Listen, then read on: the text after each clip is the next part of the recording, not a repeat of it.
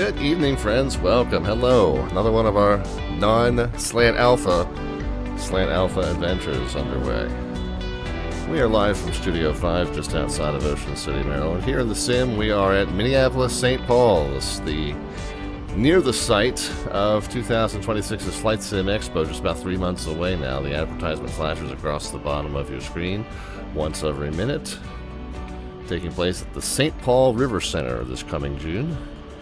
Unfortunately, I will not be in attendance in all likelihood. 99% chance I will not be in attendance. 1% chance that I will have a last-minute cancellation of my other obligation, but that is literally probably overstating the probability. Anyway, so yeah, but here we are. We are going to do some flying here around Minneapolis, and it is our Friday night ops event known as Northern Crossings. It is the 9th iteration of Northern Crossings. If you ever want to see what events are happening on any given night in VAT USA, go to VATUSA.net, Pilot Tools, Events Calendar. It is March 13th today. Happy Friday the 13th, by the way, for 2 months in a row. Northern Crossings, number 9, Minneapolis, Chicago, O'Hare, and Detroit are the featured fields. We're going to go Minneapolis. We're going to skip over Chicago. We're going to head over to Detroit. And then for leg number 2, we'll head down to Raleigh-Durham. And we'll just cross our fingers that some of our colleagues from the Washington ARTCC might hop on and help guide us into Raleigh-Durham as our final destination. But here are the 3 featured airports. It's always hard to know on a Friday night ops event. Do you go to the featured airports knowing that there's going to be massive delays and ground stops and insane amounts of traffic? You know, probably. Yeah, skip Chicago, smart move. Yeah, every now and then I come up with a winner. But still, we're going from the other featured field to the other featured field. You know, so there's always a question of how wise an idea that's going to be and how crazy it's going to get. We've already got 32 waiting departures plus 10 more pre-filed on the ground at Minneapolis, so we really kind of need to get underway ASAP here, and who knows what the load coming into Detroit might be, but you know, they might be overwhelmed already. Maybe we'll end up in a sort of delay. But the other thing we've been doing for Friday Night Ops lately has been to fly to some of the satellite fields in the region, and you know, sometimes that's just as burdensome on them in terms of you know, you're taking somebody who's primarily working a massive amount of traffic into or out of a featured field, but you're doing something different, which then diverts their attention from that, and that can be, you know, just as difficult or sometimes even more so for them, and sometimes you suffer more delays that way. You know, the other opportunity maybe is to go into a adjacent facility, you know, somewhere that's going to be nearby, that's going to staff up, knowing that there's a nearby Friday Night Ops event, but might not be as crazy busy in a place like DC or Indy or Kansas City or Denver, where there might be staffing, but not as crazy the amount of traffic that you'll see in the featured fields. So it's always kind of a gamble, and you never really know. But I've got nothing on my calendar for tomorrow morning. I've got plenty of mixture-enriched beverage. Figure we'll just get them when the dogs are already gone nuts. Mrs. Slant's away this weekend, so they're on high alert, you know, waiting for any and all intruders. Plus, it's very, very windy here. If power happens to be a problem, the area that I live in is extremely windy, and I think little noises are happening outside where things are getting blown over and the dogs are on alert. But it's made worse by the fact that the missus is not here to kind of keep them occupied and calm and cuddled appropriately. So, yeah, so we'll probably hear them bark a lot this evening, and I apologize for that in advance, but we'll deal with that as it comes. Let us go ahead and get started, and here we go. We're in the Lear 35 Alpha from FlySimWare with the extended tip tanks. Those big old bananas affixed to the ends of the wings there. We're going to fill those up almost all the way for our 2-leg hop this evening. But let's go ahead and get into the aircraft and get underway. Actually, before we get into the aircraft, we do need to remove the covers, and we'll go ahead and, we'll do it the way we're supposed to. We'll remove the covers, and we'll leave the wheel chocks on for now. but then we'll go ahead and hop into the airplane.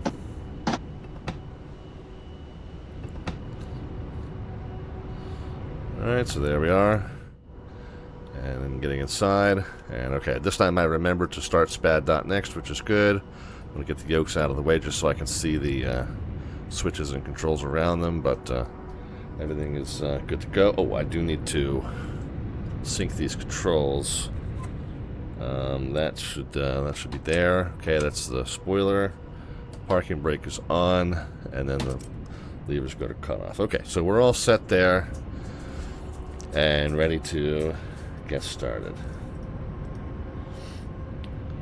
So first things first, let's grab the tablet. Let's go to the Lear 35 options. Let's go ahead and get ground power connected. And then let's go back. Let's get to the fuel page, and we want the tips nearly full. Let's go ahead and start the fueling. We're looking for 5,450 pounds, so that's going to be 1254 a piece in the wings and 1471 in the tips. I think they only carry 1530 something each. So we're going to go ahead and let that run for a little bit. Hopefully I won't overfill. But we're going to have those pretty full regardless. Gramps AVN says, heading for the winds, I see. Yeah, it's very windy in Detroit, from what I hear. It's very windy where I am in the Mid-Atlantic. I live right on the Atlantic coast in Maryland, just south of Delaware. Yeah, it's windy throughout this whole region, I think. But yeah, we're going to contend with it in the sim here too. CB Flyer and Bed Dave and J Aviation Johnny said, would you say there's a chance that Fort Worth would go online so DFW would be more interesting, or is that too far away? I mean, is there a chance? Yes. Normally, when there's a Friday night ops event, and here's the three facilities, Minneapolis, Chicago, and Cleveland. Normally the ones that are immediately adjacent will staff up. Occasionally, if there's a really popular one, they'll do what they call the Tier 2s, which is the next adjacent properties, next adjacent facilities, rather, would staff up. Fort Worth being this one down here, yeah, that would be a Tier 2 for this one. I don't know, possibly, but wouldn't be guaranteed. I think the likely ones are usually the immediately adjacent ones. Pups, you're going to need to calm down. Come here and calm down. Detroit's showing 280, 27, gusting to 49 right now. Holy cow. And then, yeah, Gramps said I saw an E-175 go missed at Columbus today. Yeah, this whole east of the Mississippi, it's everywhere, man. All right, let's before I yammer on too much, let's actually get started. Oh, I do want to rock the time back a little bit. I don't like flying in the dark, so I'll leave the weather current, but I'm going to back the time up to, about like 1 o'clock p.m.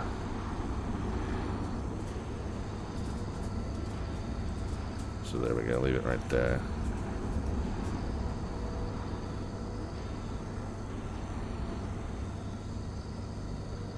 Try and get it about 17 after, so it's cleanly like an hour offset, but I guess it doesn't really matter that bad. Okay, that's close enough. I don't like flying in the dark, so we'll set it to where it's at least going to be daylight when we land. Predicting 225 and 2 bounces. Yeah, my landings in this plane have not really gotten much better, and the high winds are not going to bode well. Am I using SPAD? Yes, I am using SPAD.next.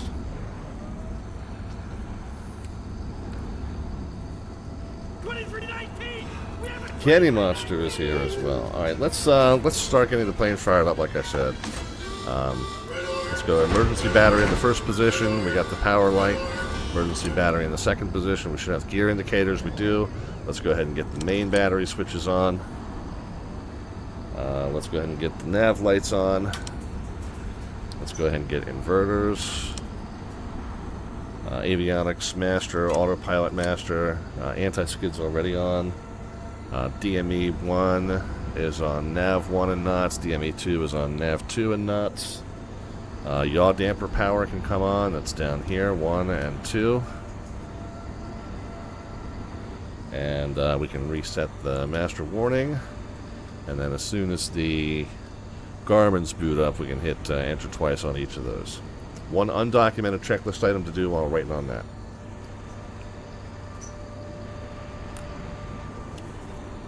We are running the mix slightly rich of peak, as we typically do on Fridays.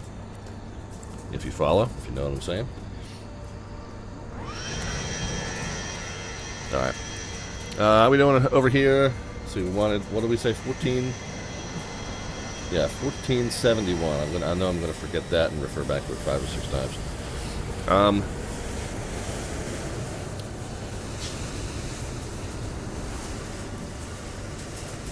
Let's go ahead and grab our clearance. We don't want to load passengers just yet. Let's flip the COM2 to 133. What is it? 133.2.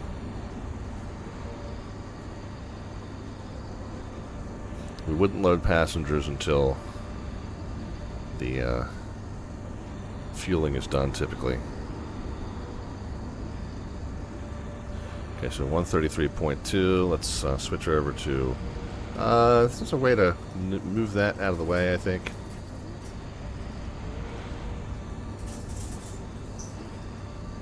Thought there was a way to move that so that it wasn't in the way of... Okay, I guess that's... Rochester, then it's filed, climbing 7,000, expected 310 after 10, departure 24.7, squawk 7076. Delta 1662, reback is correct. You can expect runway 30 left for departure. Call metering on 133.57 when ready for push. 13357 and expecting 30 left over 1662. Can you have this at Airmax 1258 due to IFR here? American 1258, Minneapolis clearance. Thank you for Zulu. You're cleared to the Chicago O'Hare International Airport by the Rochester 1 departure, Rochester. Then as filed. Climb VATSIM except to maintain 7,000. Expect flight level. Yeah, funny how MSP has more departures than Chicago right now. I guess everyone wanted to escape Chicago. No, I think probably a lot of people are flying into O'Hare. Chicago O'Hare International If I had to guess. Rochester 1 departure, Rochester. Then as filed. Climbing VATSIM except maintain 7,000. Expecting 3. Yeah, no PDCs, not sure why. Departures 124.7. CB. Squawk 670. Well, while I'm waiting to get a word in on the clearance, gotta remember to cut this off at 1470 or thereabouts. This one's a little high, this one's a little low, so we'll wait for this one to get to like 1500. KLM-23 Heavy ready for IFR clearance to MGM. KLM-23 Heavy, Minneapolis clearance. You're cleared to the Amsterdam Airport by the Wellstone 7 departure. Wellstone, then as filed. Climb bit of a long haul. to maintain 7,000. Expect flight level 330, 10 minutes after departure. Departure frequency 124.7, squawk 2610. KLM-23 Heavy cleared with the Wilson 7 departure. Wilson climb yesterday that maintains 7,000 departure frequency 124.7 squawk. Tando 93 is with us as well. Good to see you. Welcome. KLM-23 Heavy, just verify final climb altitude 330. 330, KLM-23 Heavy. KLM-23 Heavy, readback is correct. You can expect runway 30 left for departure. Call metering on 133.57 when ready for push. Expect runway 30 left. We'll jump in right after this guy's done. Can you repeat the call, please? KLM-23 Heavy, call metering on 133.575 when ready for push. When ready to push, call metering 133.575 KLM-23. Thank you. Clear Sledgejet 514 Delta Victor as IFR to Detroit. Steps, try again. 514 Delta Victor, IFR to Detroit. November 514 Delta Victor, Minneapolis clearance. Good evening, you're cleared to the Detroit Airport by the Colt 7 departure. Standby, actually, November 514 Delta Victor. I gotta give you a different route. They might, so I filed Rock City. They might have to just change me over to the KISS arrival because I think Detroit's going to be landing west rather than east. Last aircraft calling, standby. Alright, November 514 Delta Victor, I got a full route clearance for you. Advise ready to copy. Fire away. November 514 Delta Victor, you're clear to the Detroit Airport by the Wellstone 7 departure, Whiskey Lima Sierra Tango November 7, Green Bay transition, Golf Romeo Brava, left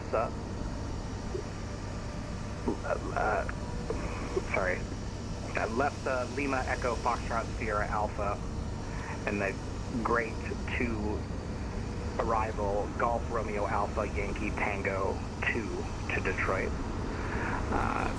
Climb via the SID, except maintain 7,000, expect flight level 410, 10 minutes after departure. Departure frequency 124.7, squawk 6733. Clear to Detroit, Wellstone 7, Green Bay, Lefsa, the Great 2 arrival. 7,000, 410 and 10, 124.7, and 6733. November 514 Delta Victor, Rebex correct, you can expect runway 30 right for departure, call and ready for push. Alright, 30 right, we'll call you for the push. 514 Delta Victor. Minneapolis delivery, United States Air, permission. Okay. On Nintendo, yeah, you're welcome. Glad that the videos were helpful. Alright, so complete change in the route here. Let's...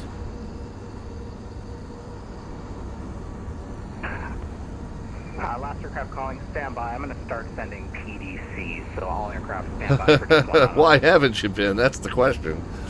So let's figure this out. Minneapolis to Detroit. Wellstone... Delta 5, WLSTN 7. WLSTN 7 to Green Bay.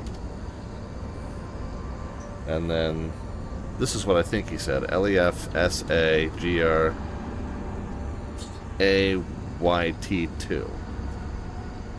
Yeah, okay, so I copied it correctly. Okay, so that's no problem. Changes the mileage by what? A little bit. Not too much. 40 extra miles is not going to impact that significantly. But anyway, that's what we're going to put into the route. Let me copy that and slide that into my planning sheet now. Just so I don't punch in the wrong route. Okay, interesting. Everything else as expected. And we cut the fuel off right around the right time. Close enough anyway.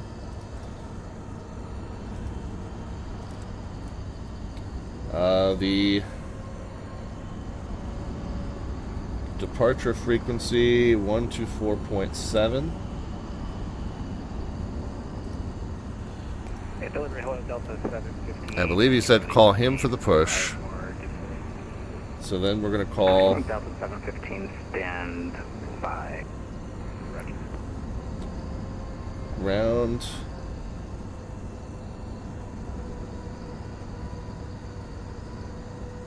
Minneapolis ground, Delta 55. 21 Niner. Zulu. We had a A-cars PDC earlier. We're just wondering if that was still valid. We had a game crash. For UPS North Towers 2395. Delta 5582. Delta 5582. Yeah, I don't have your strip anymore, so you can proceed with the same clearance you had earlier. 2395, and then the departure Right, frequency 24/7. Right? Yeah.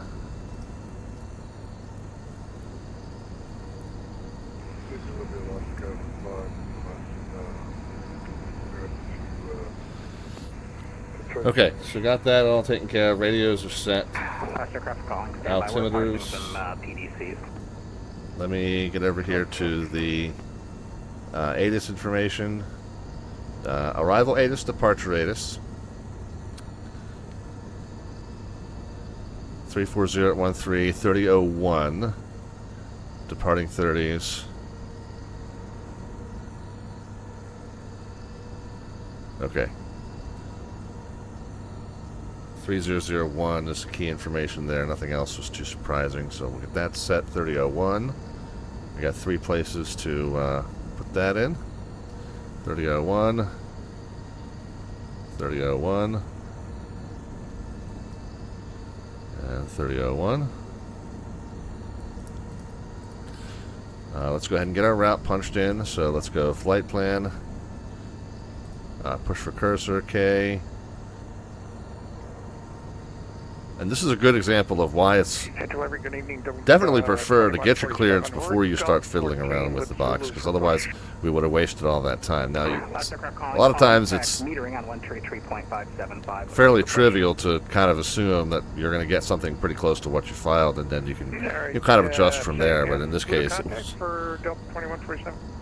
Metering on 133.575. very different. We would have gone back and had to do the whole thing over. Okay, that ground frequency. Roger, 33575 for Delta 2147.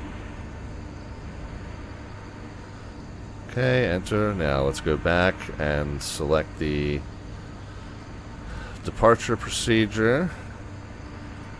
Enter. We got some stuff happening in the chat there. Heisenberg is here. Strudel with some cheer bits. Thank you very kindly for that. I'm sorry that I'm not going to be terribly chat interactive. I haven't shown you the Slant Artwork Adventure yet. Let me just, let me go to chat for just a minute and get this thing going. I'll be able to answer the questions once we get rolling here.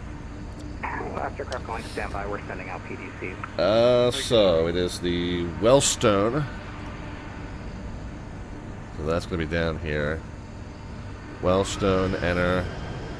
We said 30 right. Enter.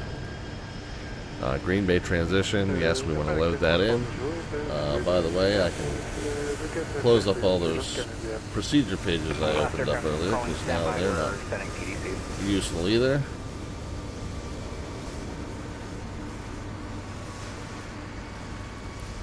But let's just take a look at what the Wellstone calls for.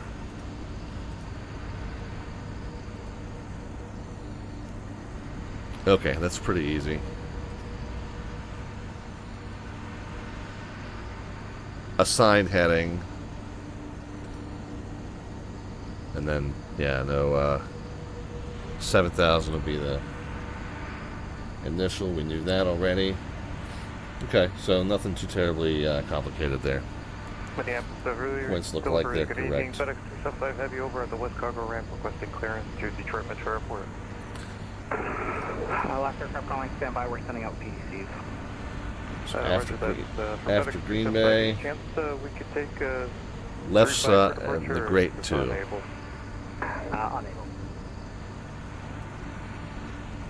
So let's go.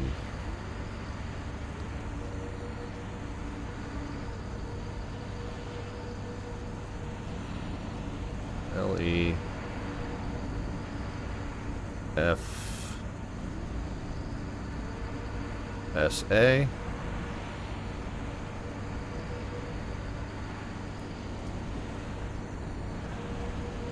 And then let's see if I can do the Great 2. Procedure. Select arrival. Enter. Let's select our destination airport. Enter. Great 2. Enter from Lefsa. Enter.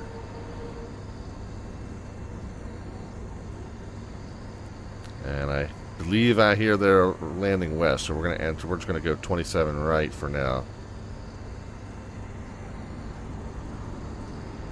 And we're going to load that. And I'm not going to worry about loading an approach just yet.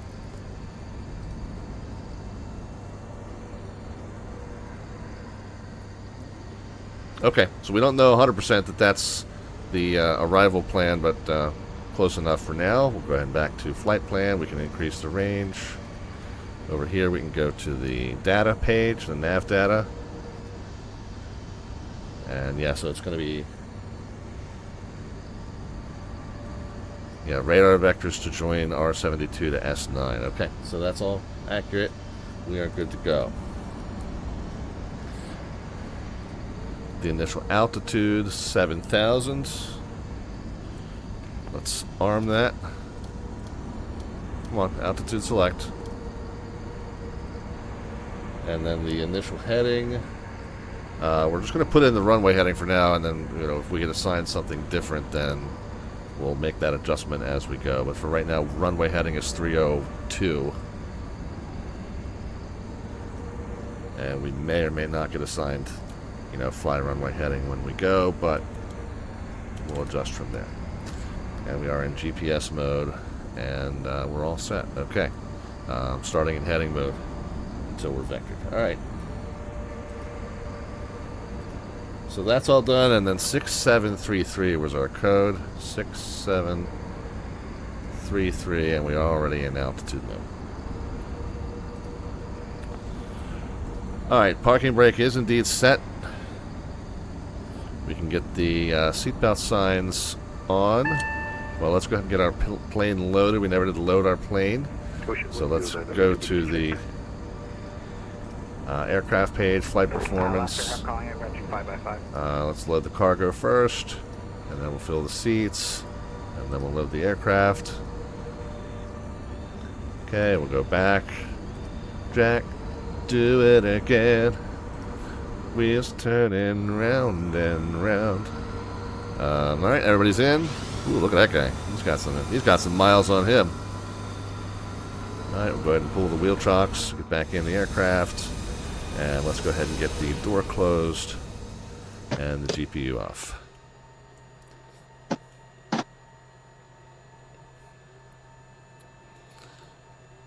Uh, 36 degrees. Yeah, we're going to try and get it nice and warm in here, so let's crank that up.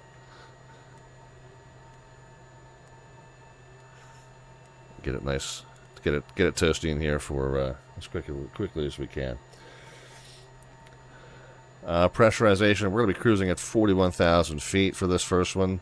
So we're watching that inner scale. There's 40 and there's 41. So the cabin altitude is going to be sitting just below 6,000 feet once we get going. Let's calculate our takeoff performance. Sync everything from the sim. Pitch trim I'm not going to worry about. Engine's going to be 94.4. Oops. Whoops, twice around. 90. Oh, man.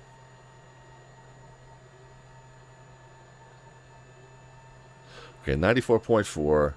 136, 143. This is always 3 knots higher, and I don't bug that one. 36, 43, and 76. Charlie 1. Requesting clearance to Chicago as filed. Lufthansa 912 Heavy Minneapolis clearance. Standby. We're sending out PDCs. So 36. Okay, standby. So there's our abort speed is 136 knots. So if we have any safety critical items occur to us prior to reaching 136, we will abort the takeoff. If we reach or exceed 136, we will take whatever problems we have airborne with us as we rotate at 140, whatever that is, 143, whatever it was. 141? Yeah, 143. If we have one functioning engine at that point, we will pitch to maintain 3 knots above that second bug. If we have 2 functioning engines at that point, we will pitch to maintain the triangular bug, and once we get to 1,000 feet, we'll retract the flaps and make our decision as to what we're doing thereafter. That was for United 1035. Affirmative, sir. Let's reset the fuel counter. Should be reset. Yeah, there we are.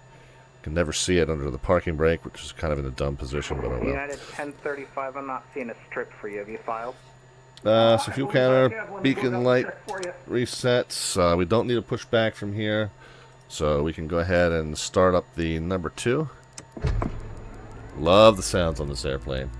It started pretty close to the time we wanted to. We were expecting to push at 35 after. All right, United 1035, I've got your strip. Thanks for... Okay, well, 13% in the turbine speed. We'll go and bring the fuel in. And then once the lights go off down here, we can go ahead and pop that up into generator mode, and we'll start with number 1. Number 2 is looking like it's stabilizing. 10, 11, 12, 13, fire and hold. Okay, lights are on.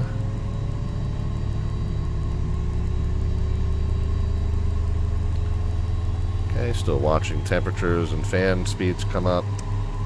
Generator switch on, cabin air on.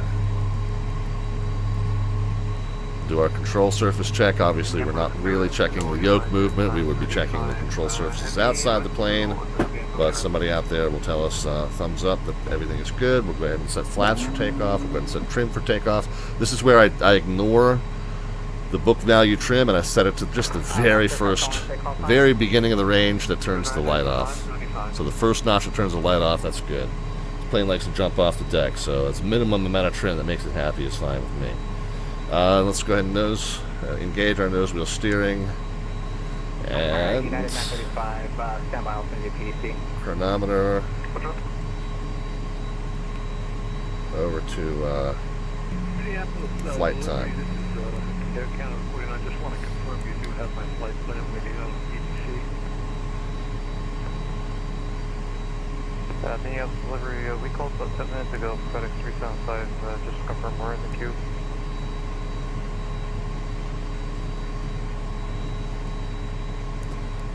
Alright, and we are. They told us to go expect 30 right. We're over here at signature like by Whiskey 5. So I'm not sure. I guess they're going to send this up either across Delta or Charlie and then down Quebec, I would assume.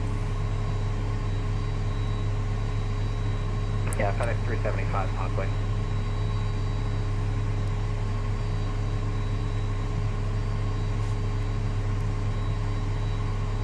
And clearance Lear Jet 514 Delta Victor. We're supposed to call you for taxi or switch to ground? Call metering on 133.57 for push. 3357, 514 Delta Victor. Correction, 133.575. I got it. Alright, departure ATIS, information Zulu, 3357. To Detroit. Last aircraft calling standby, I'll send you PDC.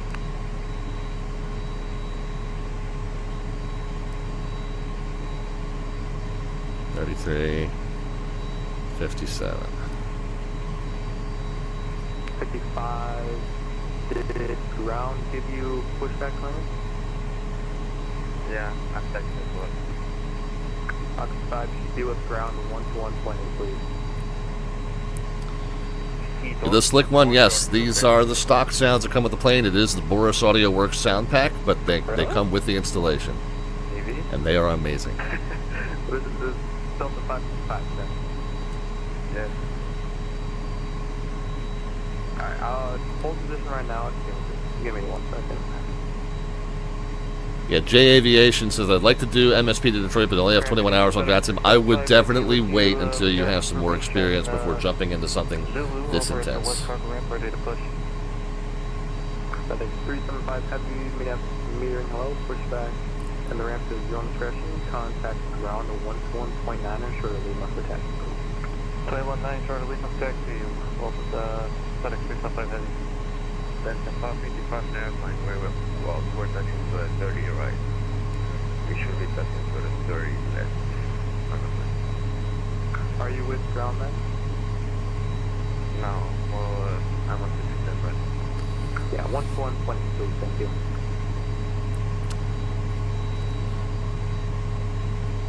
Minneapolis metering, Learjet 514 Delta Victor, information Zulu at the signature ramp, ready to go. Number 514 Delta Victor, pushback and set up in your own discretion. Contact ground 121.9 short of whiskey, please, taxi. Alright, 21.9 short of whiskey, 514 Delta Victor. Okay, temperature in the cabin's coming up, which is good. 21.9er.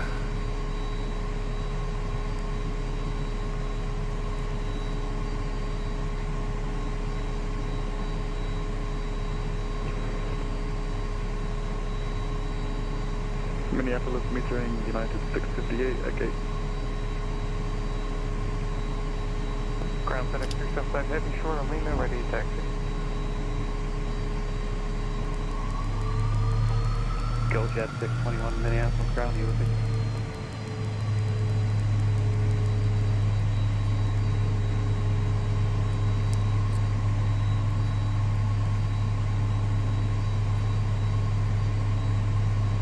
Well, there's 555 going Papa to the Thursday. Go Jet 621 Minneapolis ground.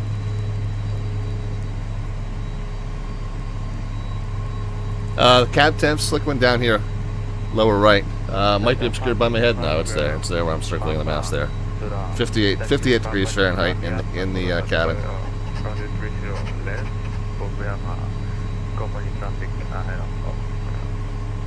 Delta 327, could you stop your pushback?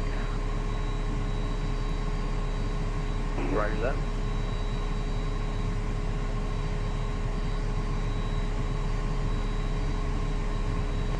Thank you. I had somebody behind you that was not talking to me. You're good, yeah, I heard it. We can sit now. There's those pieces of it. Delta 327 heavy, continue.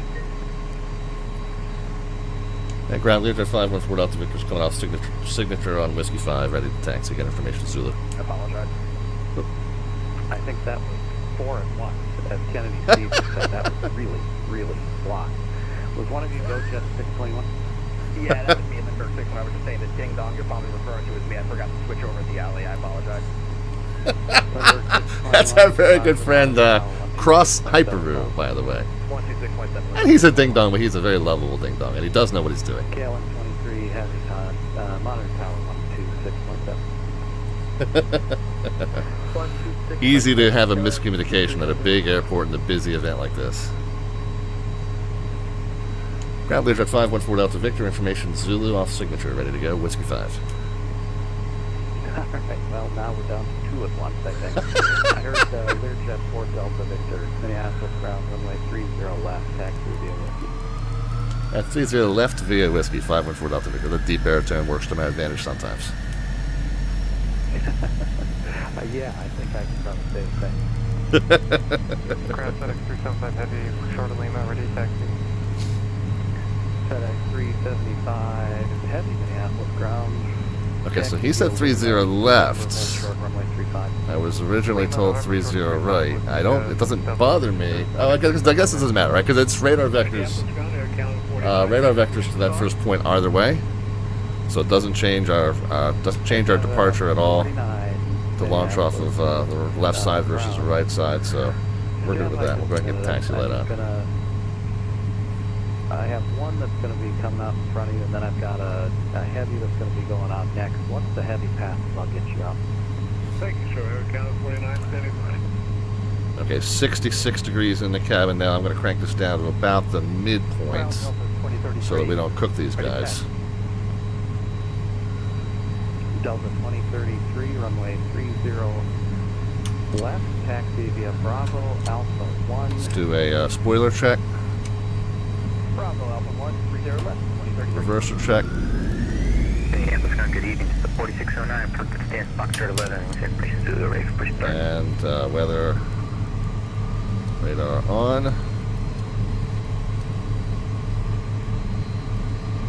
Delta 4609, is that you calling me off the ground? Yep.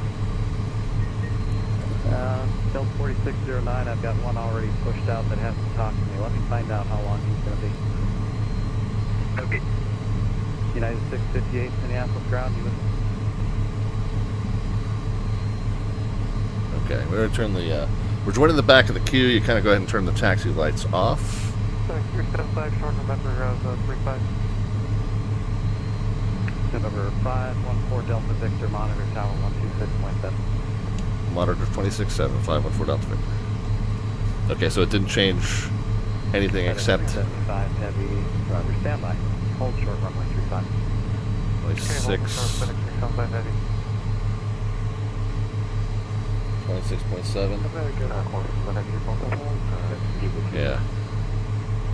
So it didn't change the departure, but it changed the tower frequency. Delta 2033, monitor tower 126. Alpha, Mike, Quebec, holding forward for an 830 left. Yankee, would you send Alpha, Mike, hold short 30 left, cover 36 over 13.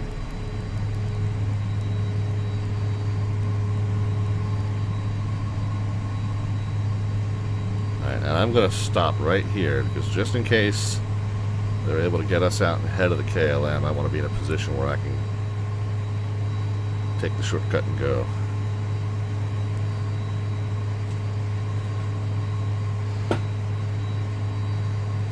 Loving the variety here. We got the Walker, got the Qantas, got the KLM. Jay Foot's here. How's it going? Strudel stopped in earlier, says I have to go. Yeah, I missed your messages. I apologize. Johnny, I know I know it kind of blew your message off earlier, but I definitely would recommend you pick up some hours before you get into something this crazy. You know, do a handful of flights when the pressure's off, get some experience, get comfortable. Regardless of how good you think you are, these events will prove you wrong, even at my level of experience. Delta 2147, turn left heading 260, contact departure. 260 on Delta departure, Delta 2147.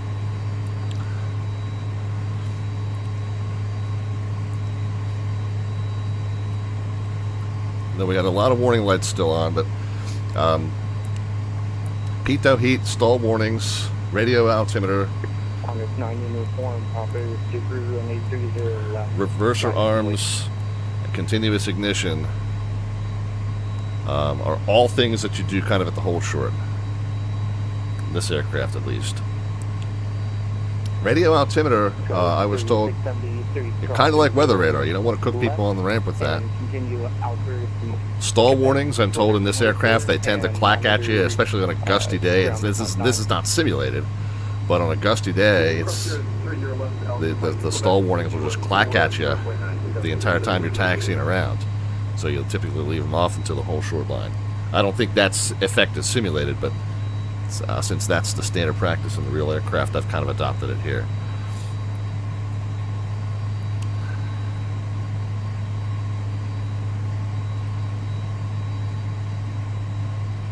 Hoping to be off about 5 minutes ago. We'll see how bad the delay is getting out. Say that again, please. You know, we might be number 2, we might be number 3, we might be number 4 here. I don't really know. Okay, 123 heavy, fly runway heading 30 left short takeoff. Fly runway heading clear, good takeoff, runway 30 left, KMSP-3 heavy. Okay, so KLM just got clear to go, so we're going to go ahead and scooch up.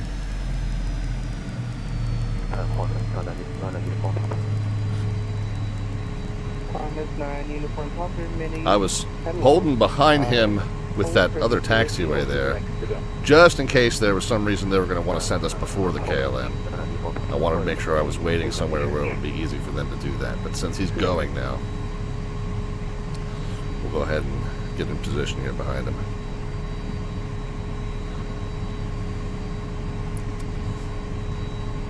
And if Tower saw me start to move forward before the KLM did, then Tower now knows I'm monitoring the frequency.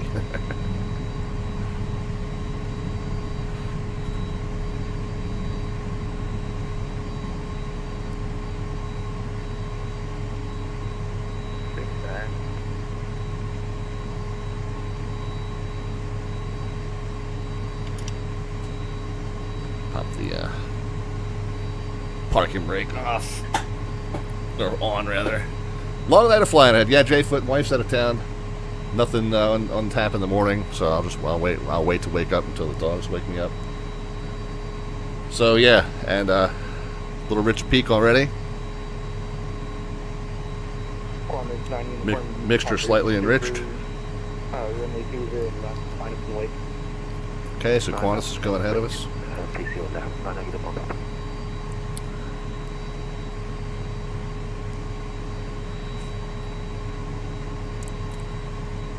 Yeah, we'll see how bad the delay is getting into Detroit.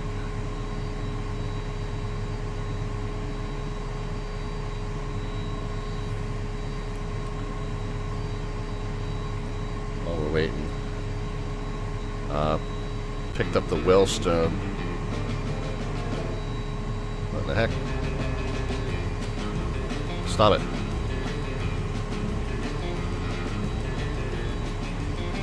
Stop it. That's muted. You shouldn't be on that.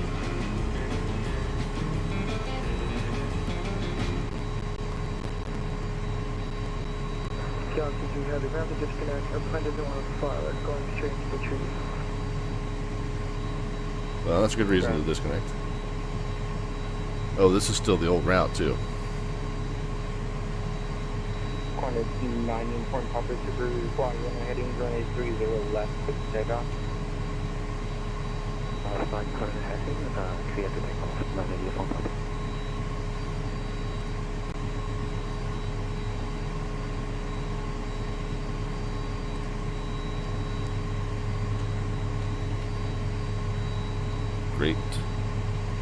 2.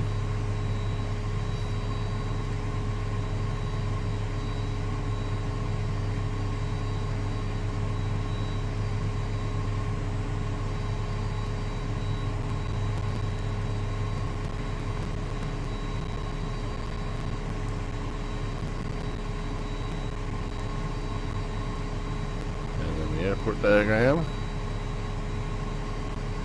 So what's the Great 2 look like?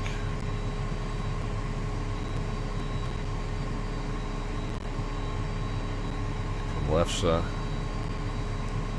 landing 3 or 4, and then landing 27. Okay. Yeah, I hear that they are landing 27s there. So jet 4 Delta Victor, mini year to go. Anytime you are.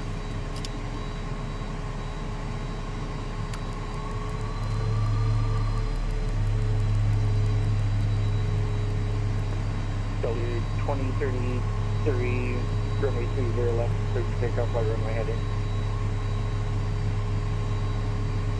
He asked me if I was. He asked me if I was. 2030, 330 left runway heading.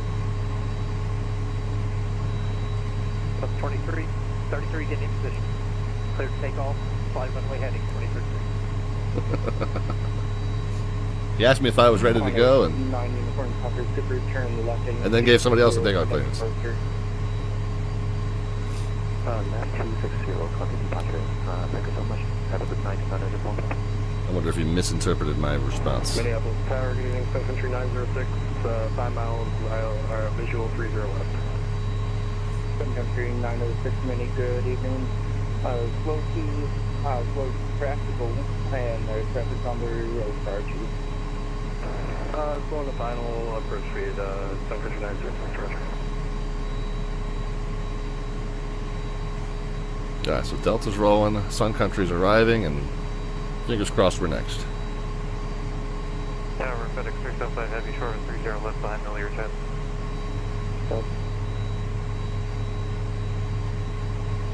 Delta, you need to move, bud. You already have traffic on approach behind you. Sun Country 906, 30 left, clear to land. Clear to land, 30 left, Sun Country 906.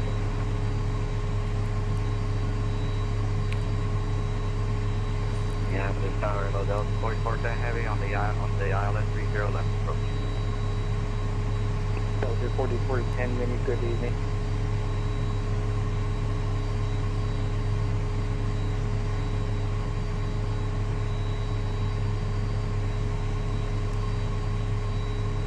Okay, Delta's clear. Sun Country's good to go. Can't see him. Hopefully we'll go out in between those two arrivals, if we're lucky. Delta 2033, turn left heading to it for contact departure. Left heading 20, contact departure 2033. Delta 4410, slow to final. Delta 44 heavy. So that hopefully means he's slowing that second arrival in because he's trying to squeeze me out between them. There's that 4 Delta Victor, runway 30 left, line up and wait. Line up and wait 30 left, 514 Delta Victor. Okay, strobe lights are on. Forward facing lights will be off. Reversers are on. Continuous ignition on.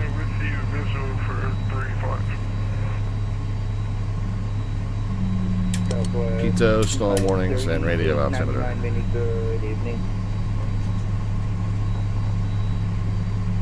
Sun Country 906, ground point 9. Point 9, let's see it, 906. 4 Delta Victor, runway heading 30 left for takeoff. Runway heading 30 left, clear for takeoff, 514 Delta Victor. Alright, lights. Delta 4410, traffic to you, 30 left, 30 to land. 30 left, Delta 44 heavy. Okay, 94.4. Airspeed's alive.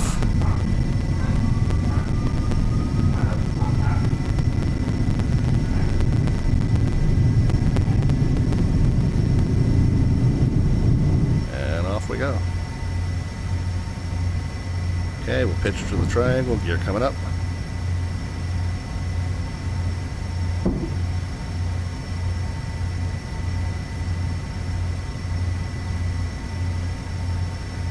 Okay, there's 1,000. We'll pitch down. Flaps in. Throttles to 800.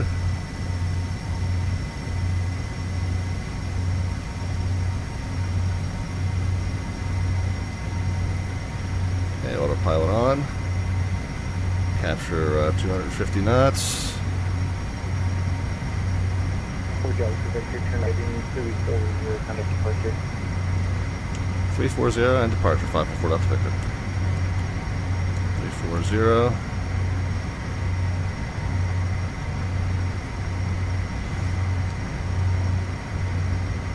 Minneapolis departure, Learjet 514 Delta Victor, 5,200 going to 7.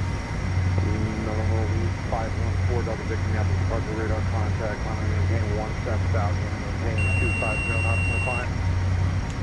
17,250 knots in the climb, 514 Delta Victor.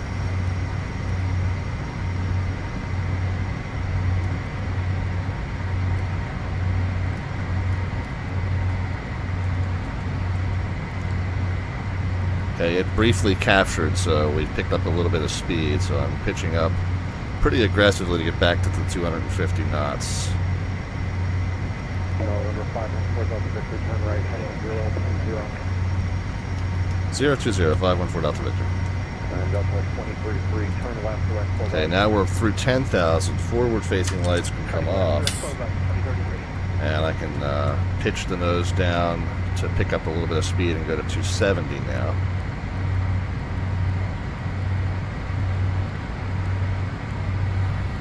Now we'll pick up the speed again. Okay, so we're just keeping the turbine temps right around 795 to 800. Let's do a pressurization check. Cabin altitude's climbing at a normal rate. Differential pressure's about a third of the way up. Temperature's still a little on the high side. We'll turn that down.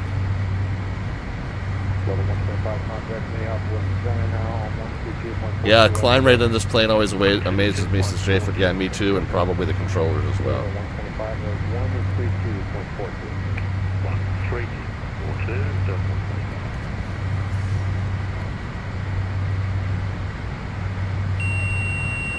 If we get to 17, I'm going to bring the throttles back to try and keep the 270.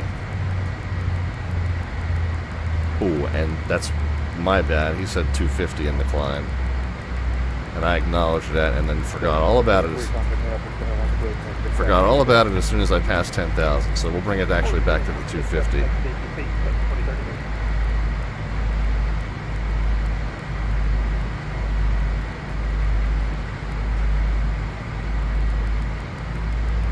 Alright, so we'll keep the 250 here until we get cleared higher. And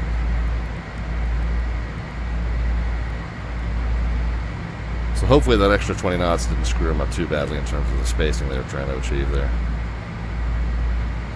But I did. I read back the speed restriction and then promptly went, oh, I'm through 10,000. I can do whatever speed I want now.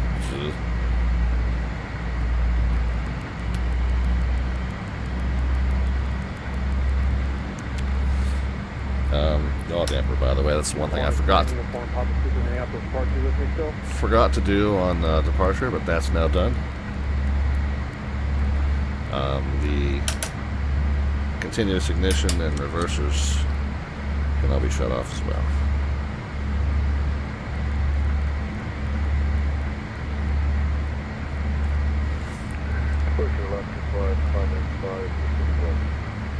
Fighting up above the radar contact.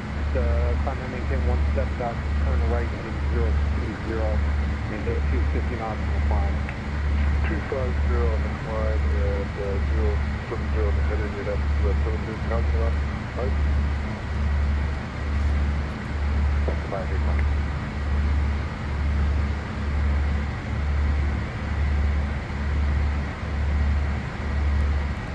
Alright. Flip up through the takeoff. 621, 3,500 heading. Yaw damper reverses, continuous ignition.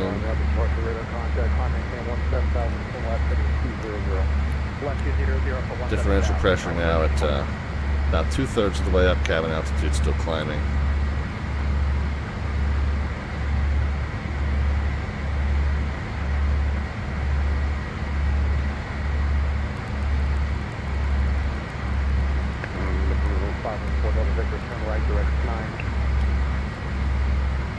Right direction 9, 514 Delta Victor. Okay, eyeball it there, and then we'll go ahead and get flight plan, direct, enter, and nav mode.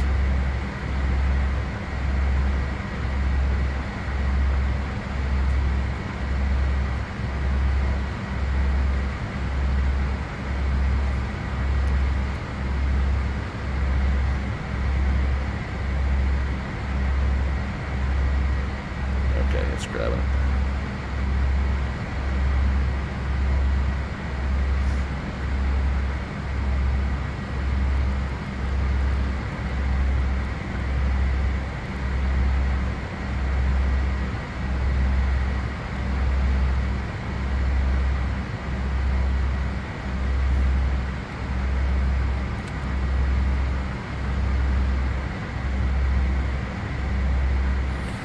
Alright, would love to get higher when we can. And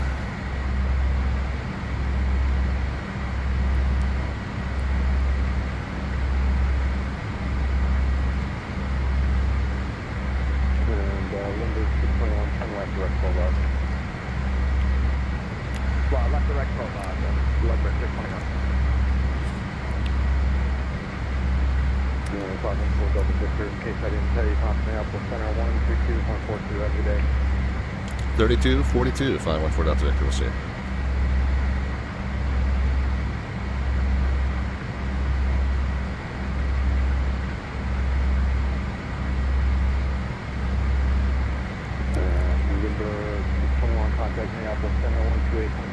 Oops, changed the wrong radio. Well, let's just flip over to 2 now.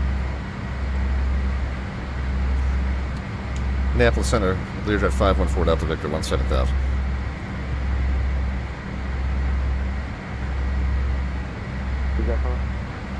Learjet 514 Delta Victor, 17,000. Learjet 4 Delta Victor, Minneapolis Center, climb maintain flight level 3, correction 410. Alright, 410, 514 Delta Victor. We still need the 250 or our discretion? Okay, 250 for 514 Delta Victor. Okay, altitude select, speed mode, and away we go.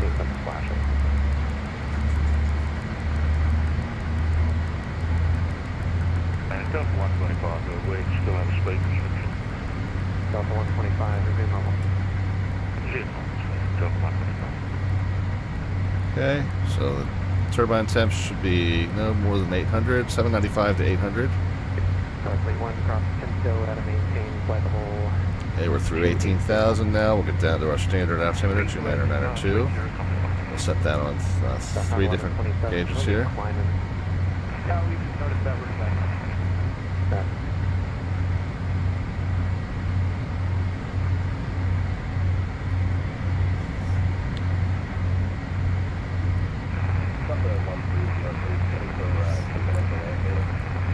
Delta 1303, so what is And didn't quite catch 250 there.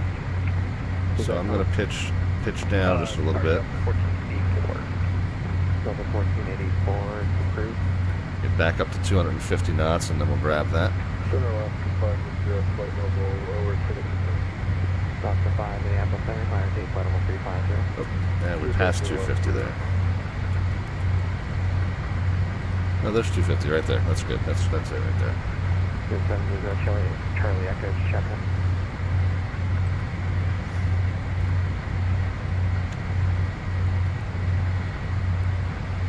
Dave Rendon is here. Dave, how are you, sir?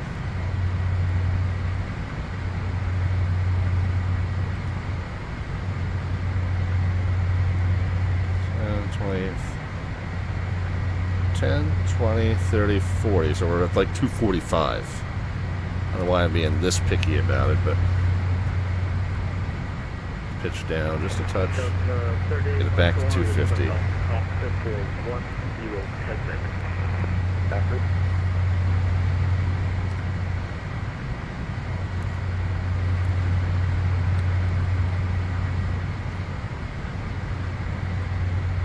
Alright, 72 in the cabin now. Keep bumping that down. Cabin altitude has already reached its peak of just about 6,000. So now we're just watching the differential pressure to make sure that it maintains a range that's within spec. Basically doesn't get any higher than that yellow. So basically what happens, I always say the differential pressure should be about a third of the way up at 10,000, about 2/3 of the way up at 18,000, and then fully up right up under the yellow market cruise. The cabin altitude climbed early because we leveled off in the departure sector. So the cabin altitude got up to where it needed to sit earlier.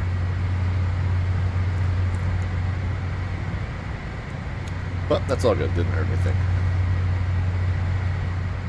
Landing strobes, yeah, landing and taxi lights off. All the forward facing lights are off. The only switch I got up is the yaw damper. Okay.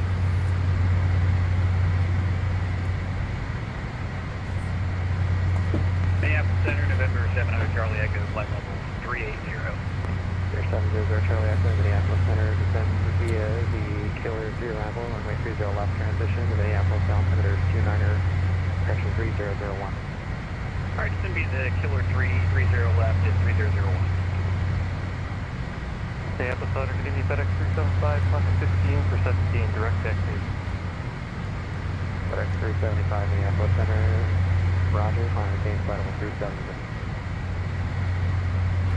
Climate change 370, FedEx 375, heavy.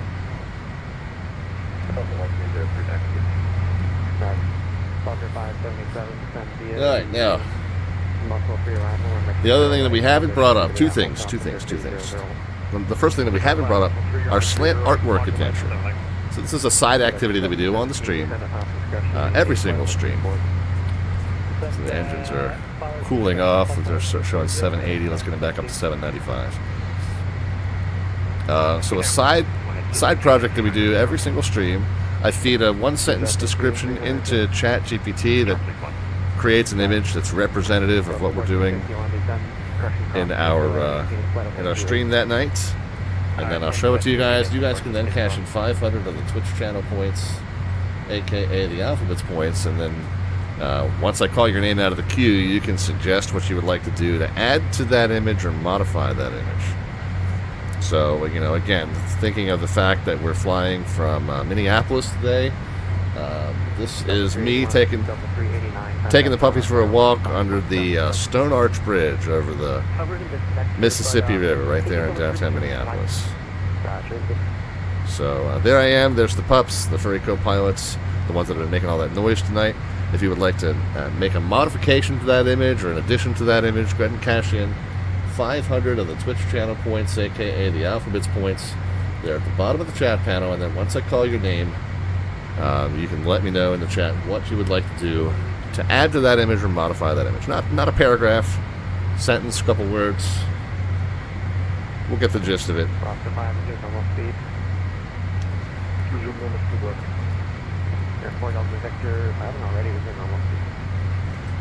Yeah, we were waiting on that. Thanks. Normal speed, 514 Delta Victor.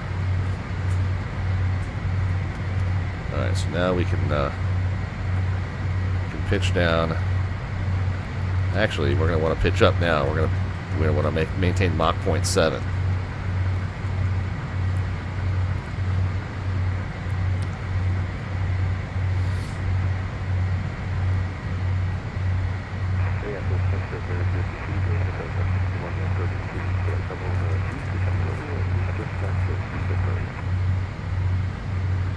So we'll click this twice. There we go. Now maintaining Mach 0.7. Make sure the engines are pumping out between 795 and 800.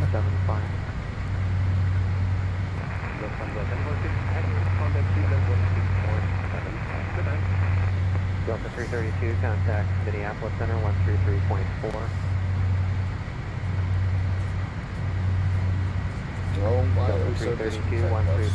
Well, I know why they're discontent. They're discontent because Mama's not here. Mama's visiting friends up in Baltimore all weekend. God bless her, she earned it.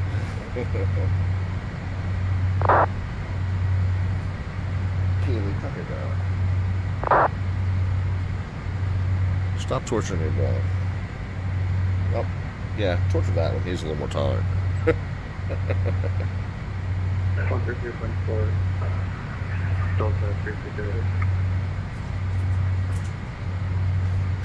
So Mama's not here to keep him calm, and plus it's really windy in the area, so stuff blowing around out back on the deck. And they're freaking out every time they hear that. So.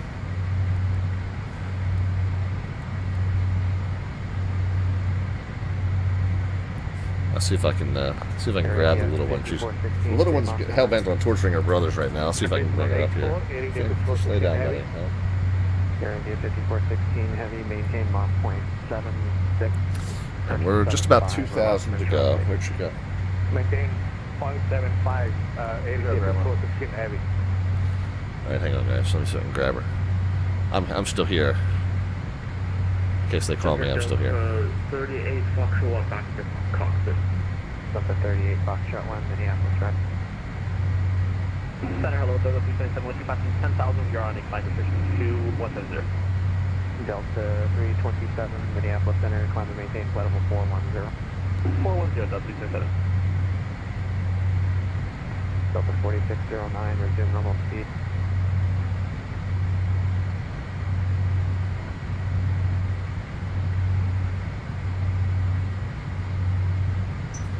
She does not want to be picked up and held. But maybe the fact that I tried to pick her up and hold her gives her now the idea that she needs to stop torturing her brothers. Center, FedEx 375, like to step away for 5 minutes. One can dream, I guess. Aircraft calling 6. FedEx 375, like to step away for 5 minutes. Thank you. Alright. She thinks she got it. Resume normal speed, correct? Normal. Alright. I think she got the hit. The other thing I wanted to let you guys know about, and we're just coming up on our cruise altitude. We can go ahead and turn our fasten seatbelt signs off. 70 degrees now in the cabin. I want to bump that up to that 9 o'clock position or thereabouts. See if we can keep it. Differential pressures right up under the yellow mark as stated. Cabin altitude showing 6,000, which is right where we set it at. So everything is looking good with our cabin pressure. And we went ahead and turned off fasten seatbelts, as you just heard. So I'm going to keep the aircraft in climb power, which is we're a little hot there. Let me back it down right below 800 is where we want to be. Back it down right below 800. And then we'll watch the speed come up to right below the red mark. And then we'll reduce it to about 760 or thereabouts, 500 to 600 pounds per hour in terms of the fuel flow. The other thing to let you guys know is that we are just 2 days away now, 2 days away from our 4th annual NCAA Men's Basketball National Championship Tournament Bracket Challenge, the Slant Alpha Adventures Bracket Challenge. You are going to want to navigate over. Well, first of all, you're going to want to stop on our Discord. Discord server links on the lower right-hand side of your screen. It will be momentarily. But the Discord server link, there you go. Discord server has the information. There's a channel that's got the information on the challenge, and it's got the name of the group that you need to join at ESPN.com, and it's got the password that you need to join that link.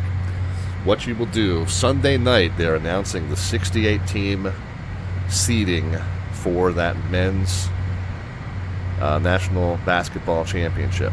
Back the throttles down just a touch so we don't go over that red line speed. So the 68-team field is going to be announced Sunday evening, starting at 6 p.m., so shortly after 6 p.m., and I can't remember if they do that over 1 hour or 2 hours. But anyway, shortly after 6 p.m. Sunday evening, the brackets will be unlocked, and you guys will have about 3.5 days to get on the ESPN.com Tournament Challenge website Again, the name of the group and the password to enter that group are over on our Discord server. Submit up to 3 brackets. This is completely free to enter, by the way. You've got until Thursday, late morning or early afternoon, whenever the first round of 64 game tips off. Usually around noon, plus or minus, but whenever that game is. It starts with 68 teams, and then there's a mini round that narrows the field from 68 to 64. Ignore that. That doesn't exist. That was artificially added in order to allow 4 more teams to join it. Really, it's a straight up power of 2 single elimination tournament. Okay, so you go 64, 32, 16, 8, 4, 2, and then 1 is the way the 6 rounds work. That 68 to 64 is kind of a gimmick. But while the first 4 is going on, being played in Dayton, Ohio this year, you've got that time to cash in, to lock in those bracket choices. And again, you can submit up to 3 completely free of charge. And you know, if you have, well, the way I do it is I submit 1 that's like the mathematically probable picks. I submit 1 that is my gut picks, who I think is going to win, and then I submit 1 that is what I call my dream picks, who do I want to win. And which one of those does the best each year is always a crapshoot. And that's the thing. Like, if you've never done a bracket tournament pool before, don't panic, don't fear. None of us are experts. The experts in these tournaments don't know the outcomes anyway. It's always fun to track how few perfect brackets remain after the first half of a round is done. Nobody really knows. As long as it's a seeded tournament, so if you normally pick the stronger of the 2 teams most of the time, you're going to do okay. You know, the selection committee has done all the hard work in figuring out who the powerhouse teams are, and they've seeded them accordingly, and they're usually pretty good at their jobs. So if you normally pick the strongest team and then just a small smattering of handful of upsets, you'll be fine. You can pick it blindly and still do okay. But like I said, free to enter, submit up to 3 brackets. Here's where it gets interesting. Okay, Thursday, the brackets all lock, and we're just along for the ride, right? We're just following along to see how things are going. The way it works is once we get into the end game,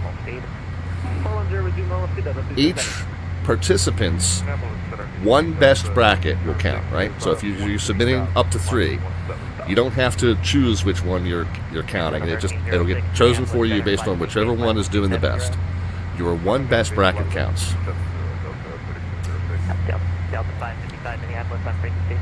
At the end of the tournament, the top 3 of each of your best brackets are going to get ranked, first, second, and third.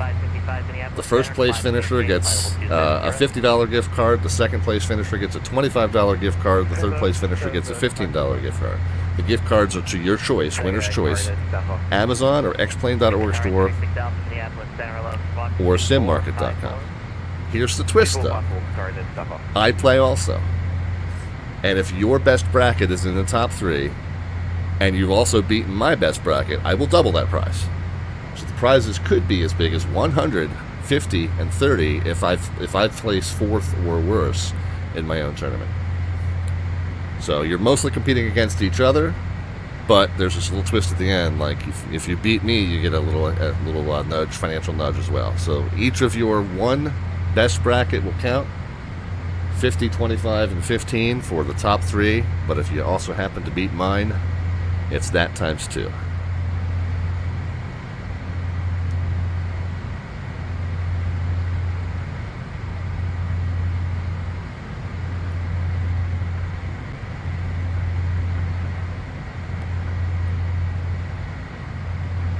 Alright, we made it. We are underway. Got airborne just about the top of the hour, so 15 minutes after our intended time. You can see we're in this. Yeah, they shunted off, and that's one thing I said in the presentation I gave at FlightSim Expo last year. Reroutes happen. No matter how good or bad your route is, you could get a reroute from ATC. the route that we filed was the most commonly Contact Cleveland Center, 126.75. route flown between these two airports, but they rerouted us because they needed to get to adjust their workload, right? So they've basically routed us around Chicago's airspace to ease the load on Chicago. So that wouldn't ordinarily be what you'd do in the real world, but in this traffic situation, with Chicago having such a cluster of traffic, this is the route that helps Chicago out. Delta 1746, clear direct to German. Clear direct German, Delta 1746. Delta 1306, maintain Mach 0.76. Yeah, Kenny says the wind has died down in southern Minnesota. Yeah, wind at the airport in the sim was reasonable when we took off. I think it was a slight right to left crosswind, about 15 knots or so. But yeah, super windy in Detroit right now from what we hear, and super windy where I am. Dogs are continuing to bark at stuff bumping around on the back deck or whatever.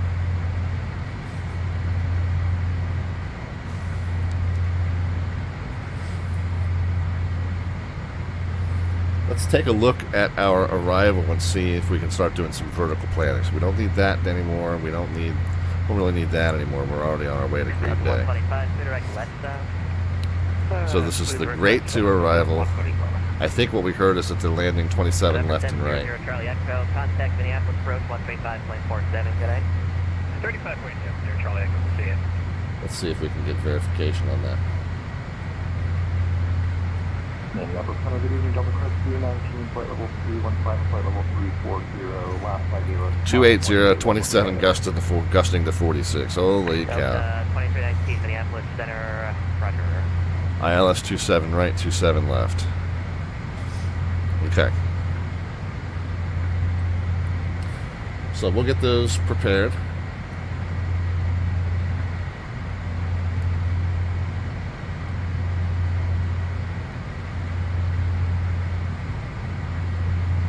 Sorry, Harry, can I step out of the cockpit for 3 minutes? There, the 5416 approved. Yeah, good. Good evening, it's 1469, level 0.9 for 17, direct jet it. That's 1469 Minneapolis Center, climb and maintain flight level 370. Okay, so left side, right side. We are parking at Signature, which is here off of Sierra. Atari 36 Alpha, descend and maintain flight level 360. These are sorry, take stop off. Oh, I love it. If we land 27 left, we're going to need to make sure we turn off before the end, otherwise we're going to have to back taxi. We're going to screw somebody over. Delta 2203 Minneapolis Center, roger. Oh boy, no pressure. Delta 1484, contact Cleveland Center, 126.75.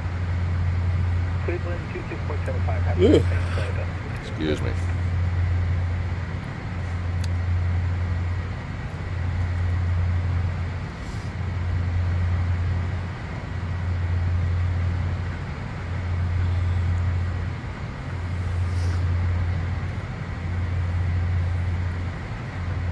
Yeah, but the weather throughout the central and eastern U.S. is quite frightening. It literally went on Wednesday in the Baltimore region. It was almost 80, and then it snowed yesterday. Like no kidding. Like I know, like in Maryland, we say that as a joke. Oh, it'll go from 80 to snowing within 24 hours. We've said that as a joke for years. That's been like hyperbolic exaggeration. This week, it literally happened exactly like that. So all those years we've been saying it, that was our karmic payoff. Delta 64, Minneapolis Center is back. Delta 64, roger.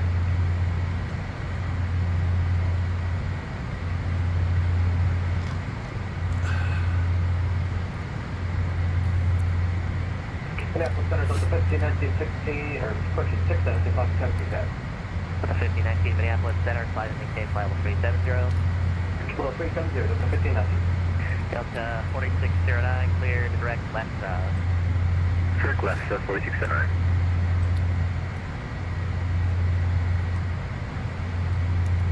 So we're just coming up on Green Bay. 416 Heavy is back in cockpit. Canadian 5416, roger. United 758, same Mach number. Clear, Mach 0.77, United 758. And 758, roger, maintain Mach 0.79 or greater. Alright, we'll speed it up 0.79 or greater, 758. Okay, so they shortcutted him to lefts to get him a little bit of extra spacing in front of me. Minneapolis Center, roger, flight and maintain, flight level 330. I'm going to just speed 30, Cascade, 700.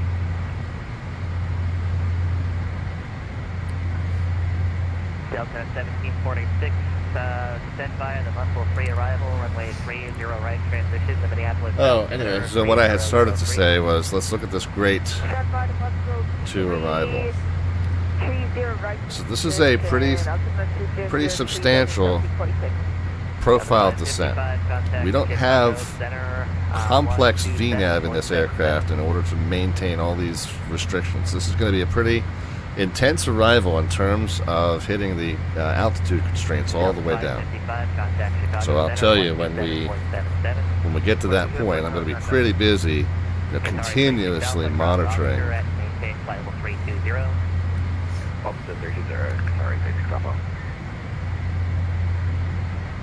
Continuously monitoring to United 758, clear direct to Pinto, and I'll have lower in about a minute. Alright, direct Pinto, and we'll expect to lower in a minute, United 758. to make sure that we're hitting all these constraints. And the way I typically do it, right, is, and we see the speed restriction at 280 here, 280 here. The way I typically do it is I will have the plane pitched to maintain the speed, and at that point, if you have a lot of throttle in, the plane is not descending very much because the throttle is providing that forward speed. If you reduce the throttle, the plane pitches down to keep the speed, because if you don't have as much engine power, it needs more gravity to keep that speed up. So what I'm saying is, the upshot is, if the plane is keeping the speed constant by adjusting the pitch, your throttle control really just indirectly controls your rate of descent. Okay, more throttle means gradual descent, less throttle means faster descent. So with the plane keeping that 280 for us by adjusting that up or down pitch, we can adjust the rate at which we are losing altitude with the throttle, and then we can, we'll have to kind of continuously do the math. How many miles to the next point, and how many more thousands of feet do we need to lose? And then we can adjust our rate of descent accordingly. I find in this aircraft that ratio that I typically use, the 3.5 miles per 1,000 feet, does pretty well, holds up pretty well. It makes the math a little harder because it's 3.5 miles for 1,000, and it's 7 miles for 2,000, and then every multiple of 7 is another 2,000. So 21 is 7 times 3. It's 3.5 times 6. So 21 miles is 6,000 feet. So the math is a little tricky using that 3.5 rather than the 3, but I've also find that using that 3.5 and you got the ground speed readout here on the secondary display, and you set your rate of descent to 5 times that ground speed, that 3.5 per 1,000 works out almost perfectly. Delta 4609er, same Mach number. So again, these kind of aviation rules of thumb, descend at 5 times your ground speed, and 3 miles per 1,000 feet or 3.5 miles per 1,000 feet. If you do the trigonometry, it all kind of works out to a 3-degree average descent. You can do all these mathematical calculations to prove that, but the basic ratios are close enough. 5 times your ground speed. Just one of those silly aviation rules. It gets you close enough to the actual trigonometric answer that it works. It works. It works as a nice easy way. So it'll be a little bit busy trying to kind of juggle the mental math at each point on the way. Well, we'll do it. We'll figure it out. Hopefully we'll do okay. This plane I have found. I love flying this plane. I hate landing this plane. Landing's going to be tricky. I have not quite figured out the manner of getting this plane down without splatting like a pancake. Now, I'm told to a certain extent this plane is not meant to be finessed onto the runway, but I'm doing something to make it worse, I think. You know, the idea is you're supposed to fly it, you know, at the approach speed, the book approach speed, just get it into a stable attitude, and just leave it in that attitude all the way to the blocks. That's the idea. I haven't quite gotten that figured out. Comes down kind of hard that way. Now, if you leave the power in, the ground effect will act as a little bit of a cushion. But I keep getting antsy about you know, pulling power over the threshold like I do in pretty much every other plane, and then I smack this sucker down. So I'm going to try legitimately not to power out too early this time, because I think that's been my undoing. However, that also means that you're going to increase the rollout distance.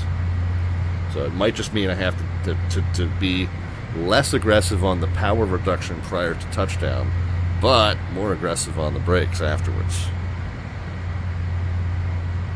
We'll see. We'll do our best. No, I don't think I started my landing stats pop up either. So there we go. Good reminder. Hazardous weather in the Minneapolis area. Come on, dude. There's no segments out right now. Alright, yeah, 8 assistant contact APC about it, Delta 2297. But I think that was just left on there as a mistake. Alright, thanks.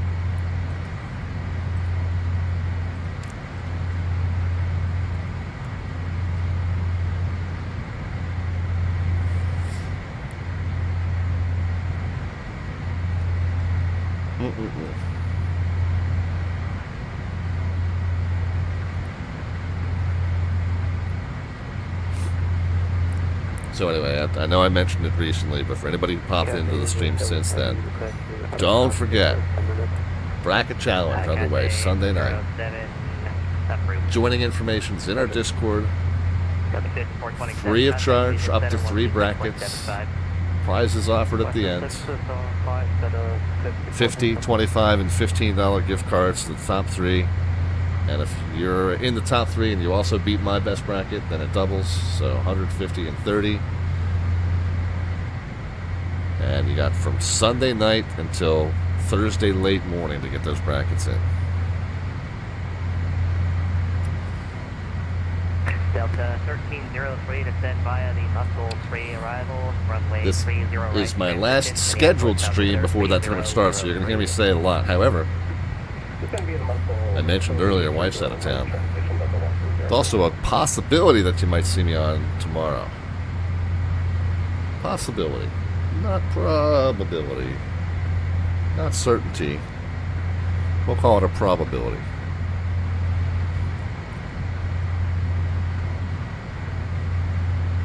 Delta 715 descend at pilot's discretion, maintain flight level 240. PD down to flight level 4, Delta 715.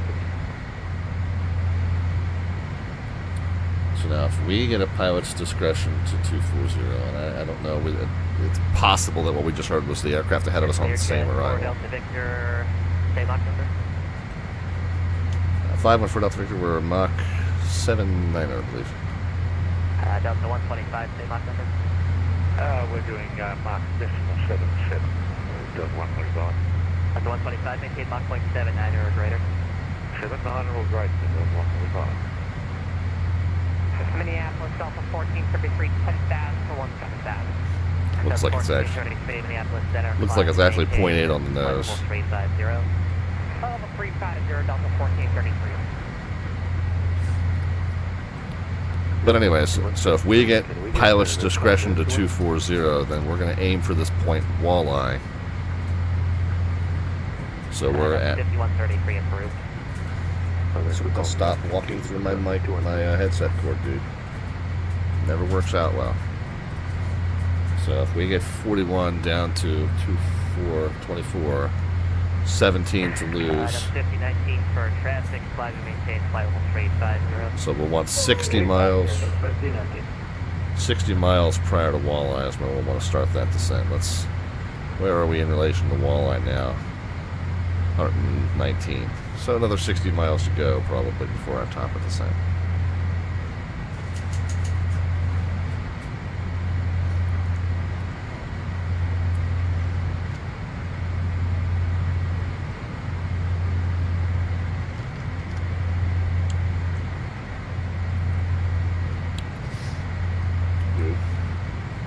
Normal intermission time is between 9 and 9:30. You are fine. You will be okay.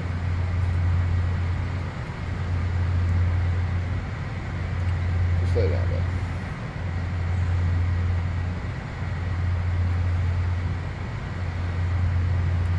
Musical beds going on down here.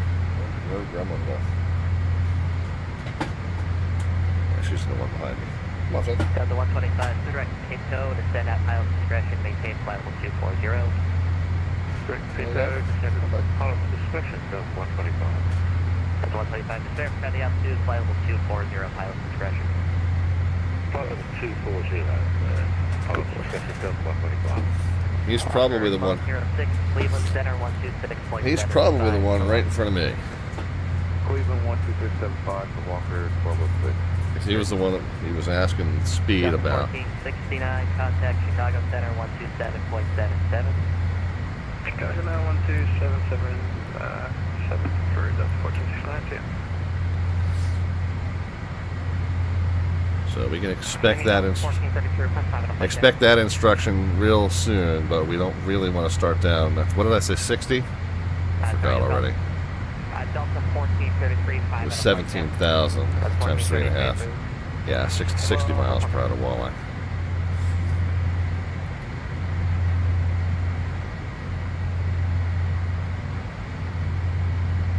And it's going to be interesting at first because the indicated airspeed here is so low. It's 235 knots. So when we start descending, it's going to seem like we're descending really slowly. And I'm going to have to leave a lot of throttle in to get the airspeed up to 280.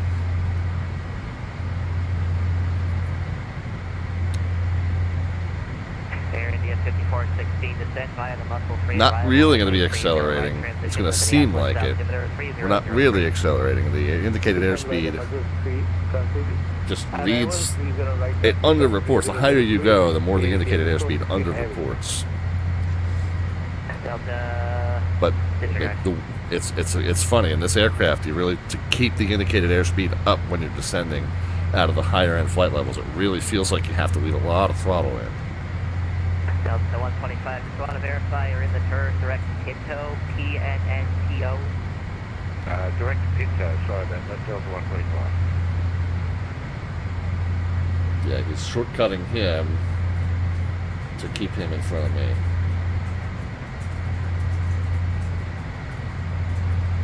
Yeah, so I must be gaining on him. So he's now shortcutting up to here so he can catch up with this guy.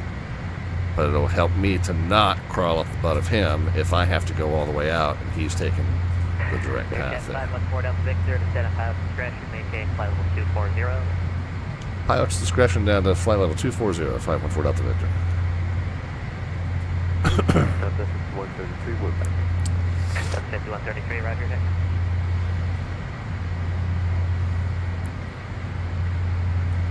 Alright, so when we start the descent, we're going to do three things. We're going to get the windshield heat.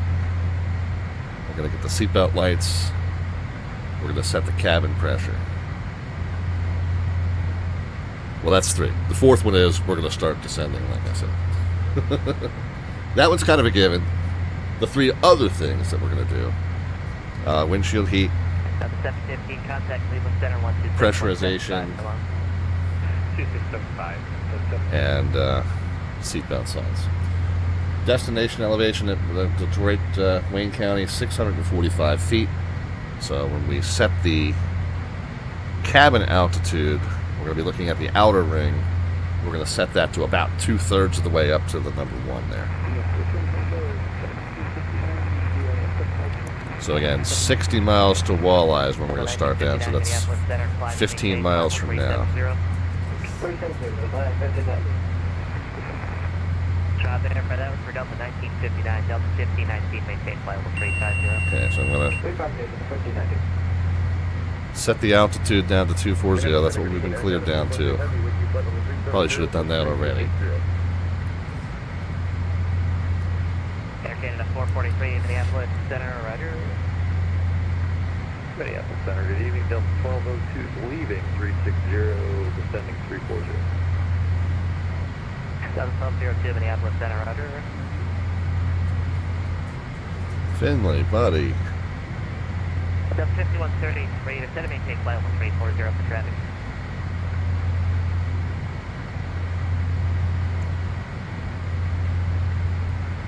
Okay, 67.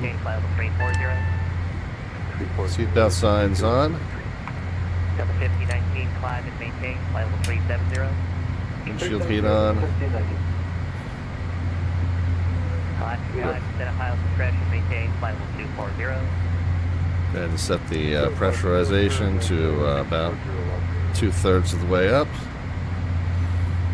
And 3 more miles, we'll go ahead and start our descent. 2258 Minneapolis Center, roger. Southwest 8025 Minneapolis Center on frequency. And we're going to try and descend at 2,500 feet per minute. Southwest 8025 Minneapolis Center, good evening.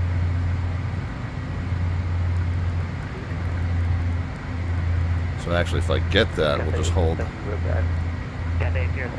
vertical speed. 125.77, good night. 125.77, Delta 4609, for spacing the Detroit turn, left heading 040. Left 040, Delta 46.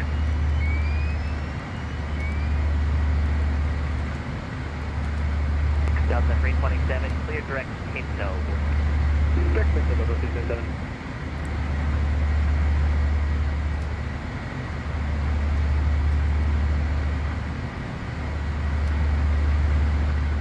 Okay, so plane's going to try and match 2,500 for me. In the meantime, I'm just going to keep kind of slightly increasing the throttles to ride the red line up as it goes.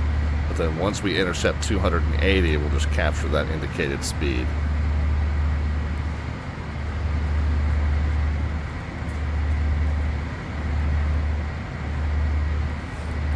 Haven't been given a cleared, a descend via the arrival. We've only been given 240, but I'm just timing arriving at 240 coincident with the arrival because we expect that that's 125, contact Cleveland Center 126.75, good night. That would probably be our handoff as well, 126.75. Swap that into COM 1. We're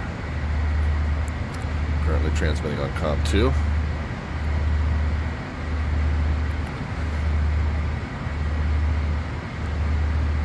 Okay, 2,500 feet per minute. Riding the red line. We're at 260. 20 more knots. We'll go ahead and capture the speed, and then we'll modulate the descent rate. When this gets down to 35 miles to go, we should be 10,000 feet to go. So that's the same time this passes 35, this should pass 35 miles, this should pass 34,000. So that'll be a good benchmark. Delta 327 for traffic, instead of maintain flight level 370. 370, Delta 327.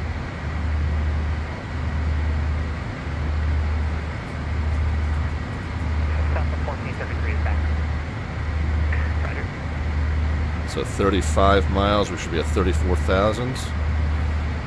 We're looking pretty good. We're about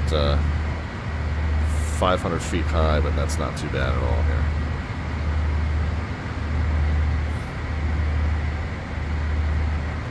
Delta 2697, descend via the Muscle Free arrival, runway 30, right transition. Almost up to the 280 knots. Descend via the number 330 right transition, 3003 Delta 2697. Okay. New descent via Killer 3 arrival, runway 30 left transition, the Minneapolis altimeter 3003. Okay, so now I'm going to take a little bit of throttle out of it because we said we were slightly high at that benchmark. So now I'm going to make sure we're descending just very slightly higher rate than 5 times the ground speed. So we'll do our best to kind of catch up. Do our best to kind of catch up that descent.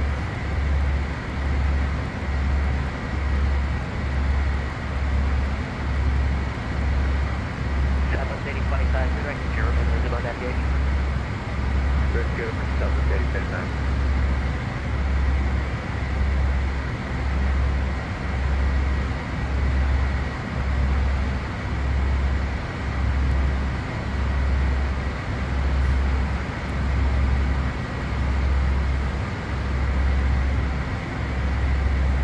Okay, 280 knots.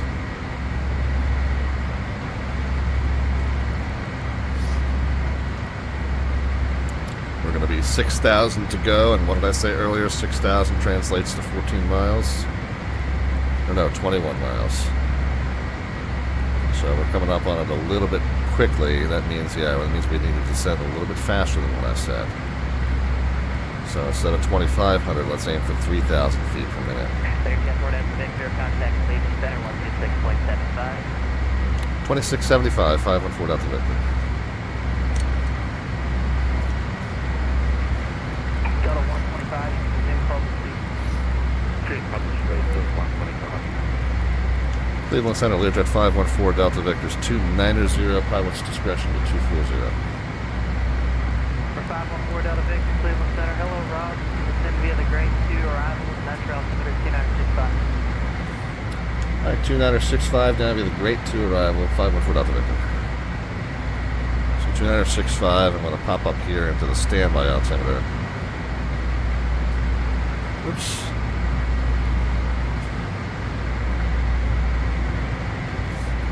For Delta Victor, Mr. Kenny Max is on. I know, he's my biggest fan.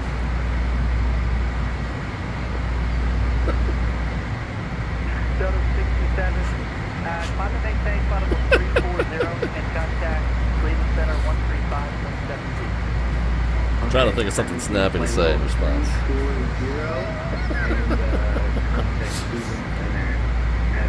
Alright, so descend via the arrival gets us down to 12,000. Melvin's here. How are you, Melvin? Alright, so we're going to go ahead and spin the cleared altitude down to 12,000. We want to make sure with 240 or above at walleye, how we're doing.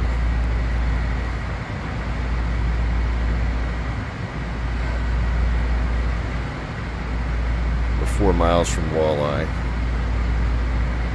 3.5 miles to go, 1,000 to go, so our profile got us right where we wanted to be at walleye.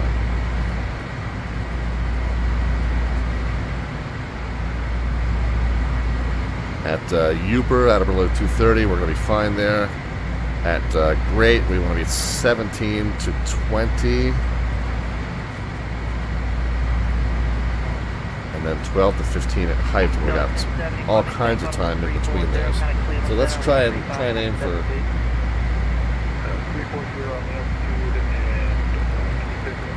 Well, that's a really, really shallow descent.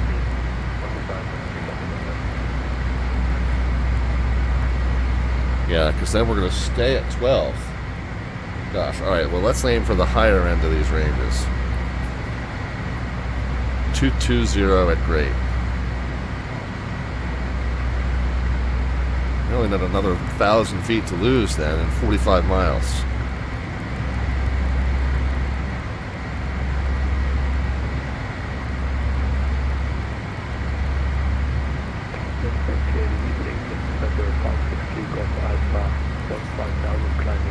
Yeah, this is an extremely shallow arrival.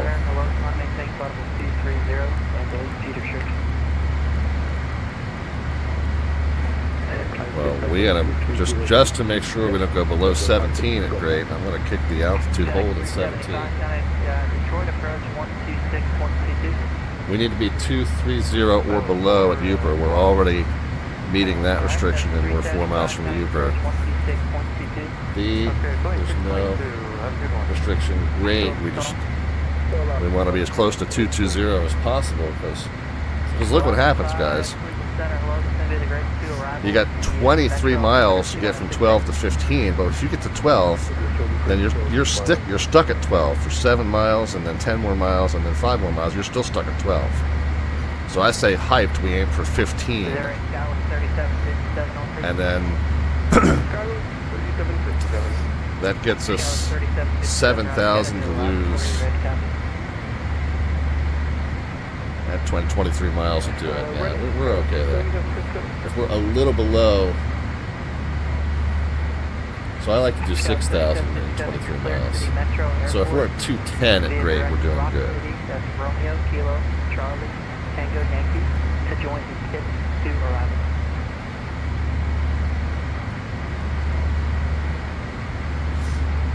For the Rock City 2 approach for the Hi, Melvin, since you're here, our slant artwork adventure, we haven't seen a lot of engagement with that today, but I know that you're a fan of these.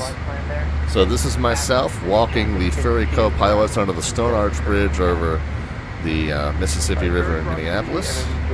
And then you can let me know what you'd like to do to add to that image or modify that image. Delta 125, contact approach 126.22. Gonna cash in 500 to get in. Oh, by the way, this is for everybody. Cash in 500 of the Twitch channel points, aka the Alphabets points, at the bottom of the chat panel. You got the Alphabet serial icon that represents those channel points, and then the button next to that tells you how many you have, and if you have 500 or more, you can cash in 500 or more for 5K. If you have 500 or more, you can cash in 500. Exactly. And no more.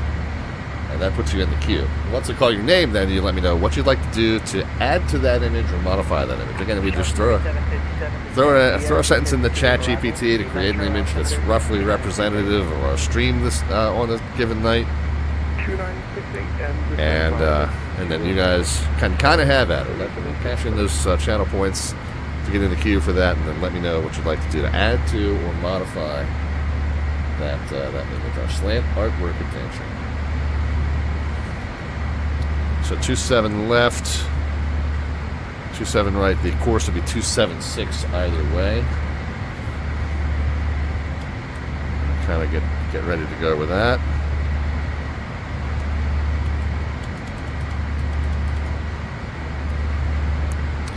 Okay, we still got 20 miles. Papa Charlie wants to get in on that action. Papa Charlie, what would you like to do to add to or modify our slant artwork adventure?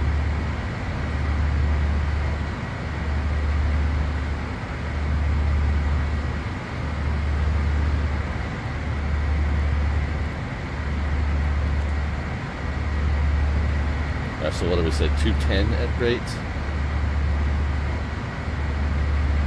For 3 Golf Alpha, my name's St. Audible 430, and contact at Cleveland Center 135-172. The frequency is 135.72, 3552. And 25, Cleveland Center, hello, don't please answer what you see what you're about to see there.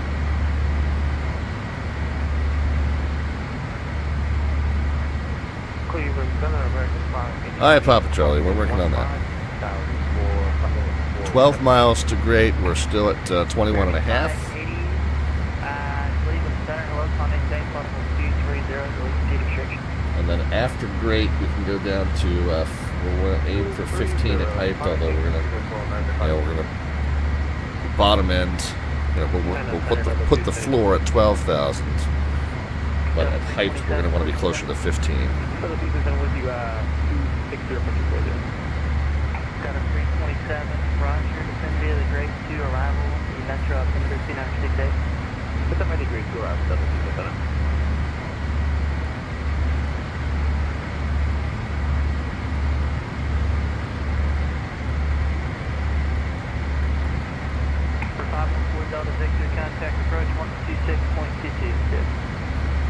2622, 514 Delta Victor.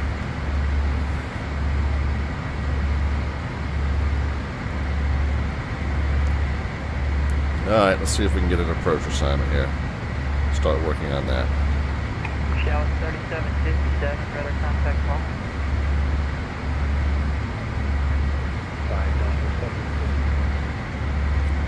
Alright, let's get an updated ATIS information. Information Delta 270, 29 gust 43. Temperatures 4, 2968. Okay, that's changed slightly.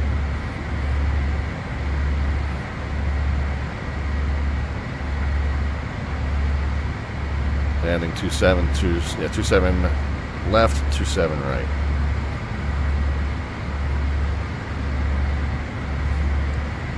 Detroit approach Learjet 514 Delta Victor is 205, descending via the grade 2 arrival.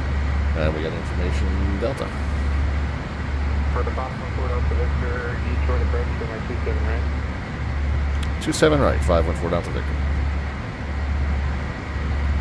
Okay, so let's run through a approach briefing. Okay, 108.5. Let's go procedure. Approach.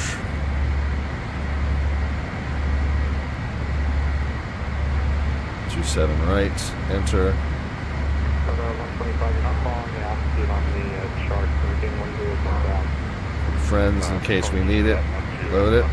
You know we need to tune it as well.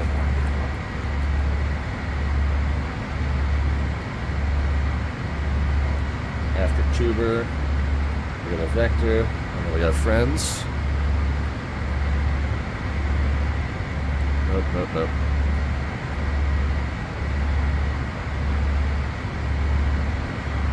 Okay. 210 now.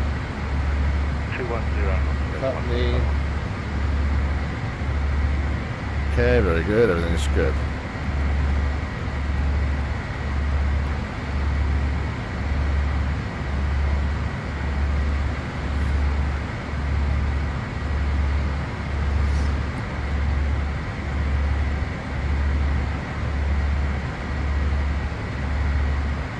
Okay, at height we need to be at 17,000. So we got 2,500 feet to lose.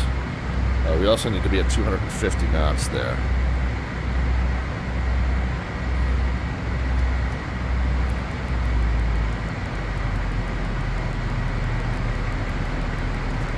So at height, 17,000, 15,000 and 250 knots.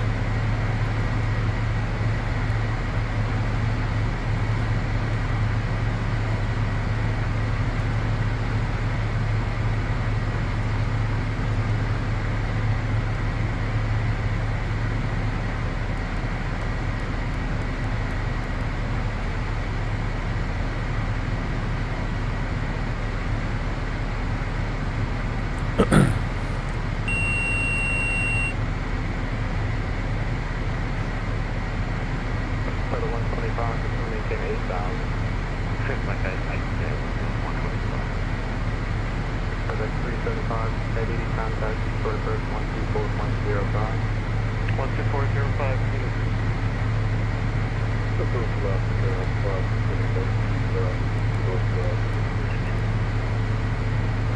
5 Detroit approach information, Delta currently altimeter 268, Dallas, 427 range. Okay, 250 knots now captured, and 15,000 at height, and then a nice gentle descent to 12,000. So we'll put some throttle back in after we pass by height. Just barely missing that restriction by a couple hundred feet there, but we're going to be okay. Number 5, Detroit Delta Victor, just going to maintain 8,000. Down to 8,000, 514 Delta Victor. Okay, so now we're continuing down to 8,000 at no particular waypoint. But let's go ahead and get the 27 right. We got the 27 right program, but let's get it tuned. 1085, 276. short approach 134.05, we'll see you. If we go missed, it's 113.4 and 352.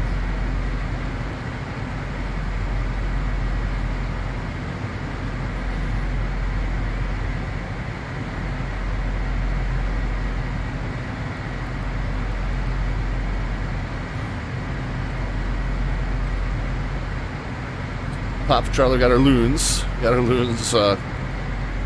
Flocking by there. Holy flock.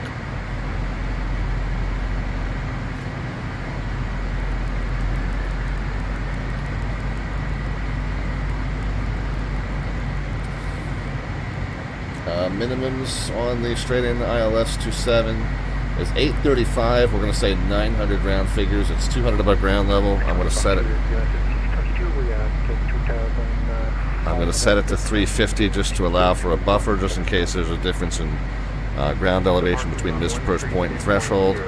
But we'll know that technically we're bound to we'll call it 900 in terms of our minimums.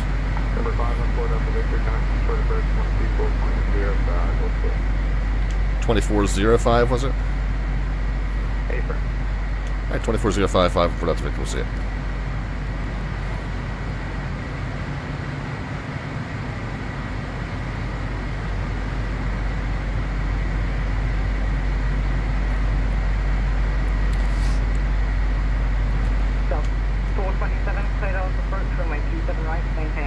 Okay, forward facing lights coming on through 10,000.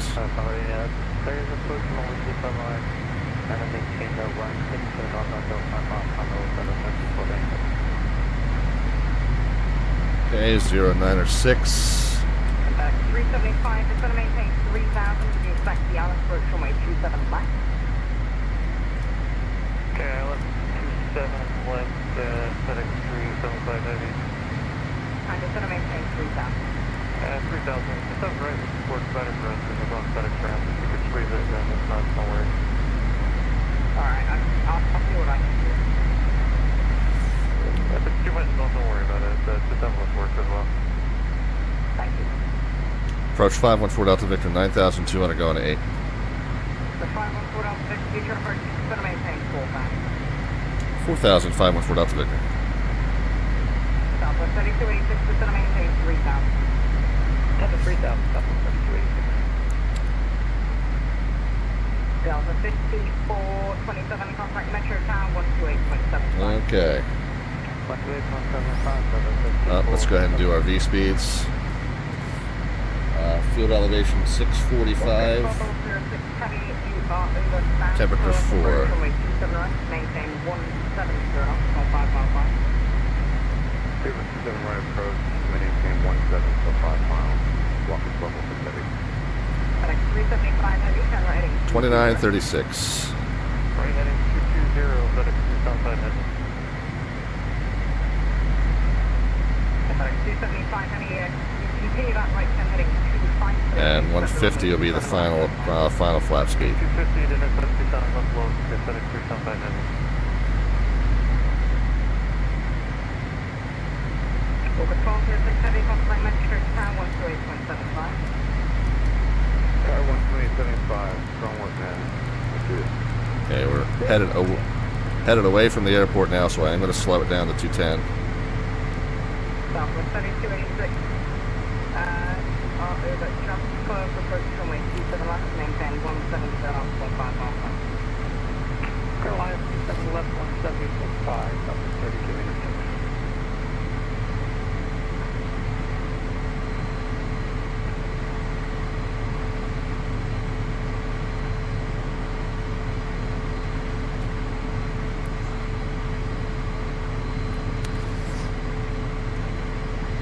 Delta 125, turn right heading 250, except runway 27 right, those lines. Right heading 250, check the left loss, 27 right, those 125. 210 will capture the airspeed.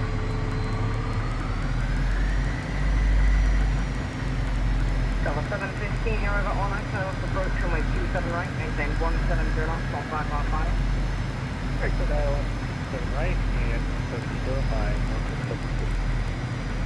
5 Alright, friends. A little bit early, but I know I'm going to get a little bit busy. So let's go ahead and start getting the predictions into the chat as far as the vertical descent rate at the moment the wheels touch runway surface. Keep in mind, my landing technique's not great in this aircraft. Number into the chat, with or without the minus sign. We'll know you mean a descent rate either way. No bot. No bot command is necessary for that on this channel.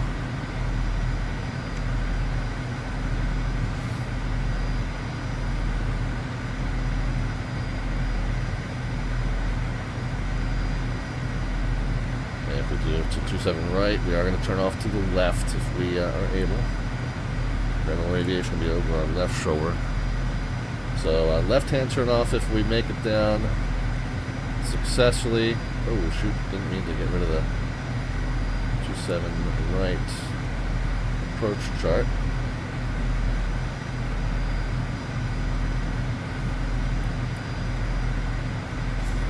Straight to 11 and then 4,000 if we go missed to join that outbound radio. 15, you're over south, approach runway 27 right, maintain 170, 5 miles 5. Yeah, you get him Delta 17. Sorry, I didn't like it.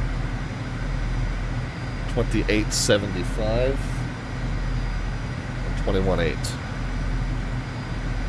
FedEx 3785 heading you on 3 miles from Hayes, right off approach runway 27 left, maintain 210 knots. Okay, maintain 210, cleared ILS 27 left, FedEx 375 heading. Number 514 Delta Victor, turn right heading 250, intercept the runway 27 right localizer, maintain 190 knots. 250, intercept 27 right, localizer 190 knots, 514 Delta Victor.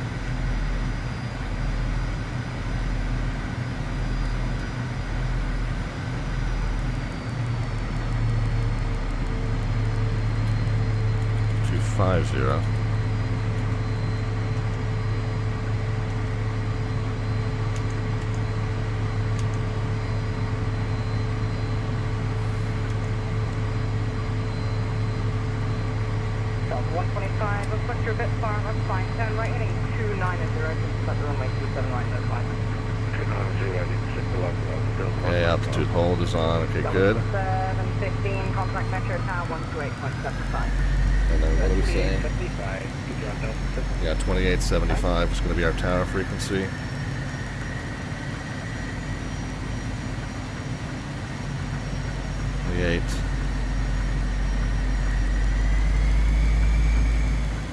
So 514 Delta Victor, maintain 190 knots. 190 knots, 514 Delta Victor. Shoot, come on, 2875.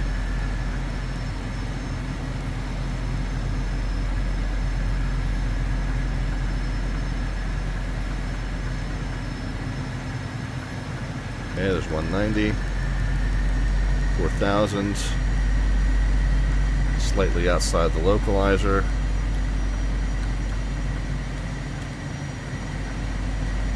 Eyeballing it off of the chart. Just going to maintain 3,000, expect runway 27 left. Eyeballing it off of the GPS there.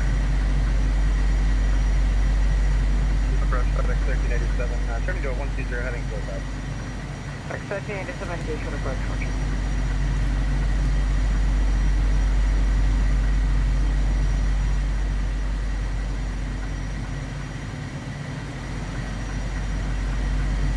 Okay, we're under 210. We can get the first notch of flaps in.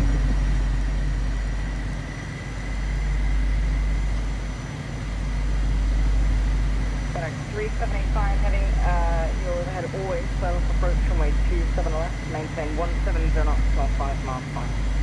170, so 5 out, clear ILS 27 left, FedEx 375 heading. Delta 125, you're overhead, sound, self approach runway 27 right, maintain 180 knots, 5 miles 5. Yeah, he's from Far East Detroit. Number 514 Delta Victor, what's your approach speed going to be? 136. Thanks. Hello. Alaska 5, turn right heading 250 to intercept the runway 27 right localizer, maintain 190 knots. I should know that. 250 on the minimum, Alaska 5 is 190. Right.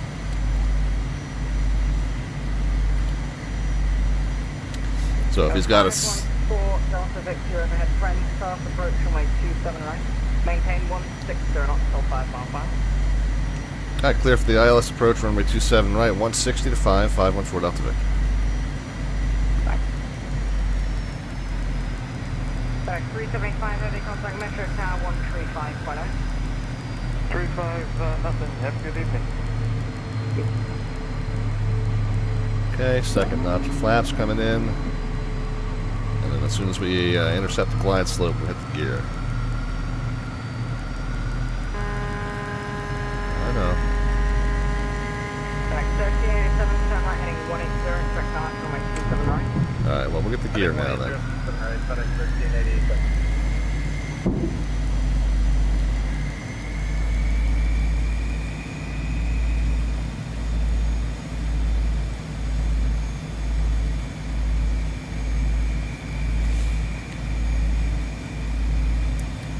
There's a tower. 2875. Round 21.8. We got that set up in Com 2 over there.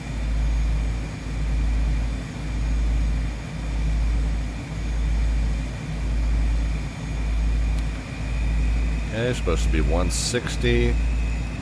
We're a little slow, we'll get it back.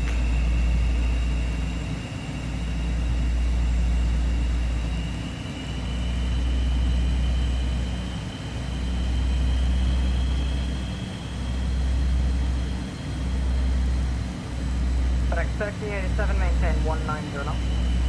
190, FedEx 1387.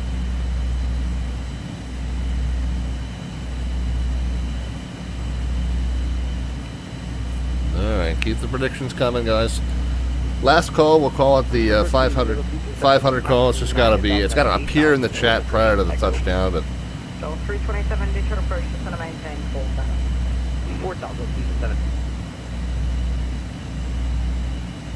but we'll say, just to account for the buffering, you probably want to type it by the 500 call at the latest.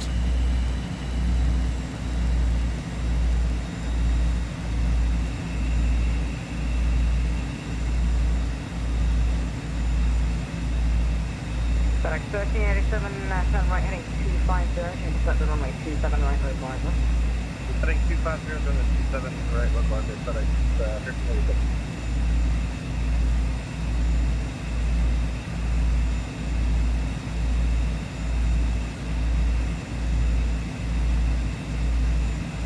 Where are we on the point? Eric, because that's where we're stands, and then Eric. Okay, Eric is when we're intercepting the glide slope, so we're still well below. And Alaska 5, confirm you're set up to 27 left. April Alaska 5. Alright, Alaska 5, you make it left heading 250 to intercept the runway 27 left localizer. Again for Alaska 5. Yeah, Alaska 5, make it left heading 250 to intercept the runway 27 left localizer. If you're not set up for it, I can message you around. And then Googry is the one that's 5 mile final, so 160 to Googry. Try to push the 2358 at 350. Well, 2358, Detroit approach, just going to maintain 4,000. 4,000, 2358.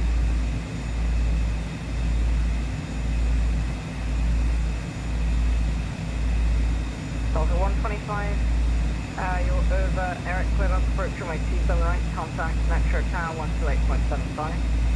Clear the ILS approach, 27 right, contact Tower 128.75, 125. So 514 Delta Victor, you're over Stanford, approach runway 27 right, contact Metro Tower 128.75. Alright, clear for the ILS 27 right and 2875 for Tower 5104 Delta Victor. And Alaska 5, just want to make sure, you're able to set runway 27 left. Single ground 138.72. Okay, so 9 miles from Googry, and then that's a 5 mile final. About 40 So we're Delta 125. 14 out. Winds at 270 over 27.44, runway 27 right, cleared to land the north and south terminal. We'll go to the north terminal and we're 27 right, clear to land and copy the wind, Delta 125. Metro Tower, Lear 514 Delta Victor's 13 out, ILS 27 right. November 514 Delta Victor, Detroit, or Metro Tower, here about 4 miles in trail of the A321. Winds are 270, 27.44, runway 27 right, clear to land, the parking. Clear to land 27 right, number 2, looking for the traffic, and we're going to Signature over off of Sierra 3.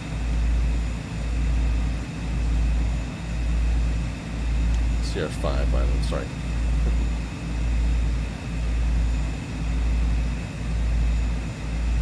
Delta 125 would like to take the south terminal, please.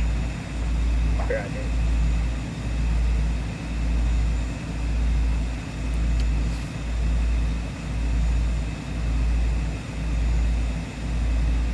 Alright, pretty good rainstorms moving through.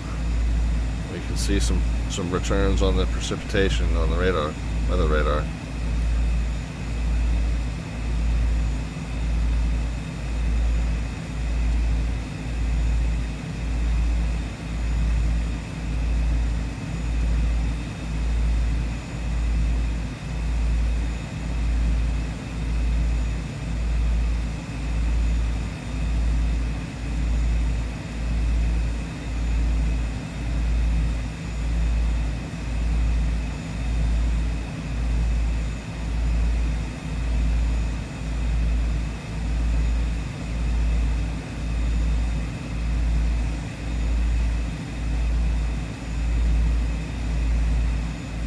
There's glide slope capture, okay. So we should see the plane start to pitch down now.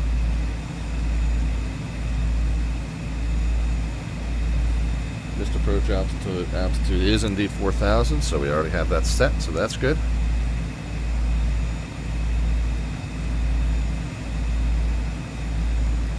Okay, speed's creeping up. We're at flaps 2. We are cleared to land. 4 more miles until Googry, so we're still supposed to keep the 160 until then. And then passing Googry, we can go to our final flaps. Yeah, get down to final flaps and final approach speed.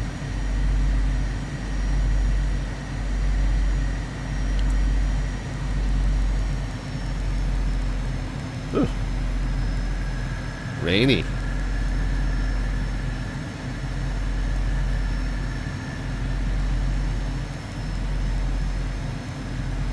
FedEx 1387 back to the air. FedEx 1387, Metro Tower, wind 270 by 27.44. You're about 3 miles in the trail of a Lear jet, runway 27 right, clear to land. 27 right, clear to land, FedEx 1387.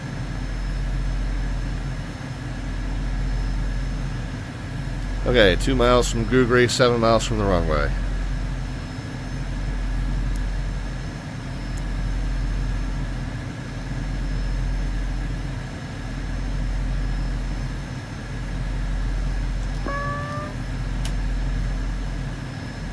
My airplane. Heaven help us. Final flap speed.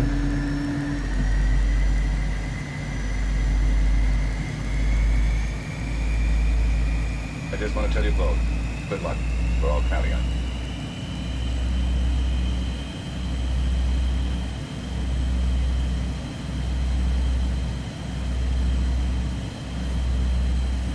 Reversers are armed.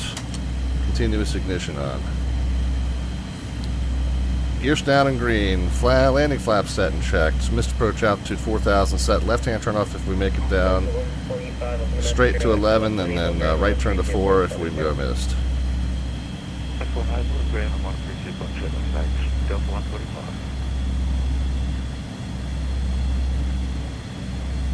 And remember, we're literally not going to flare. I'm not going to reduce power, not going to flare. We're going to keep the attitude that we've got all the way to the blocks. Let me get right on the approach speed, however. A little fast. Keep the attitude that we got right to the blocks, and we're going to let the ground effect slow the descent. We'll pull the power after the wheels touch.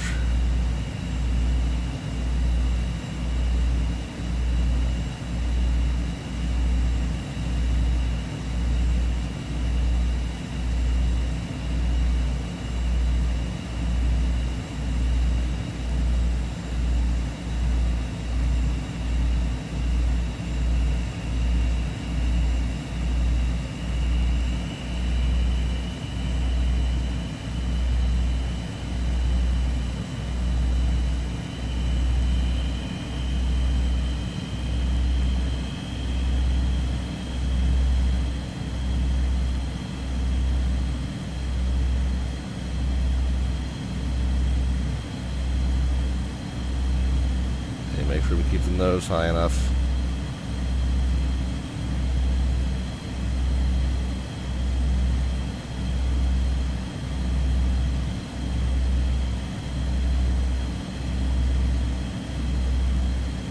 We do need to account for the crosswind here.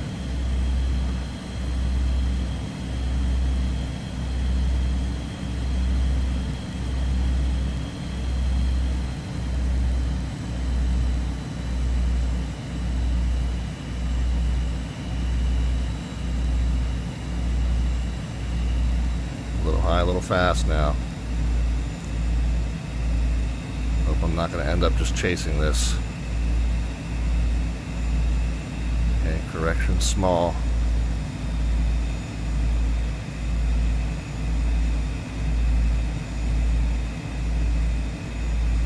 Okay, glide's good.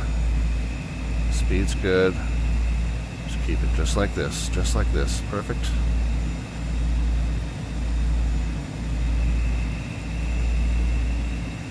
To the blocks just like this.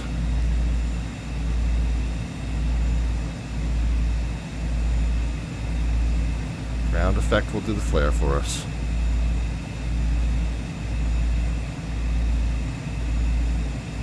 Deliver 4 Delta Victor, welcome to Metro, exit right when able, ground point 8.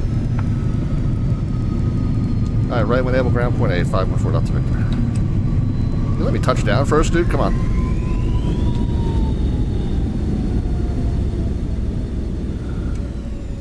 A little bit of a wing dip because we were off tracking,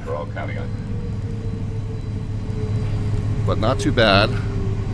Honestly pretty happy with it.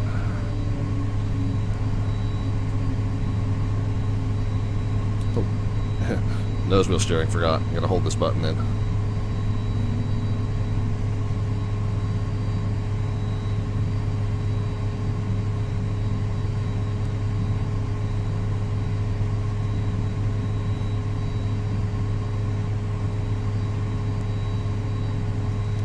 Alright, let's get steering lock on and switch it over to ground.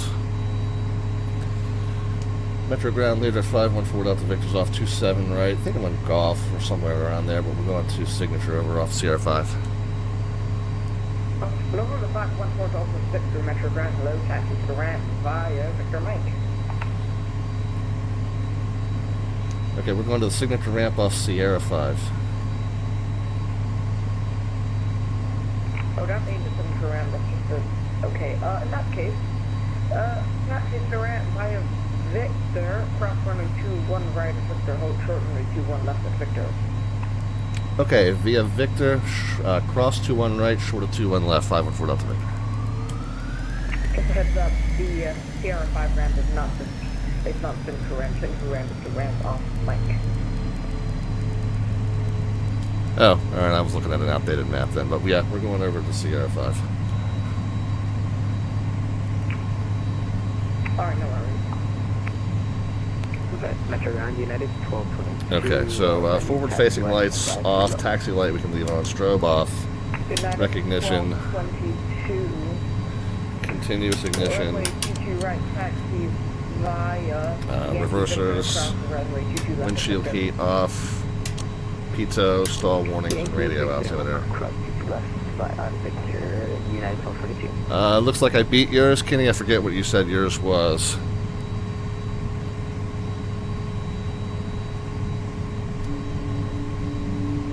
Yeah, overall pretty happy with that.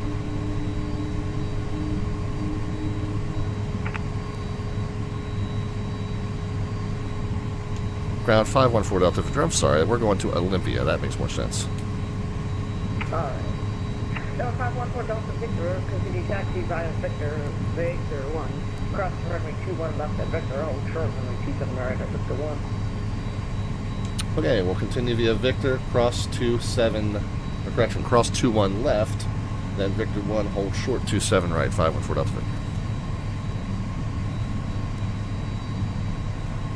Ground FedEx 1387, Victor 2, Texas, FedEx Run. FedEx 1387, Victor. Beautiful view of the arriving aircraft on this one. Via Victor Zulu, cross runway 22 left at Victor. Victor Zulu, cross 22 left, FedEx 1387. United 1222, give way to the FedEx 757 going left to right on Victor. We'll give way to the FedEx 75, making left to right on Victor, United 1222.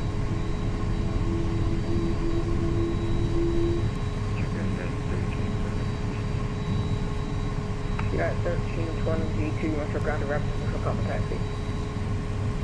Looks fairly stable. I mean, we saw him make a few lateral corrections on a short final there, but he looked fairly stable when he got it right over the threshold.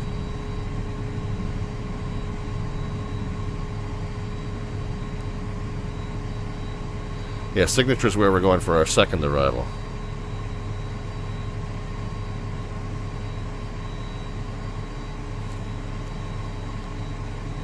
Do have an arrival here, but we could scooch across.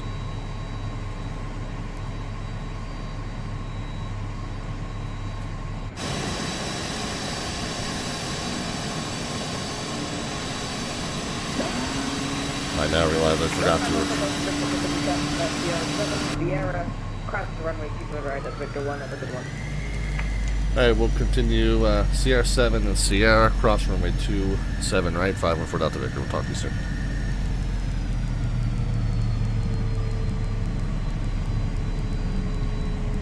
Yeah, so here's the taxiway we're supposed to be on, but it looks like in the scenery it's under construction. As far as I'm concerned, it's a completed taxiway. Yeah, 3024 Metro ground, rapid Metro plus taxi. I just want to tell you both, good luck. We're all coming.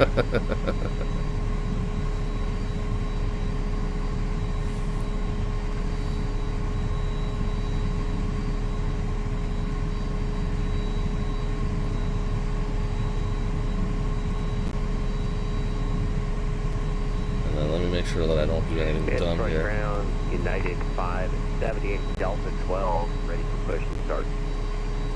United 578 rapid Metro Yeah, we plus can taxi. keep going ahead here. Looks like these are all static. I'll tell you, taxi, United 578.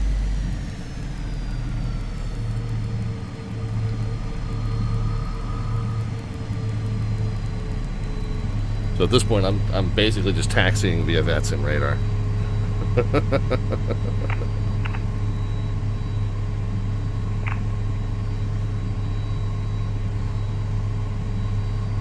Here's a sidewalk where the taxiway will eventually go. United 1222, it was Victor Alpha 22 right, not,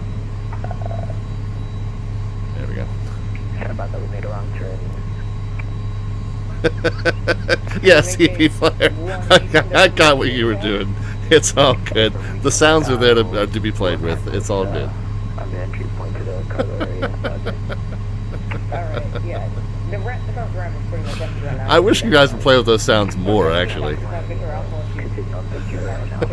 United 1222. I know. Is that the bike lane? Oh, screw bike lanes. I am at Detroit, and it's just the default scenery. I know 2020 was like really woefully out of date. 2024 looks like it's slightly less out of date. At least these buildings are here. It's more than I can say for the older version.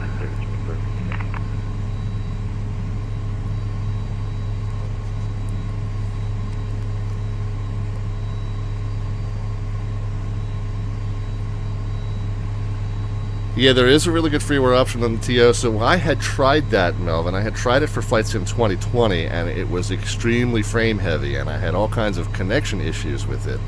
That was the one, if you remember, and this goes back a ways, but I was trying to do a DC-6 flight out of there, and I had that installed, and that wound up being why it kept disconnecting on me.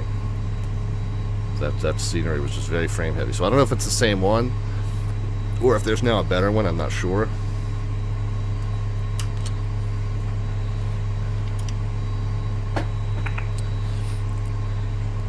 But anyway, all right. So we've finished up flight number 1. Let's go ahead and get the plane shut down.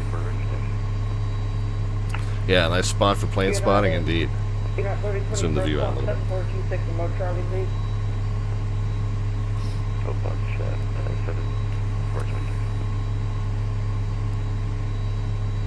All right, and so the only thing I didn't do that I should have done prior to now was the weather radar off. So that's now done. All the other, everything else is on a switch. I love it. So easy.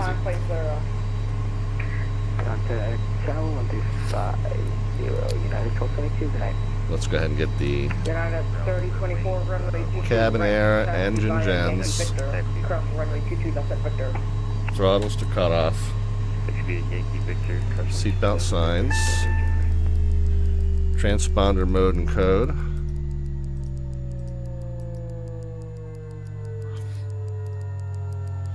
And beacon lights. Let's get the door and some ground power. We would unload the passengers, but we're just going to have another passenger load for the second trip.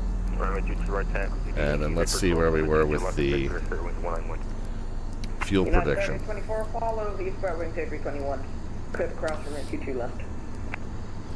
All right, my predictions first, and then yours, okay?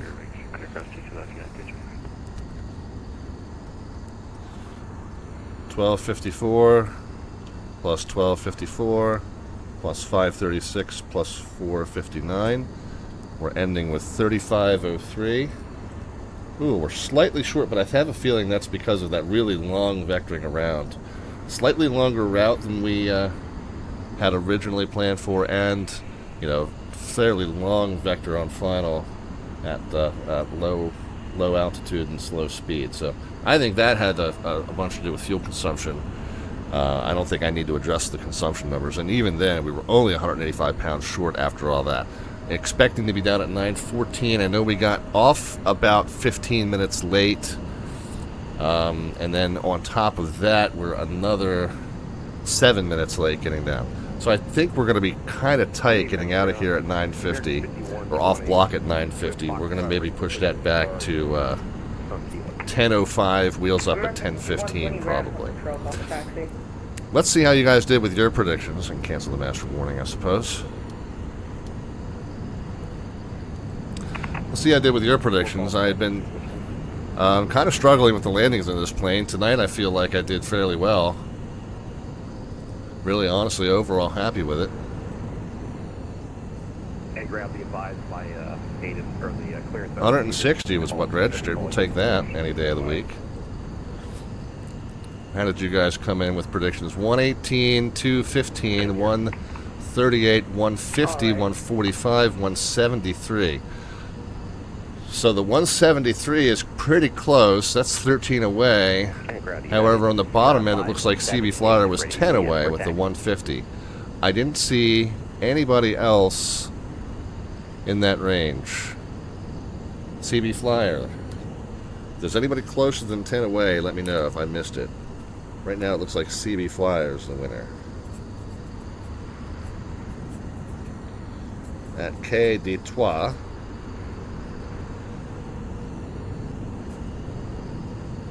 On Lucky Friday the 13th.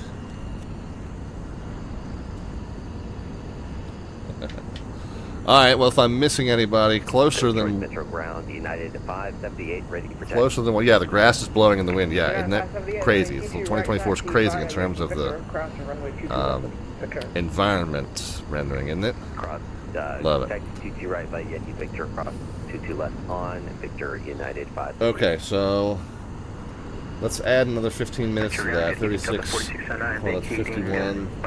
So yeah, off block at 5 after. So that gives me a little bit of a window to take a liquid recycling break. Let's go ahead and file the second flight plan, and we'll plot it in here on Sky Vector as well. And so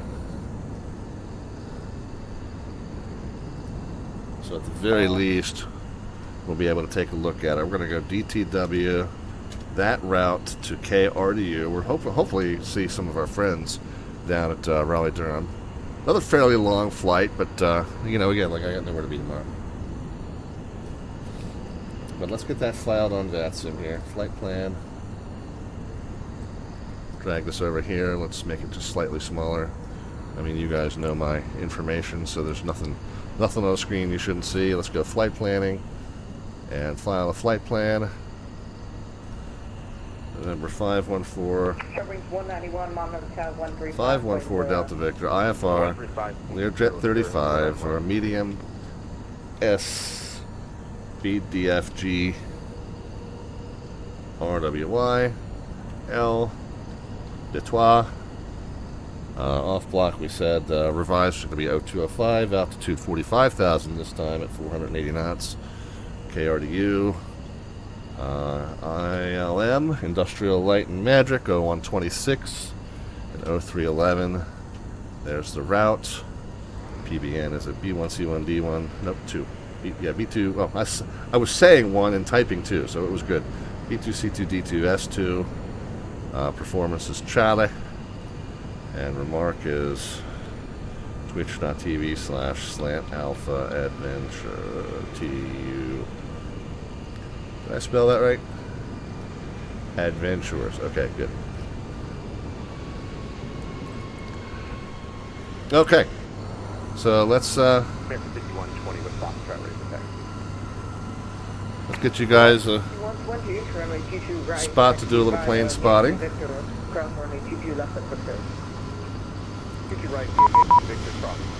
That's pre-departure clearance, possibly. Or someone saying hello. Nope, pre-departure clearance. Lids for Grivy Museum, Eckenfricky, Alden 4. Okay, so no changes. Okay, so it doesn't look like we got any changes, but I will deal with that when we get back. I'm going to let you guys do a little plane spotting in the meantime. We'll take a liquid recycling break. I'll check in with Mrs. up in Baltimore. And back with you with some more flying left to do, friends. Sit tight. Appreciate your patience. It's the Lear 35 from FlySimWare. We're going Northern Crossings, iteration number 9. As the event comes to a close, we'll go from Detroit down to Raleigh-Durham. Leg number 2 coming up. Sit tight, friends.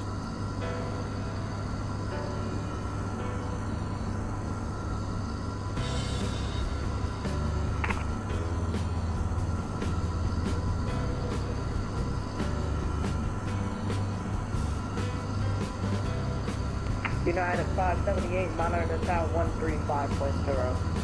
Monitor tower 135.0, United 578.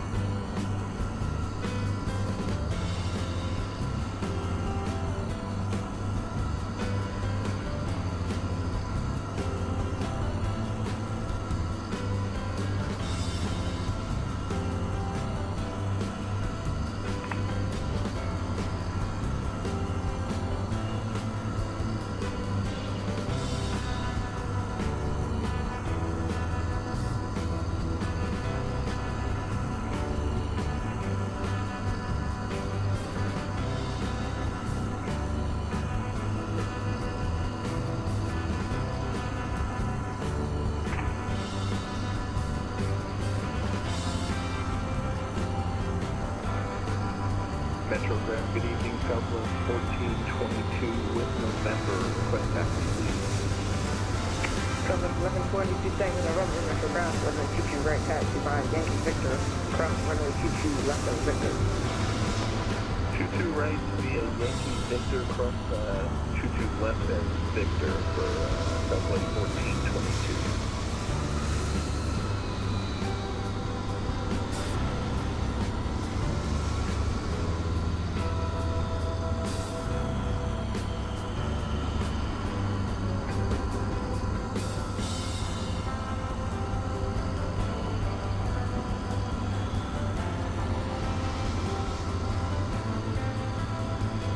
Detroit Ground, good evening, November 986 Sierra Alpha over by Custom short of Mike, taxi to departure with information Foxtrot.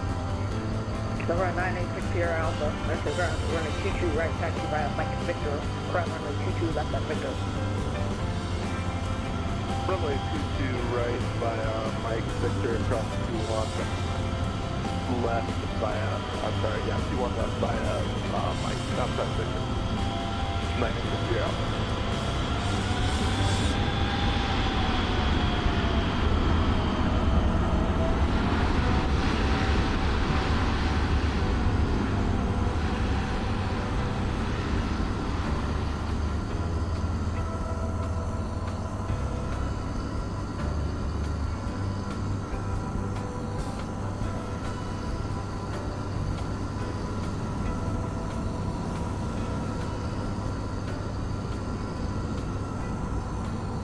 Benjamin, that's 1519, flight of 27 right, looking for Alpha 67. Last comment, say again? Delta 1519 for clearance 27 right, we're looking for Alpha 67. Delta 1519, wrong ground, contact ground 132.725. 132.72, yeah. American 5120, Monitor Tower 135.0. Hard Tower 135.0, right 5120.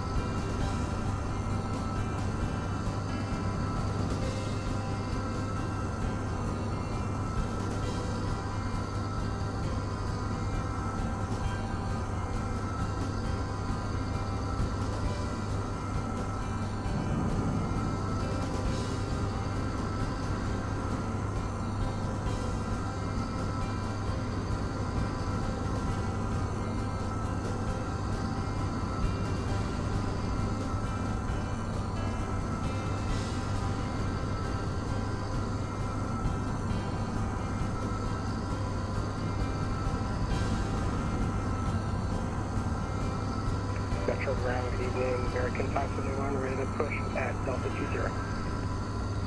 American 571, Metro Ground, ground by control, comes taxi. Contact.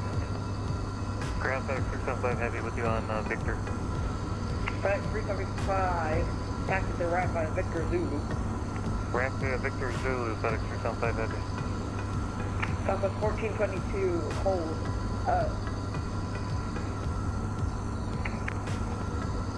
FedEx, Southwest 1422, give way to the FedEx MD-11, 1 piece.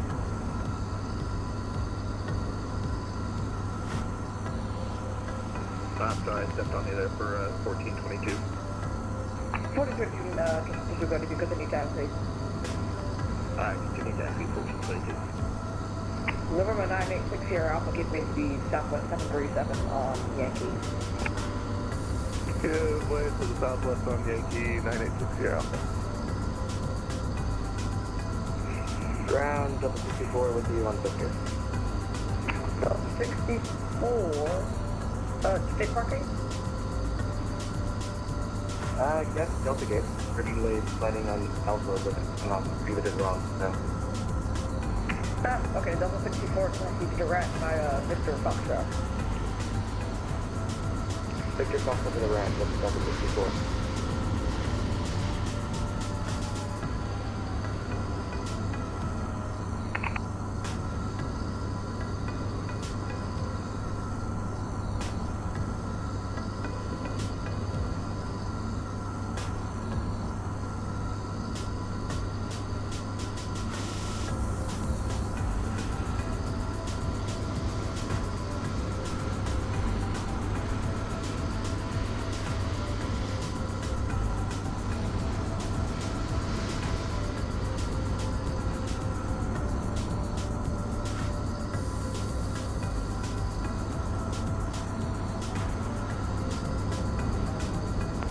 Southwest 1422, monitor tower 135.0. Monitor 135.0 for 1422. Thanks for the ATC.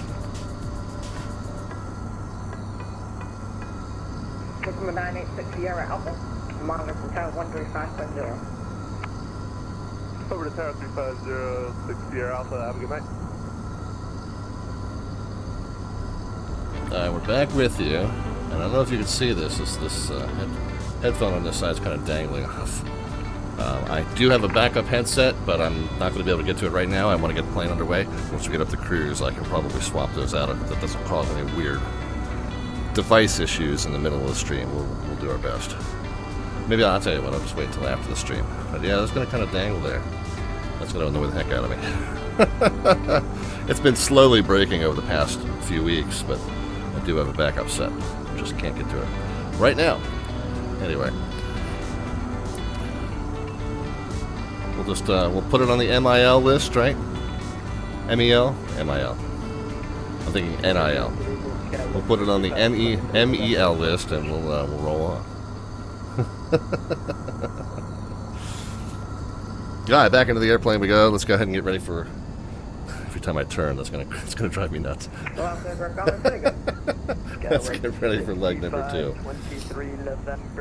Back to the top of the flow list. So we got the group loaded already. So let's just go to the Lear options. In that case, push start on tequila, blue face south. We don't need to. Don't need to load any fuel.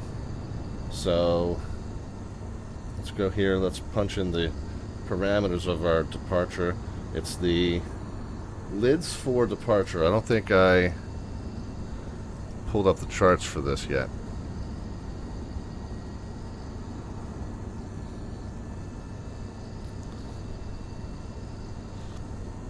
Excuse me.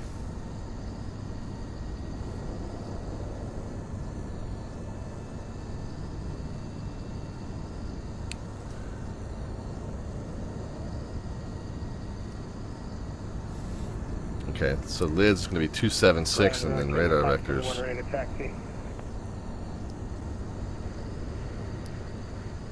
27 left or right, radar vectors. Runway 22 right taxi via Yankee Victor, cross runway 22 left with Victor. 17,000 is going to be the initial altitude. Departure frequency. See, Alden for arrival, and then what do we think we might know what the arrival situation in Raleigh is going to be? We can guess. Meet our KRDU. 210 at 13, so we're most likely coming on the Alden, most likely going to get 23 right. So I'll plan for that.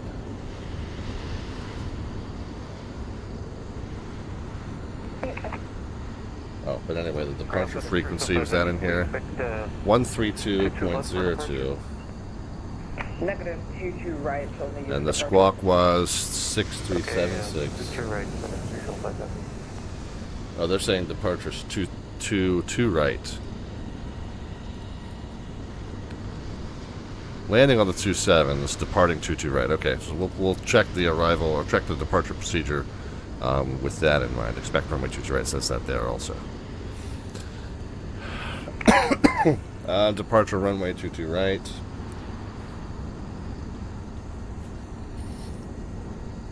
So we'll pop down here. So off of 22 right, we're going to be coming to the south and west. Alright, well then it's a pilot nav out to there. Okay.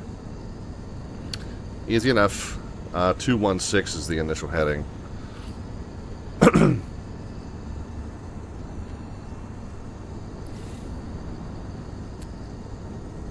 I wonder if they're going to make us taxi all the way out to there. They might, or they'll just depart us 27 and radar vectors. We'll see what they want to do.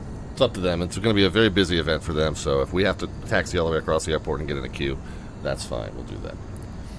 Anyway, let's get to the setup. We were trying to be off block by 10 minutes from now. We can hustle and get close to that at least. It is going to be probably a fairly long taxi, as we just said, but we do need to get the aircraft set up. So we got the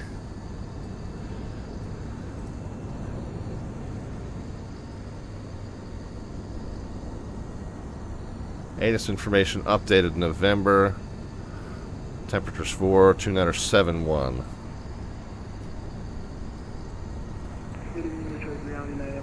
Ooh, looks like I never did switch to local here. You're on a 1909er, Metro Ground, Texas. 7-1. 7-1.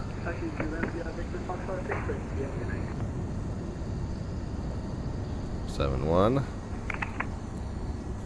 Grand FedEx 375 Heavy at the FedEx ramp information November, requesting push and start. FedEx 375 ramp for Let's go ahead and get into the Roger. flight plan menu. Delete flight plan, enter, and yes. And then we'll go push for cursor.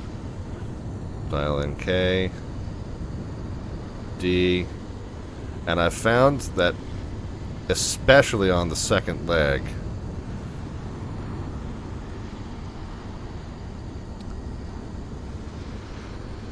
it's better from a standpoint of avoiding glitches to put in the origin and the destination first and then go back and fill in the route details. 571, monitor tower 135.0. Nothing, we'll see American Continental. KRDU.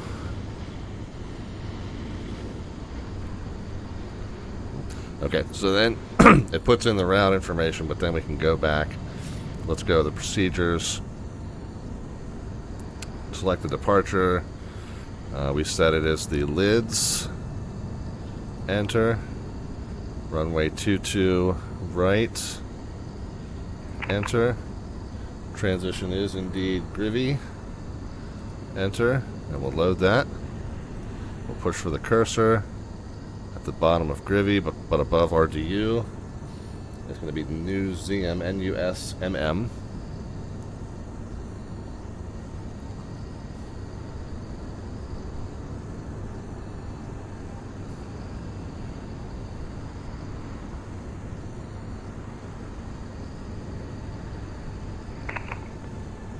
Crown American 2720, ready for taxi. Runway 22 left, apologies, runway 22 Enter. right. Taxi via Yankee Victor, cross runway 22 left of Victor. Then after Museum EKN. 22 right, taxi via Yankee Victor, cross runway 22 left with Air American 2720.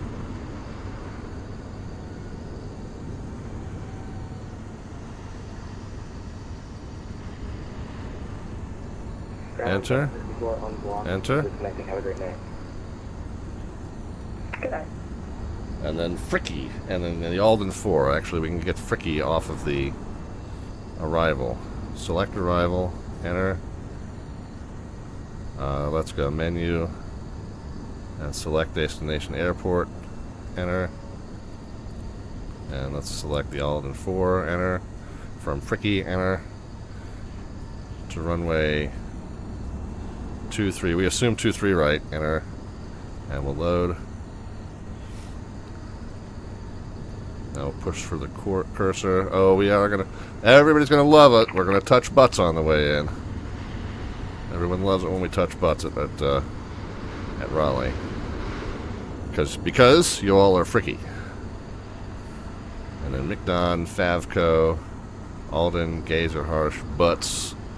And then we'll go ahead and enter our ILS 23 right. We're just going to assume that we're going to get that. Obviously, the plan can change in terms of the arrival there, but this is just our best guess based on what we know about that airport. So 23 right, vectors from, not vectors, but the 23 right from Butts. We will load, and we know that we have to tune it when we get there as well. Butts, yeah, after Butts, and then we end up right at Butts.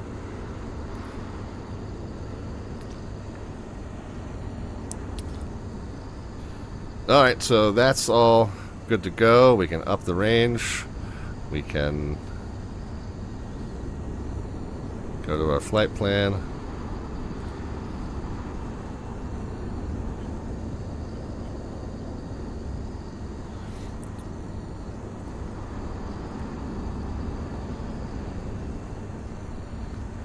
Okay, make sure that first leg is active.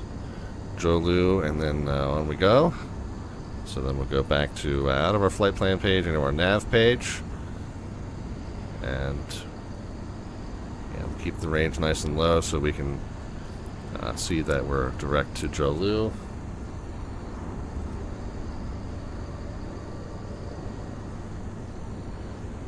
And I think we're good.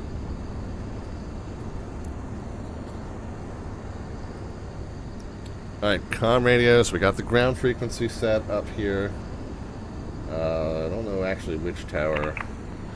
Let's just work on locals being over here on the right hand side, but we do know the departure frequency from our clearance was 132.02. So locals will switch over on comm 2, but over here we'll get 132.02.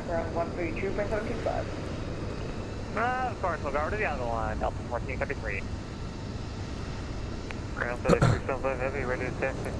So that's ready. The departure frequency is set in comm 1, and then we'll just switch over to comm 1 when the time comes.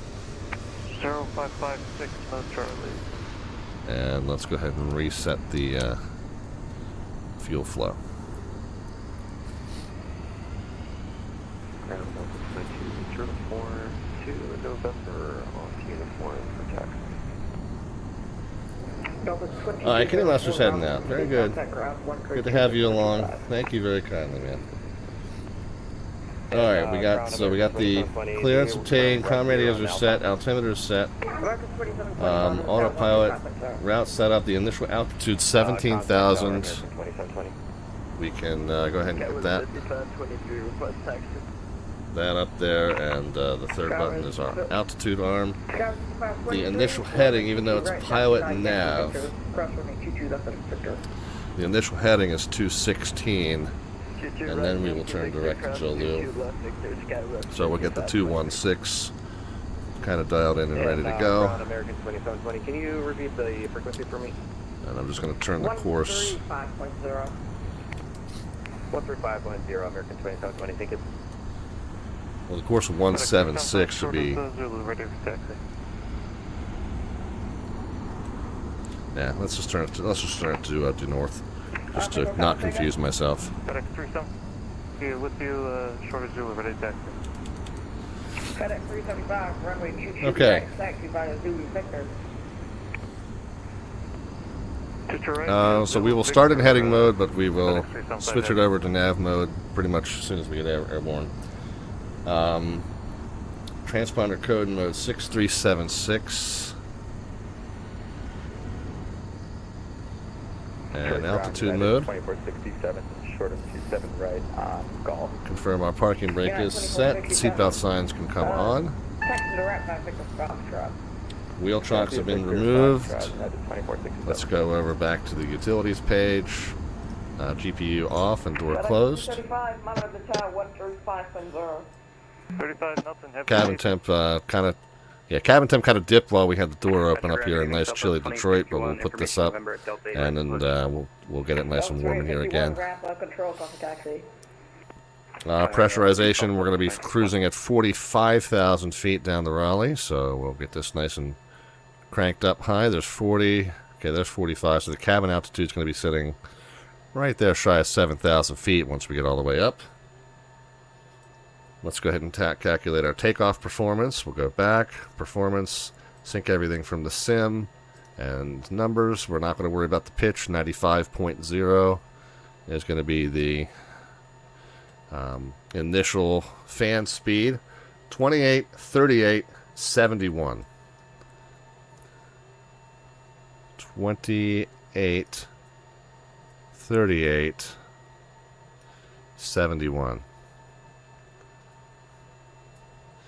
Alright, so 128 is our abort speed. If we have any safety critical items occur prior to reaching 128, we'll abort the takeoff. If we meet or exceed 128, then whatever safety critical items we've got going on at that point, we're taking airborne with us. we will continue to accelerate then up to our rotation speed. If we have one functioning engine at that point, we'll pitch to achieve 3 knots above this bugged speed. If we have 2 functioning engines at that point, we will pitch to achieve the triangle bugged speed of 171. At that point, we'll get up to 1,000 feet. We'll go ahead and retract our flaps and evaluate our options from there.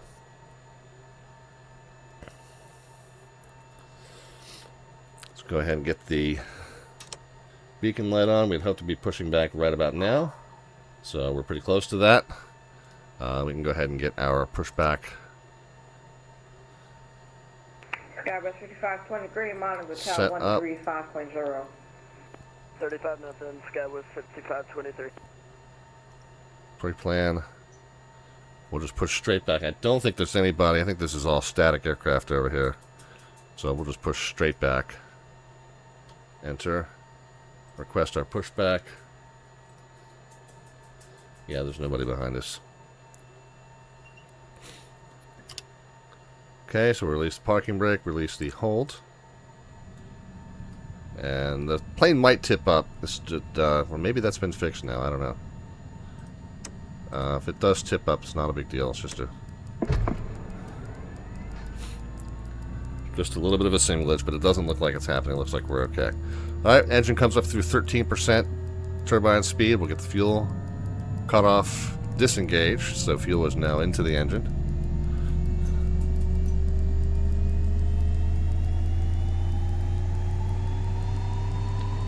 Okay, with the lights out, go ahead and kick that up into gen mode. We'll start the number 1. Continue to monitor the number 2. Okay, parking brake can come back on.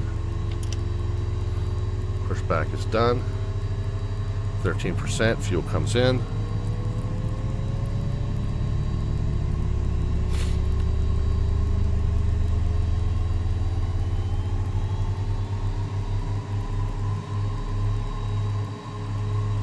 Okay, lights are off, generators on, cabin air's on.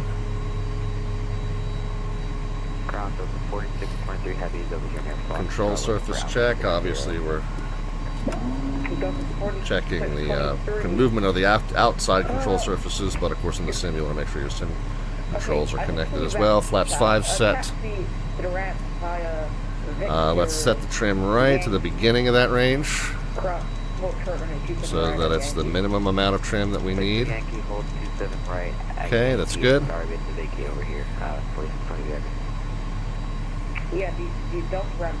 And nose wheel steering is already on, so we're set to go here. Ground, getting your frontier flag 2692 right, taxi.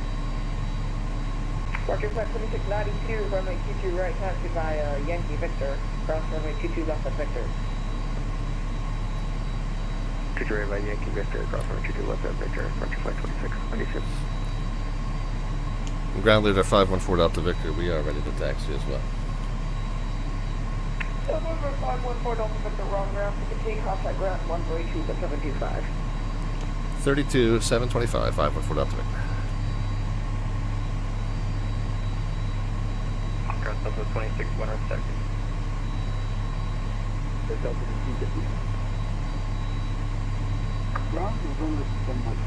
And refresh ourselves on the Zeatus. Oscar. Anything change? 2973. They're still departing 22 right. November 777 Mike Quebec, Metro Ground, hello. Runway 22 right, taxi via Juliet 9, Tango, Quebec, Alpha.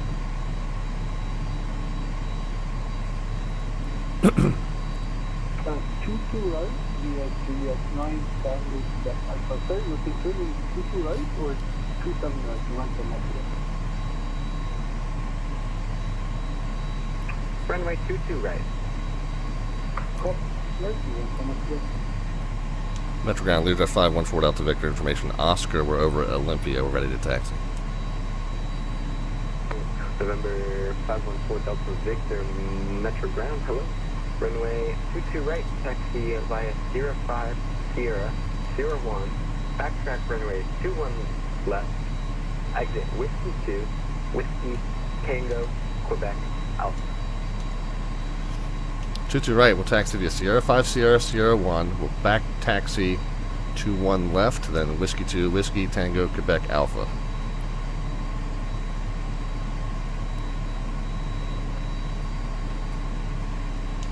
Delta Victor. Metro Ground, good evening. Southwest 538. That was a mouthful. I knew it was going to be.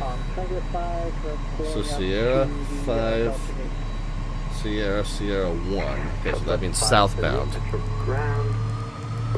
You can taxi to the Delta Gate via Tango, Kilo, Yankee. Hold short, runway 27 right at Yankee. Right, so Tiger, Kilo, Yankee, hold short, 27 right at Yankee, Southwest 538. So Sierra 5.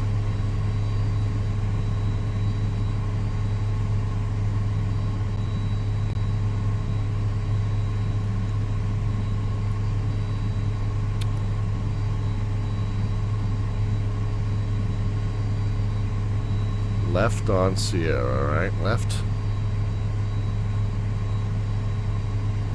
Sorry, did you call Delta? Metro Ground Delta 11, short of uniform. So I think this is Sierra 5.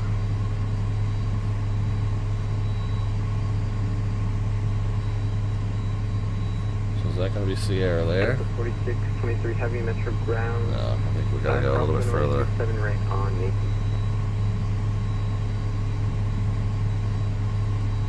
Okay, yeah, left to Sierra.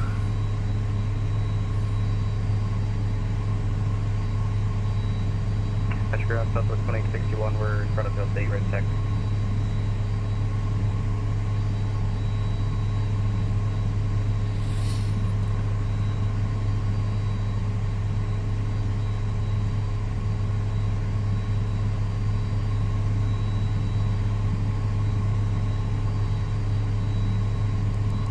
Yeah, it's crazy out there today. And Southwest 28. Alright, brake check's done. Ground. Spoiler check done. 22 right, taxi via Reverser check done. Kilo 7, Yankee, Victor, Alpha, cross runway 22 left at Victor.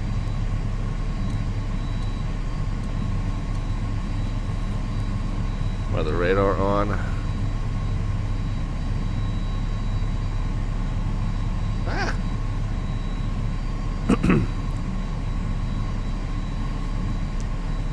Southwest 28, I'm going to stand by 1. Alright, Sierra 1. Delta 4623. Whiskey 2. Disregard.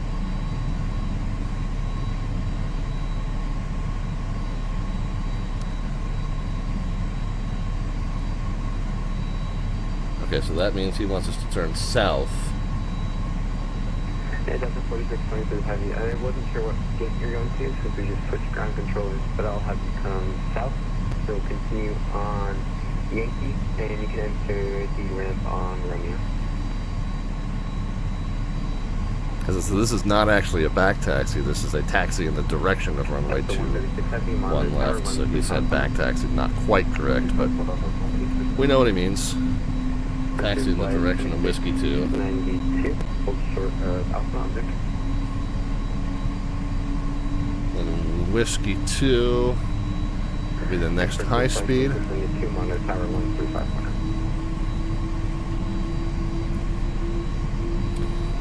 And then Whiskey Tango. All the way at the bottom.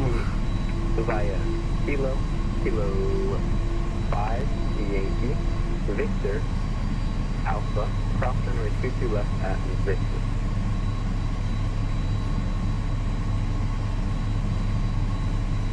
Okay, so we'll merge onto Whiskey, and then Tango, Quebec, Alpha.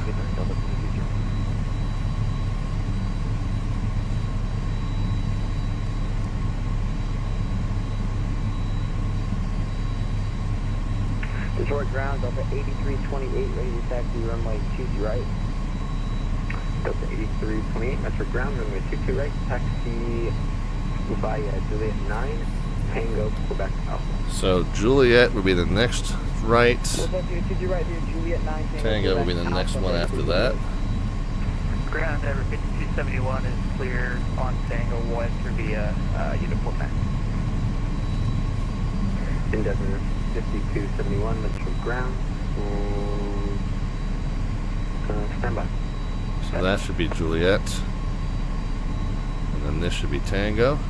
Metro ground Delta 1664 heavy, clear 27 right on golf. Delta 1664 heavy, metric ground, welcome home. You can taxi parking via Golf Uniform. Golf uniform to parking 1664, thank you very much. Okay, so Tango. And then Quebec. Endeavor And then Alpha. After the Lear Jet 35, passing right to left on Tango. You can taxi the ramp via Tango, Juliet 9.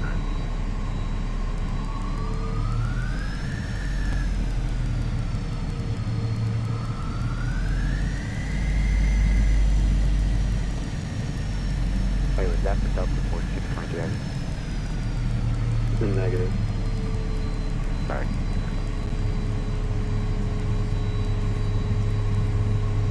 And Delta 4623 heavy, you can enter the ramp on your left disable, or you can continue and make a left on Juliet and then a left on Quebec. Thanks, we'll make a left on Able 4623.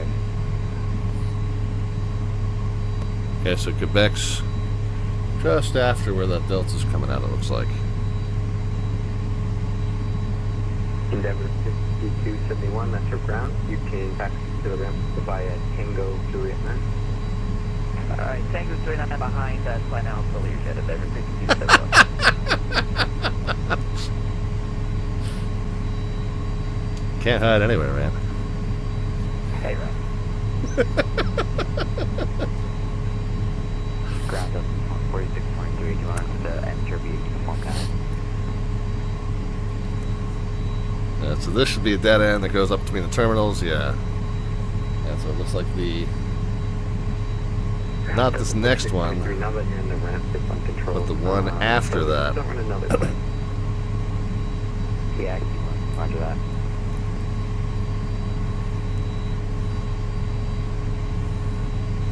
After that's Juliet 9 and then Quebec. 135.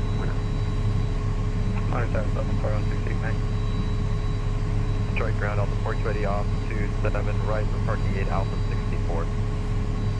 Delta 4280 heavy, metric ground. You can enter the ramp straight in. Alright, and straight to the ramp, Delta 4280. So this should be Uniform 9, which leads up into the terminal. November 777, Mike, Quebec. Monitor And tower then this should be 135. Quebec. Yeah, Quebec to the left there, it said. Alright. Our long taxi nightmare is almost over.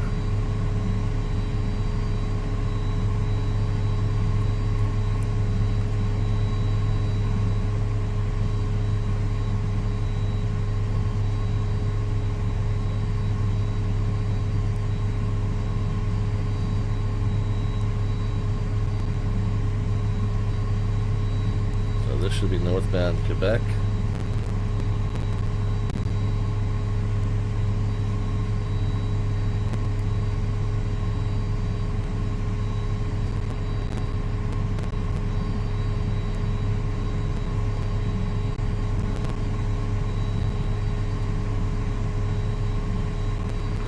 Down Delta 8384 requesting taxi to runway 22 right.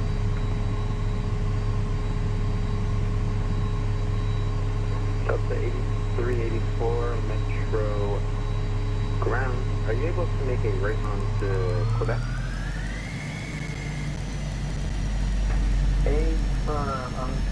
I'm currently in Fort Lee.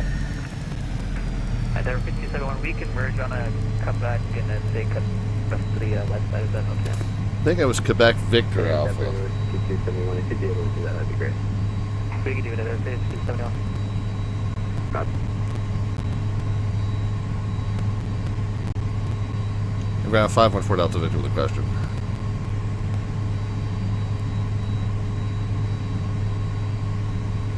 November 514 Victor, go ahead. Yeah, I had copied Tango, Quebec, and Alpha to the runway, but I don't see where Quebec and Alpha intersect. Was there supposed to be something in between there? Quebec and Alpha intercept like just by for us. I see that you're in the ramp now. I'll get you out there in just 1 second. Okay, yeah, I missed that. Delta 8384, runway 22 right, taxi via Juliet 9, Tango, Quebec, Alpha. Taxi 22 right, Juliet 9, Tango, Quebec, Alpha, for Delta 83. Yeah, I don't see where... Petrograph, Oh, I went the wrong way on Quebec. Right, Papa, we're actually I in signature.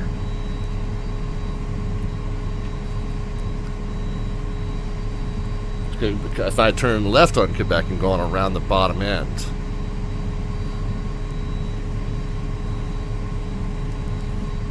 In November 47 Single Mike, so you're headed north off of Moon, right? Well, we were told to exit left, so we're pointed south on Papa, just beyond 27 right here. We're headed to Atlantic. Roger, I'll get you turned around. November 47 Single Mike. You can taxi the parking via Papa, right on Papa 3, Mike 3, Mike cross, runway 21 right on Papa 3, hold short of runway 27 right at Mike. Can you fit it again for 17 Mike? 17 Mike, taxi parking via Papa, Papa 3, Mike 3, Mike cross, runway 21 right at Papa 3, hold short of runway 27 right. Okay. Mike. So I see where I went wrong. 3, Mike, cross 21 right at Papa 3, hold short 27 at Mike for 17 Mike.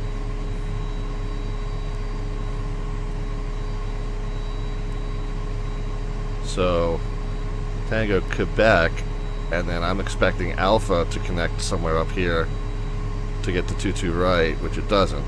I should have taken Quebec down this way and connected in with Alpha there. Southwest 538, cross runway. So at this point, I'm holding short of uniform. I'll see if maybe he can get me across on Victor. Try to cross Eastern North, Yankee, enter the ramp 585, Southwest 538. Thanks. In November 514 Delta Victor, you can taxi runway 22 right taxi via Bravo, hold short runway 27 right at Bravo. Okay, 22 right via Bravo, hold short of 27 right at Bravo.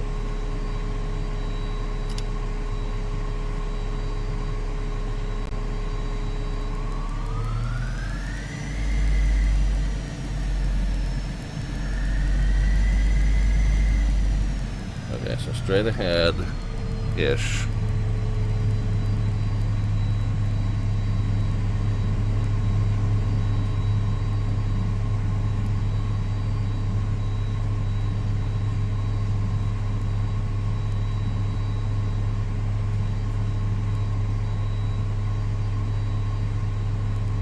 Yeah, again on a taxiway that's not fully built out yet. Coronado Delta 1403 with you on 27 White by KDTW.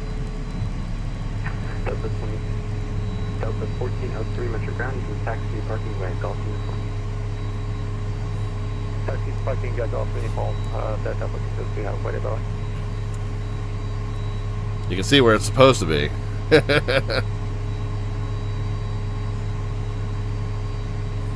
Yeah, at this point I'm kind of cheating a little bit. 135.0 tower 8328, thank you.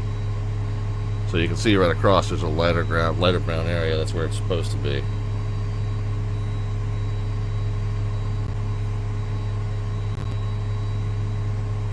So at this point I'm assuming it's Bravo, Victor, Alpha, and then join the queue.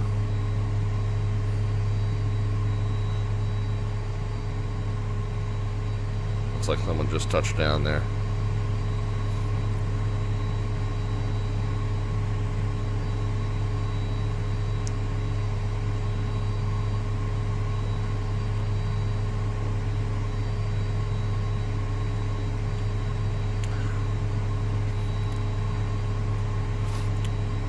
Someone just touched down, but he's taking his time, and there's two guys behind him. One guy behind him, two guys behind him. November 470 Mike, cross runway 27 right, taxi departing via Mike. Okay, he's off. Cross 27 right and parking via Mike for 70 Mike.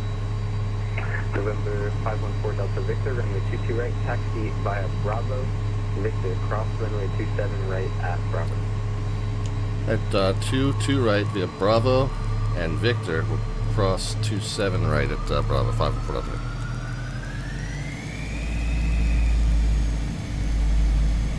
Okay, again. Well, that's in radar. This is a completed taxiway, and my sim it is not. But we're not going to let that stop us. Like I said, you can definitely see that this colored grass is where it's supposed to be for sure. In November 514 Delta Victor, cross runway 22 left at Victor, continuing taxiing Victor Alpha. Alright, we'll cross 22 left, taxiway Victor, then Victor Alpha to runway 22 right, 514 Delta Victor. Sorry about that, and thanks for the help. Yeah, no worries.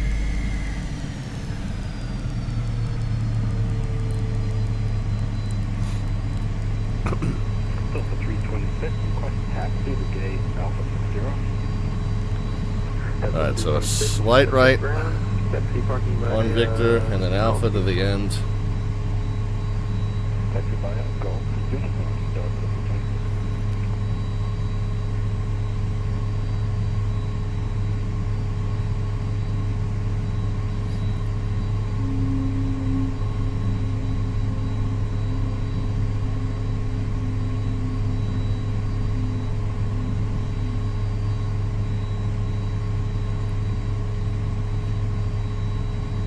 Okay, no, we don't want to turn right here.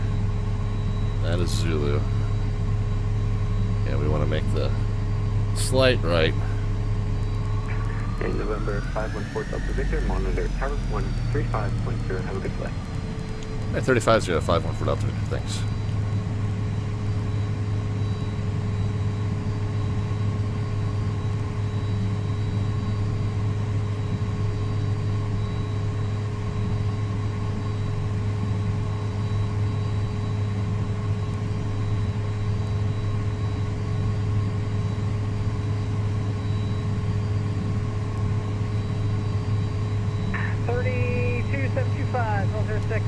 That was an adventure.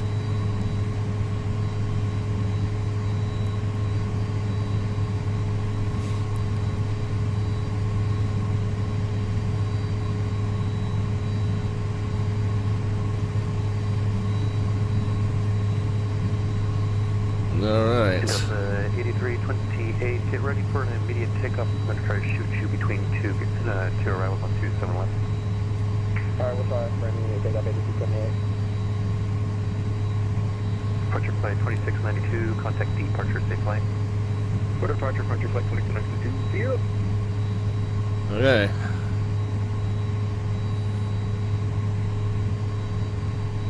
Oh, I'm cooking these guys. Metro Tower, Virginia Egan, Delta 256, 47 says, close to left. So 256, Metro Tower, wind 26032, gusting to 50, runway 27 left, clear to land. As you stated, as you saw on your last go around, you have 30 knots a mile. You might have wind shear on final. Wind shear on final. Yes, we experienced So 87 in the cabin now. Let's get them cooled off. Thank you.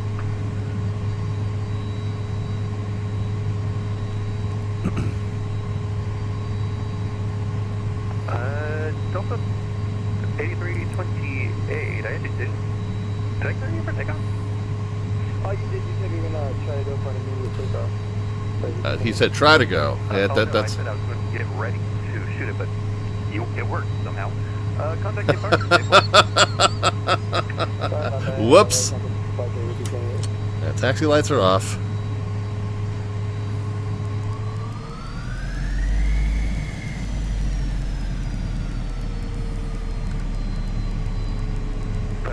Delta Victor, Metro Tower, runway 22 right, line up awake, get ready for immediate takeoff. I'm going to shoot you for traffic coming on 27 left.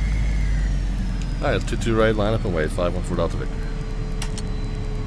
United 1881, welcome to Metro, exit right and Tango 5, contact ground 132.725. Okay, so pitot heat, Right, stall Tango warnings, 5, over to ground, United 1881, that was and radio altimeter.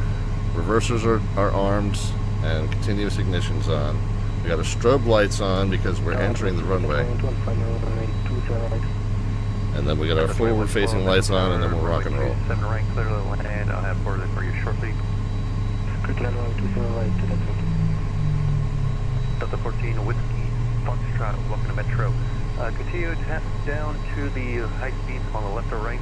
Your choice, contact ground 132.725. Can you repeat the right, please?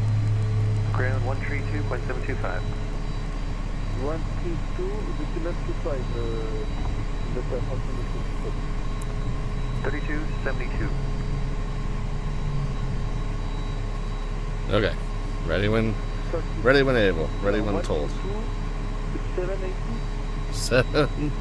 132.725. Fourth time's a charm.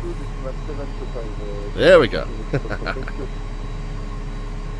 Tower Sky 173, 4,000 feet, established 27 right. Sky 173, Metro Tower, runway 27 right, clear to land. I'll have further information for you shortly. Copy that, clear to land 27 right, Sky 173.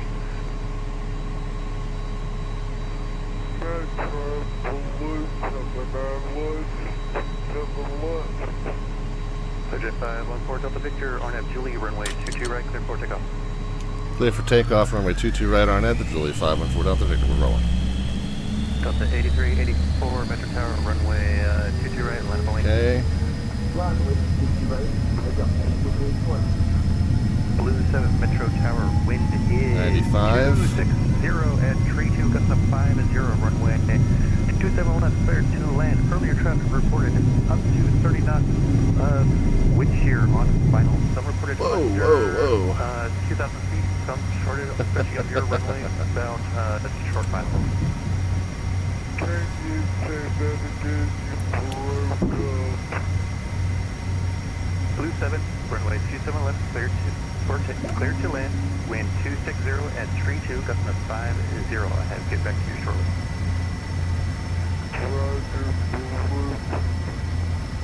Zero 514 Delta Victor, contact the departure safe flight. Go on departure, 514 Delta Victor.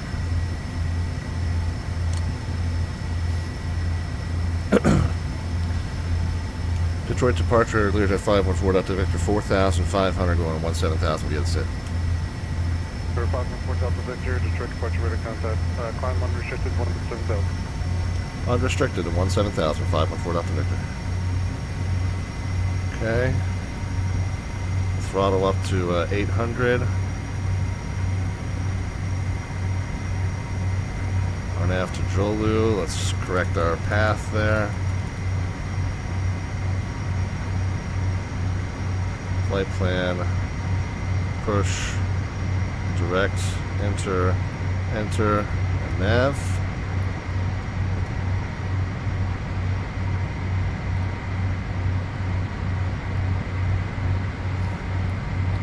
Okay, and let's pitch to maintain 250 knots.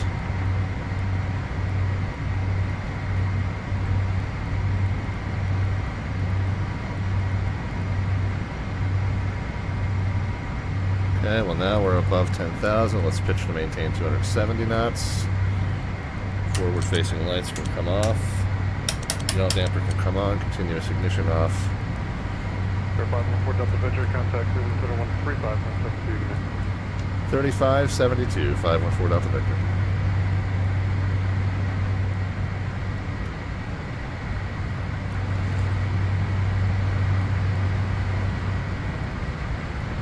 $35 72.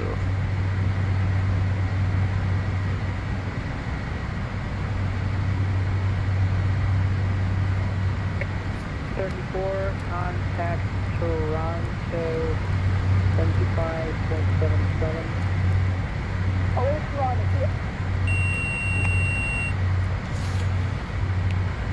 Cleveland Center, Lear Direct 514 Delta Victor 16-5 for 17. There's a 514 Delta Vector, 780, Mr. Rock. Trying to maintain credible 450. 450, 514 Delta Victor. Well, negative. Sorry about the 242 with the phone, 360.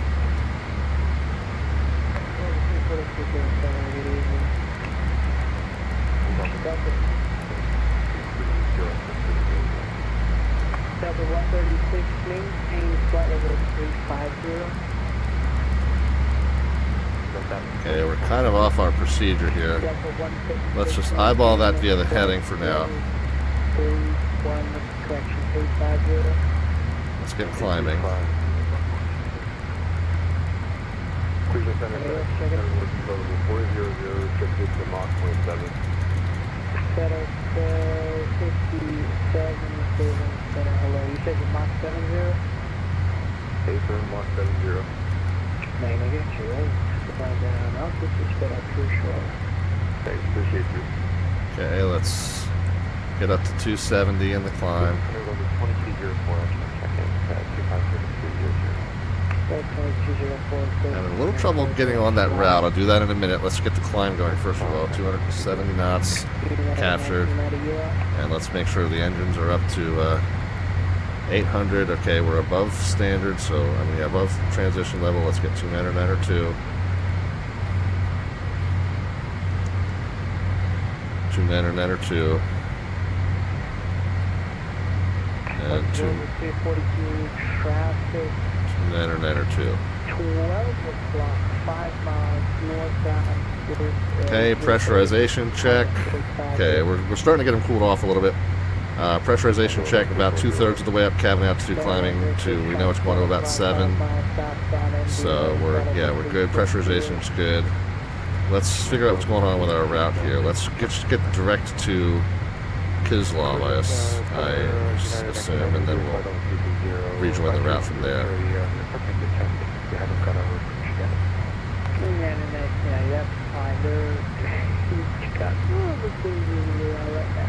Flighting 360 and descending thing. Direct, enter, and nav.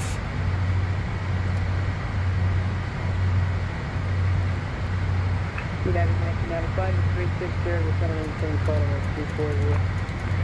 Flying to 360, descending back to 240, So we need to give it a little bit of a nudge to the left. So just grab that path, maybe?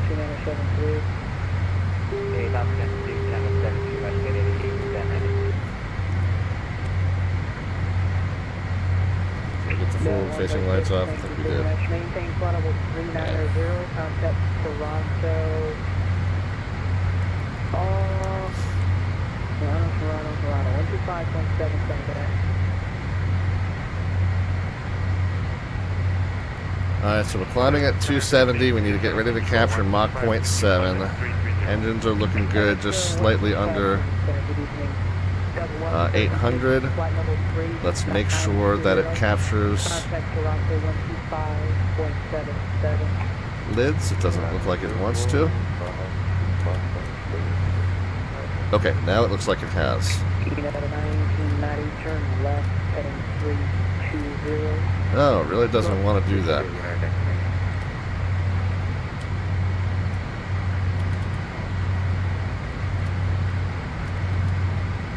Oh, you know why? This is why. I'm in VOR mode over here. United 1990, contact Cleveland Center 126.75, or get you lower than on course tonight. So I'm trying to steer off the map, but the autopilot's trying to steer off of the radio nav. Well, there's your problem.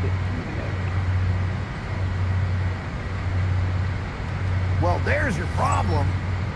November 4, Victor, cleared, Kilo November. Director, which one now? Echo Kilo November. Alright, Echo Kilo November, 514 Delta Victor.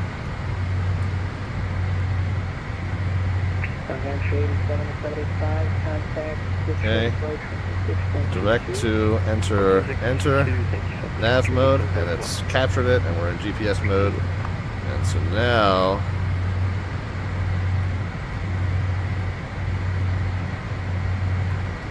yeah, now we should be good.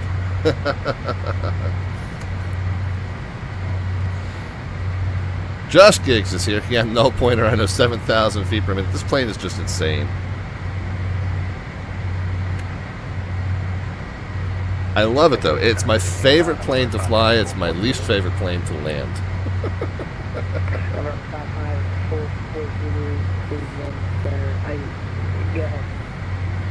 So yeah, look at this super crisp adherence to the RNAV procedure. Just a lazy turn until we eventually get pointed to where we need to go.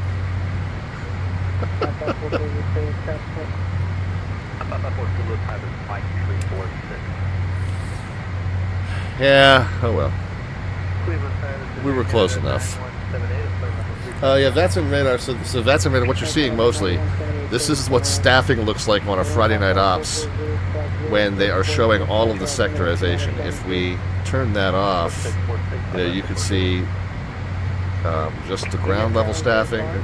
You can see the upper level staffing. You can just have it track our altitude. I forget where the...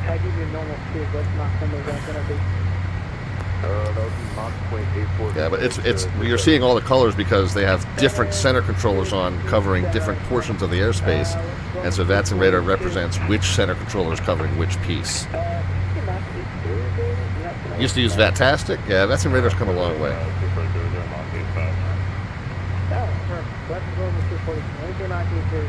Oh.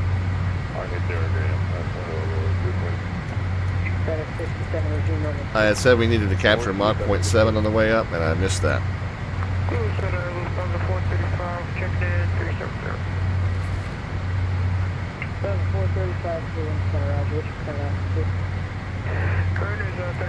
So as we come back down to Mach 0.7, we're gonna see a pretty good climb right here. Let's make sure that we're November 4 down to Lear, contact Cleveland Center 125.4. 25.4 was it? 25.42. Hey, 25.42, 514 out to Victor. We'll see you. Thanks. United 1421, let's see normal speed on the 10 now. Okay, we'll slow it down now. Thank you. United 1421. No problem. November 986, Bravo to send via 25.42, and then are we capturing Mach 0.7? Yeah, let's do that. And then bring the engines back just barely. Just barely below 800 on the temps. Okay, Mach 0.7, good capture now. Yeah, it's a missile on climb out, but I missed the Mach transition again. I missed the transition from the indicated airspeed over to Mach, so almost did the same thing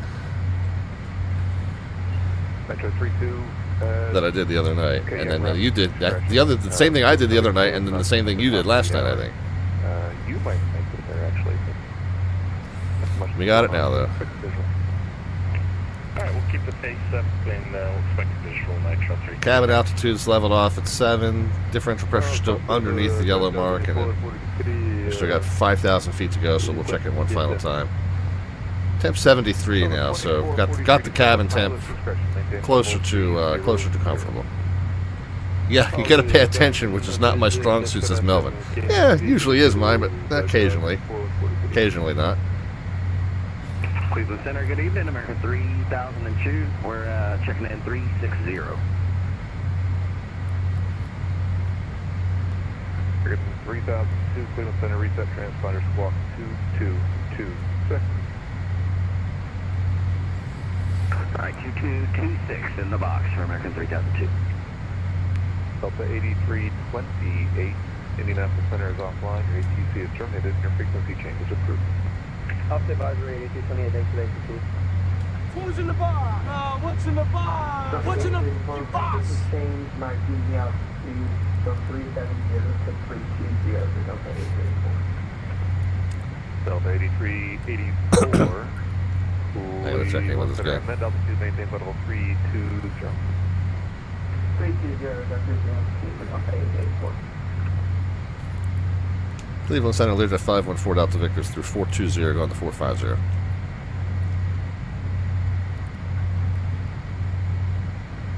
Learjet 514 Delta Victor, Cleveland Center, roger. Delta 2443, contact Cleveland Center 135.72. Yeah, pretty much. You're above all my traffic, so you're direct to the edge of my airspace, and then you're out of here. Frequency for Cleveland 135.72. 135.72 for Delta 2443. Alright, so airport diagram, done with that. Done with the lids. Let's start pulling up some familiar charts here. We're going to Raleigh-Durham. We're pretty sure we're going to do the 2-3 right ILS. We know we're doing the Alden arrival. United 1815, descend at pilot, discretion maintain credible 3-1. And as of this moment, there's nobody down there. Discretion down to 310, United 1815. Delta 2733, descend at pilot. So it's Freaky, and then McDon 17 or below, Favco 12 or below, Alden 9 to 12, Gazer below 9, Harsh between 8 and 9, and then Butts. And then Butts is where we pick up the ILS to 2-3 right from Worms and then on in. So that's all what we've got programmed. We can start programming the radios accordingly. Jet 86 Foxtrot, the Erie altimeter 2967. 2967, 86 Foxtrot. Second 3002, radar contact 15 northeast of the Jamestown VOR. Alright, there's 45,000. We'll go ahead and pull the seatbelt signs off. 71's the temp. Let's just rock the knob up just a little bit so we can just kind of maintain that. Cabin altitude has stopped climbing at 7,000. Differential pressure just under the yellow mark, so we're good. Got this nice long direct, 162 mile direct to Elkins VOR. And then we're going to watch the cruise altitude climb up right to the red mark, and then we'll slide the, we got the engines are over boosted just a little bit here. Let's get them back down under 800. 44 Zulu, what's your destination? We're just flying around, 44 Zulu. Okay.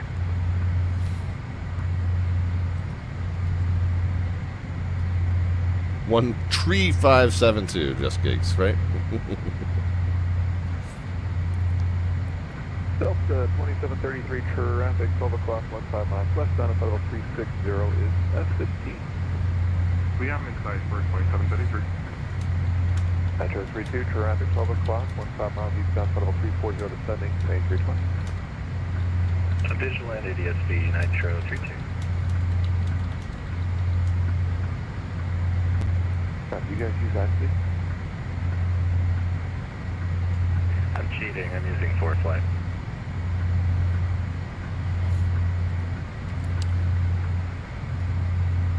I'm using 5-flight. Mr. Big Spender. 6-7.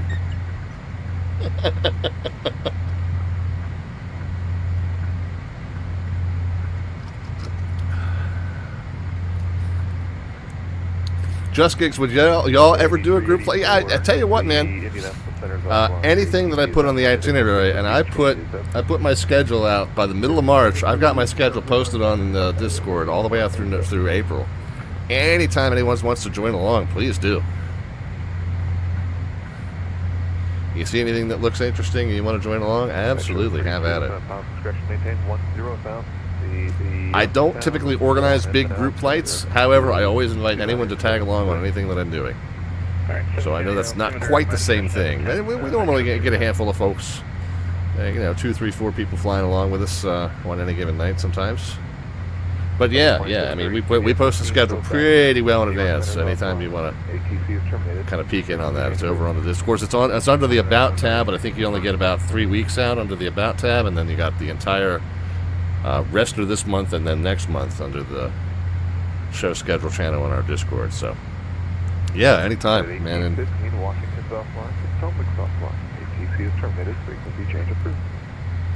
Don't recon, next to the open 1815. All right, we're getting right up under that red mark there, so I'm going to pull the engine power down just a little bit. Number 86 Bravo, descend upon discretion, maintain flight level 240. Discretion 240, 96 Bravo. Match them up as best as I can here.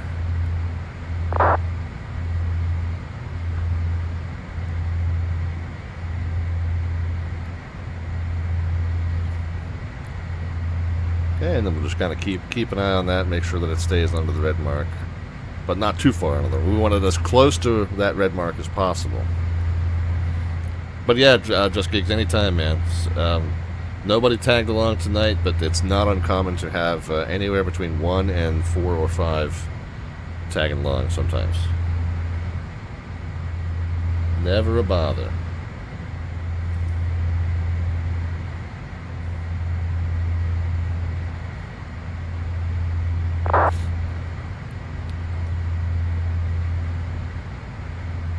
Yeah, see the speeds dipped off below that red mark now, so I'm gonna put the engines back up a little bit.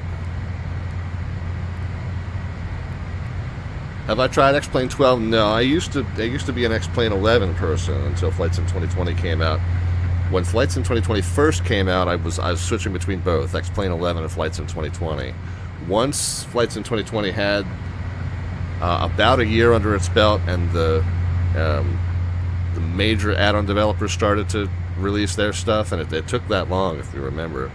By the time I had a good modern airliner in FlightSim 2020, I didn't feel like I had the energy or the ambition to keep 2 sims up to date, and especially X-Plane just needs a lot of adding on and tweaking to look really nice, in my opinion. Flies really nice, but to get really good visuals, you're constantly putting in ortho scenery and add on this and add on that and updating libraries, and it just got exhausting. So it's great if you put the effort into it. It's great, but I like how FlightSim 2024 operates very nicely out of the box.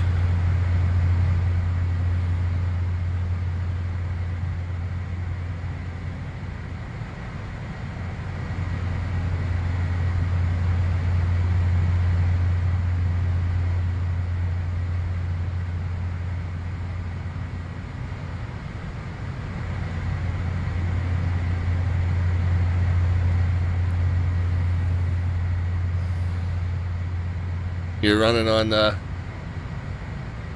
X-Plane 11.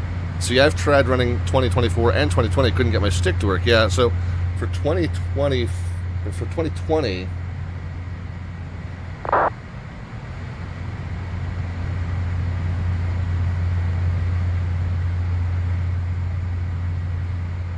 Jet 86 Foxtrot.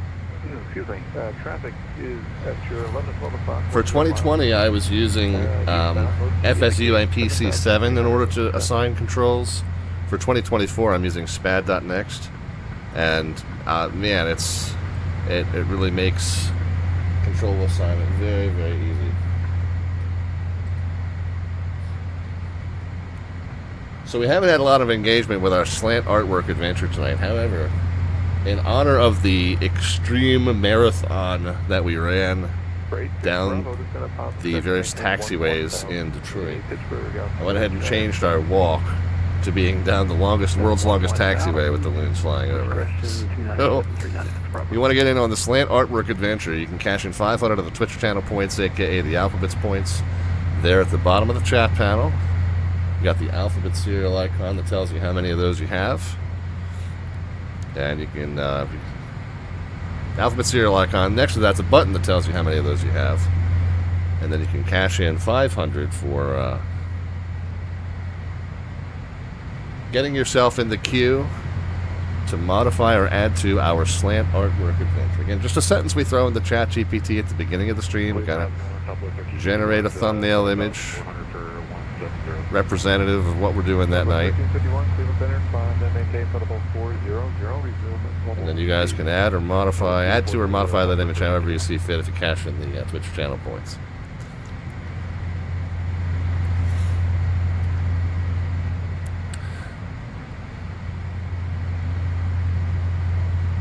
The other very critical stream note to mention, and I've mentioned it a few times tonight, but for those of you who have jumped into the stream late, very, very critical stream announcement. Don't forget, Sunday night starts our 4th annual. Oh, we got the raid from Stu 222. Stu 222. I will hold off on what I was just about to say because I think it's very important, and we got some folks coming in from the Stu channel. Not sure what you guys were up to tonight, Stu. I'm not sure if you were controlling for the event or if you were flying out here somewhere, but of course we're flying along in the northern crossings. We're heading down to Raleigh-Durham at this point. We're kind of getting out of the event. The event officially wraps up in 5 minutes anyway, so we've slightly overstayed our welcome in terms of VATSIM air traffic control. I don't know if folks are going to stay on, and I don't think we've got anybody working in DC right now. No, it doesn't look like we do. Oh, you were flying. You went, what's it, COS, Colorado Springs? Okay. To Denver, and then Minneapolis, and then Indy to Covington or Cincinnati. So yeah, you did a lot of flying around. More than me. I did Minnie to Detroit, and then Detroit down to Raleigh, and we're kind of on our way down to Raleigh. Yeah, sounds like the ATC is wrapping up. Don't see anybody on in Washington right now, so we might be on our own for the rest of this, but that's fine. Anyway, so what I was about to say, and I started to say it, I decided to wait until the raid finished in. Welcome everybody coming over from Stu's channel. Hope that you all had a good one tonight. You want to jump on Raleigh? Yeah, you don't have to, but we'd welcome it. But anyway, starting Sunday night, our 4th annual Slant Alpha Adventures NCAA Men's Basketball National Championship Tournament Bracket Challenge. Starts Sunday night. The seeding for the tournament is announced. The 68-team field and all of the seeding for that field is announced on Sunday evening. The brackets on ESPN's Tournament Challenge website unlock.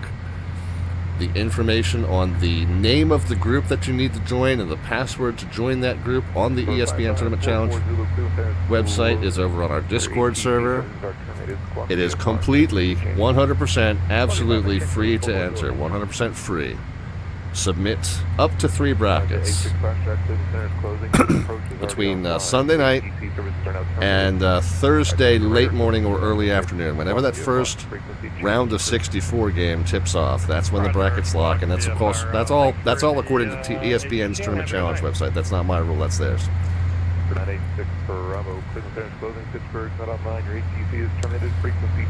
But get your brackets submitted between Sunday evening and late Thursday morning. Submit up to 3.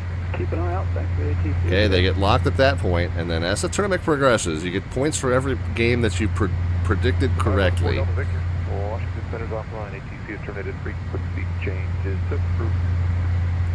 Frequency change approved. 514 Delta Victor. We'll see.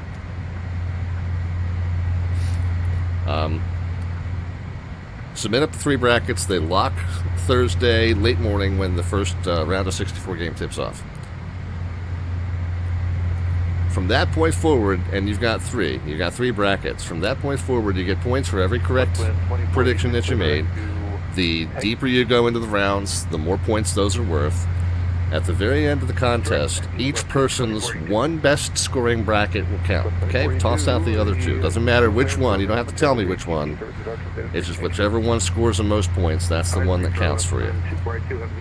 Alright? Toss out your other 2. We're looking at just at your top 1. Alright, we'll rank them 1, 2, and 3. The top one scores a $50 gift card, either Amazon or xplane.org store or simmarket.com.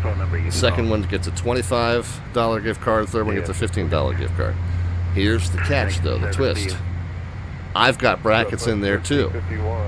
And if you're in the top 3 and you're getting a prize, and your bracket scored better than my best bracket, then your prize amount is going to double. So you could potentially get 150 for second and 30 for third if I happen to place 4th or worse in my own tournament. So Little reminiscent. Those of you who are on the channel who remember the game show called Win Ben Stein's Money back on Comedy Central a couple decades ago, probably at this point. Kind of inspired by that, although I didn't intentionally have it inspired by that. That's kind of, in retrospect, I'm like, kind of a little bit like Win Ben Stein's Money. You're not really up against the host until you get to the final round, and then you're up against the host. And trust me, I'm not an expert.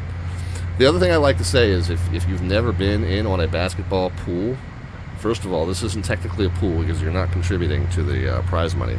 The prize money all comes from our very generous subscriptions, gift subs, cheer bits, donations, all the money that comes into the stream. This is part of what it funds, okay? So you can thank those guys. You don't have to pitch in for the contest. It's from your standpoint, it's completely free to enter.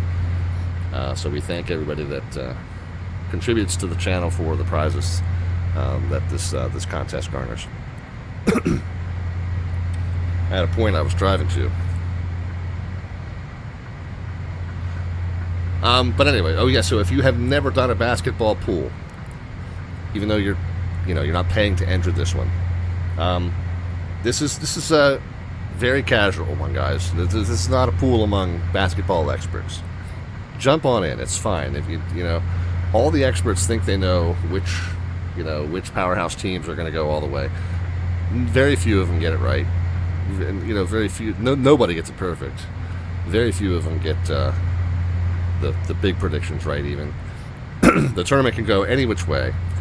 When in doubt, go Duke. Yeah, that's one of the rules, Dylan, for sure. But here's the thing: like, even if you know absolutely nothing about basketball, it's a seeded tournament. The selection committee has already done all the hard work of determining who the stronger teams are.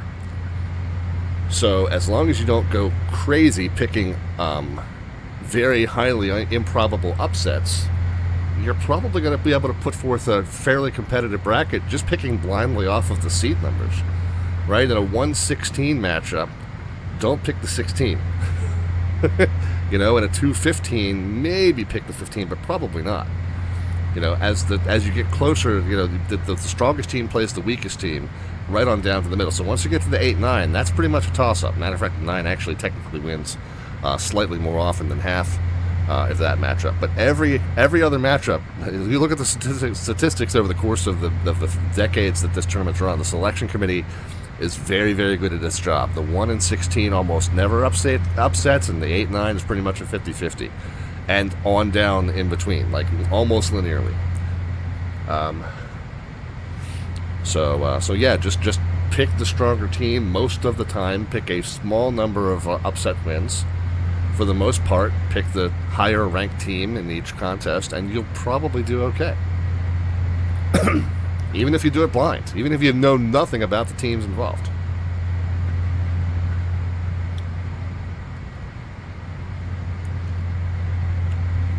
Submit 3 brackets, do it slightly differently each time. Pick slightly different upset wins in each one. Don't go crazy with them. You'll do fine.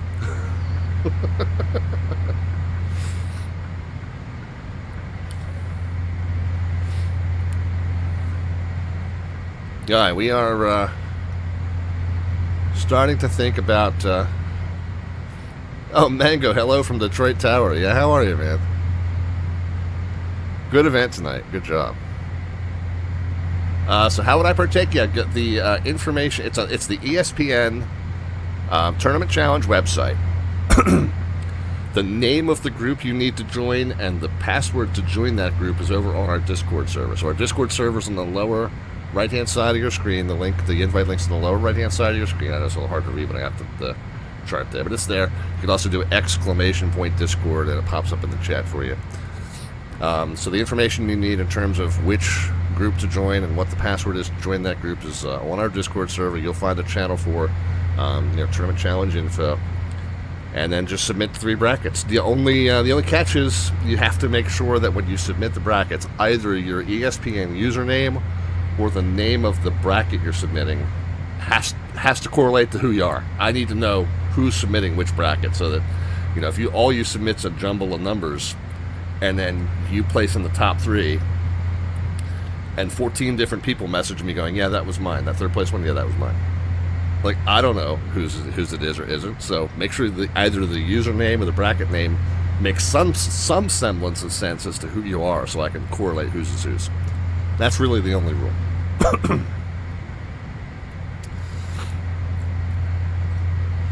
So if we are going to descend via the Alden for arrival, and we got to be, our first point that we have to worry about is this point, McDon at or below 17. And I'm going to get as close to these upper limits as we can. 17, and then 12, and then 2 miles will stay at 12. And then, you know, 9, we got 8 miles to get down to 9. And then, you know, maybe we'll get down to 8 and then 6.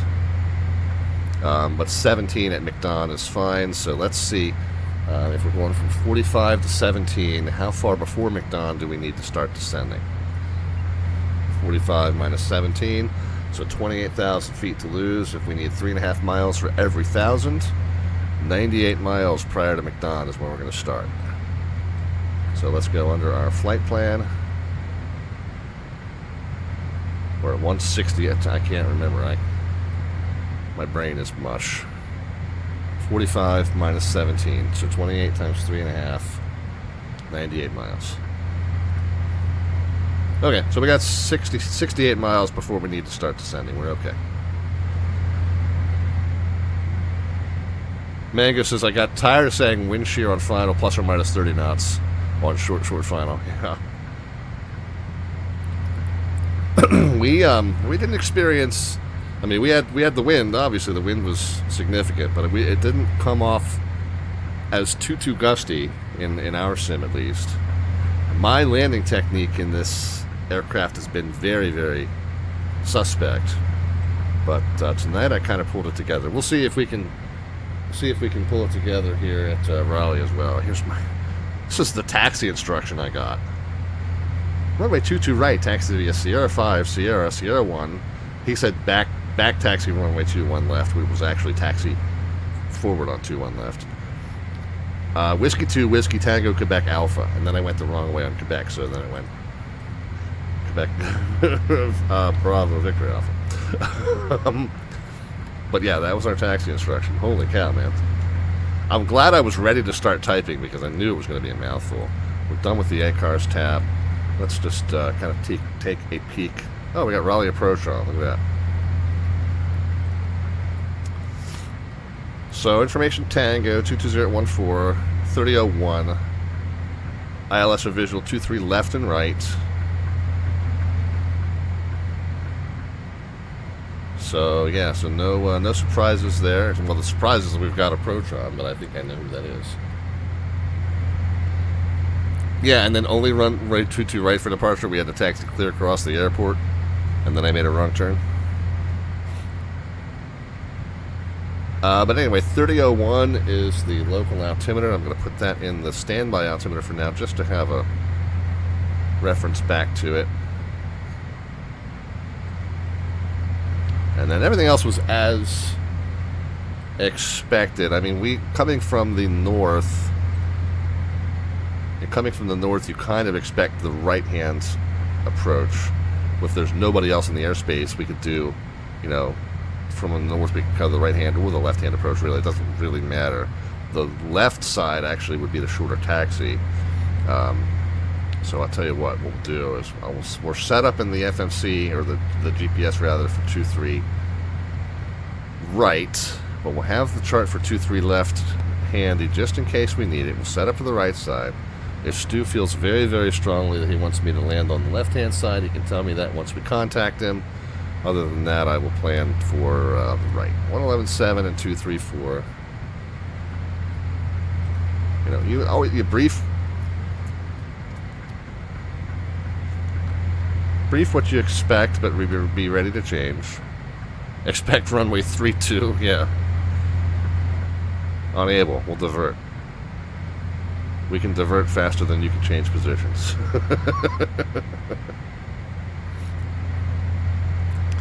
111.7, 234. Actually didn't go the long way this time.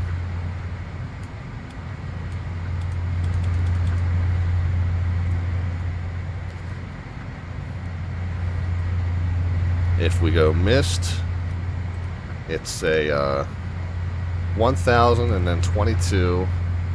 We're going to be on 117.2 and 356. Now, of course, it flips once we get there. But in order to track the radio out, 111.7 and 356. So we'll get that tuned over on the right side. No, was it 111.7? No, 117.2. Sorry, 111.7 is a localizer. I'm looking at this. 117.2 and 356 on the right side.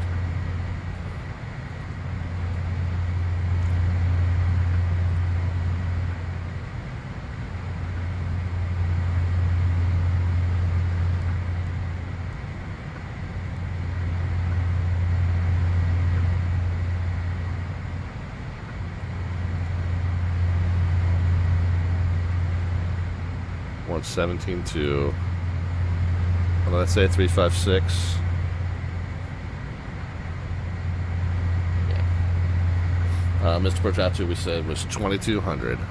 So straight to 1, and then right to 2200 if we make it down. I mean, if we go missed, if we make it down successfully, landing on the right side would be a left turn off, and then we're going to cross either Charlie or Delta, coming down to signature here.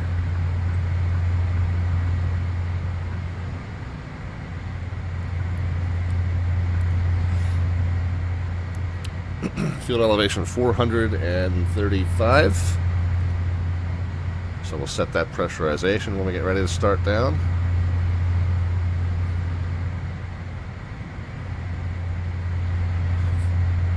Minimums, if we do the if we do the right side, minimums are 609, 200 above ground level. I'm going to say 700, just for round figures. I'm going to leave this set to 350. I want the alerter to go off before we get to 700, and you know, this is a Category 1 approach, so the minimum is a barometric minimum. The radio altimeter, and when it goes off, really has no bearing on the minimum in this case. Because the terrain elevation might be different at the missed approach point versus the threshold, so you can't really rely on the radio altimeter alerter on a Category 1 approach. But I always just inflate it to make sure it goes off before we get to minimums, just as a heads up, a reminder that it's coming.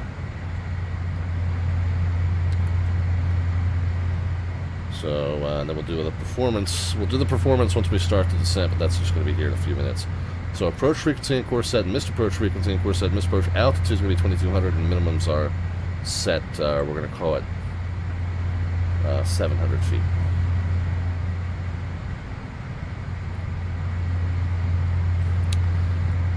Visibility, not a factor. Overcast at 25,000, that shouldn't be a factor. 220 at 14, so mostly down the center line. Fairly brisk wind, but mostly down the center line.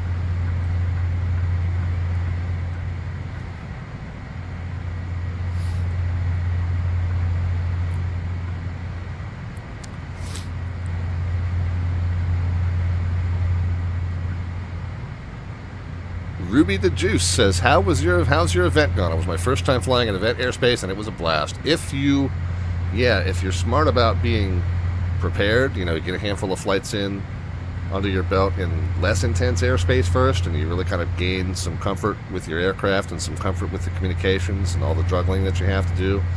Events are super, super fun. We had a great time at Mini. We had a great time at Detroit in particular. Those guys were really, really super on the ball. Our final approach controller, probably the star of the night, I think. I mean, the only thing is they had to take me out really far, and then they put me at 160 knots from like 20 miles out. But I understand why that happened. I am not blaming them. It just sucked.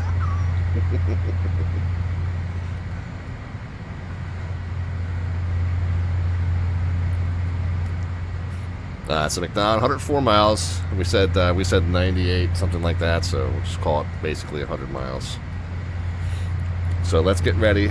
17,000. I mean, really, a descent via the arrival would be 6,000 at butts. So let's just go ahead and do that. Yeah, the worst part was being stuck on the ground waiting for the pre-departure clearance. No, I get that. And that's the thing. If you're going to fly in a Friday night ops event, especially, you are buying into the fact that it's going to be busy and you're going to have to wait for stuff. If you don't want it to be busy and you don't want to wait for stuff, don't fly in an FNO. It is really that simple. But yeah, if you pack your patience, they are so fun. All right, we're going to arm the altitude. We're going to go ahead and start a descent. I'm going to back the throttles off. We're going to capture about what's 450 times 5? 450, 900, 18, 2250. So 2250 is the descent rate that we want to capture. Whoops, slightly overspeeding here.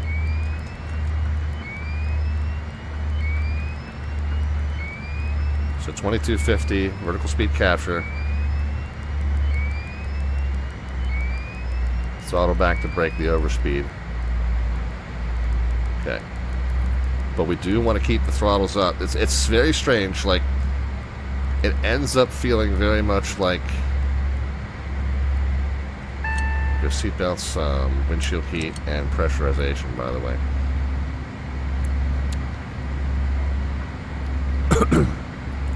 So 435 is the cabin, is the destination altitude, so just barely under 500 there.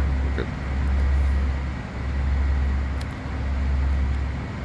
So the amount of throttle that you have to leave in these little biz jets, they don't descend like airliners. They don't have enough weight to descend full idle like airliners. You have to leave a lot of throttle in it. In particular, as you descend out of the upper flight levels and the indicated airspeed starts to come back, it almost feels like you gotta accelerate to keep up with it.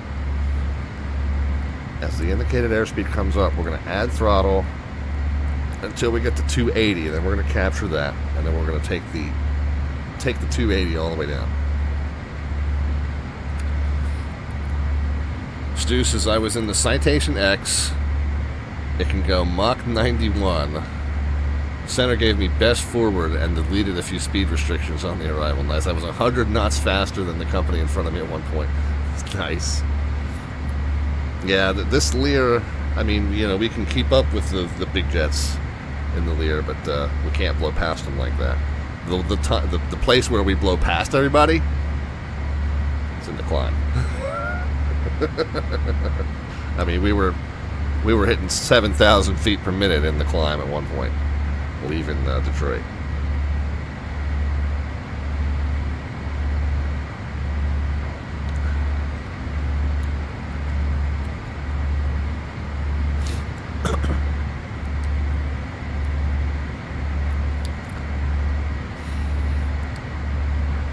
Wild, right? I know, but legit, like with the power settings, we were on the normal power settings, you know, pitched normally.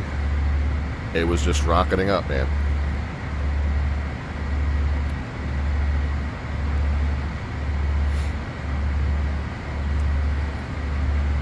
Okay, we're gonna add a little throttle.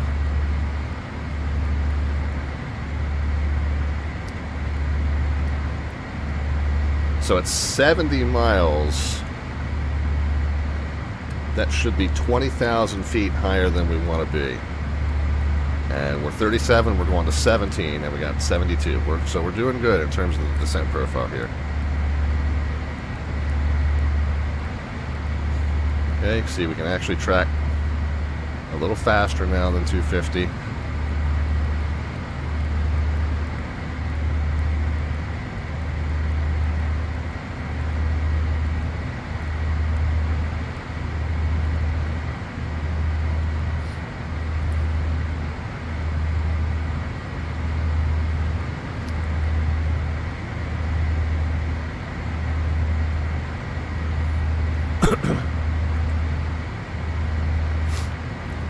What are the actual speed restrictions here? Do we have any? So 250 at Alden, but nothing marked until then. Okay, that's fine. Normal's 280, so we'll just aim for that. No reason not to be normal today. So there's 270 there. Let's punch in some parameters for arrival. We know it's 435 feet and the temperature's 12. So let's get some landing numbers.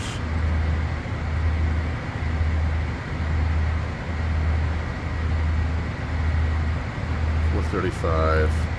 Whoops. 12 Celsius, and then sync the weight.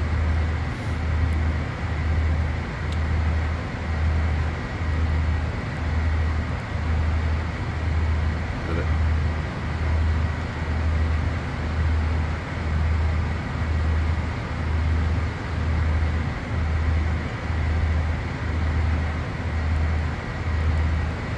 Alright, 129 and 136. I guess, okay. So 129 and 136 is based on the weight, so it's not going to change.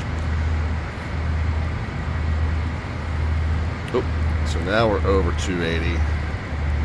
So I'm going to pull the throttle back a little bit here.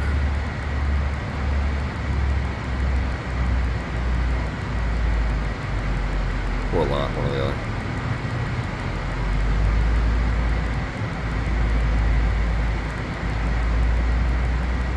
And now we'll capture the indicated airspeed on the way down. So now the throttle is basically going to control our descent rate. Right? More throttle means slower descent. Less throttle means steeper descent. Because the 280 is going to just be maintained automatically.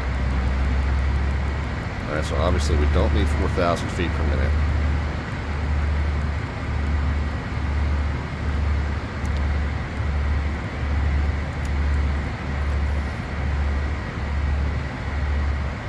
So 280, we're good. Let's get the speeds bugged. 29, 36, and 50. So 29, 36, and then 50. That's just the final flap speed there, 150. Okay.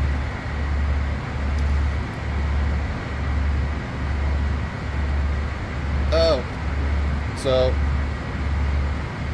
so yeah, our slant artwork adventure. In honor of our miles-long taxi that we had at Detroit, this is me walking the pups down the world's longest taxiway with a flock of loons flying over. But yeah, go ahead and let me know what you'd like to add to that.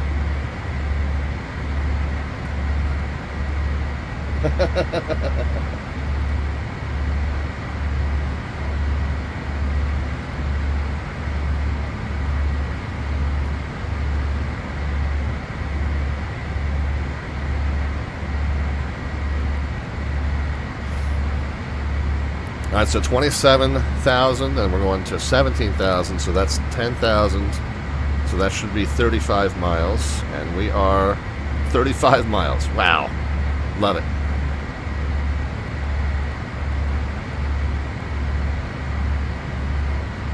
Ground speed 488, so almost 500. So we should be descending at almost 2,500 feet per minute.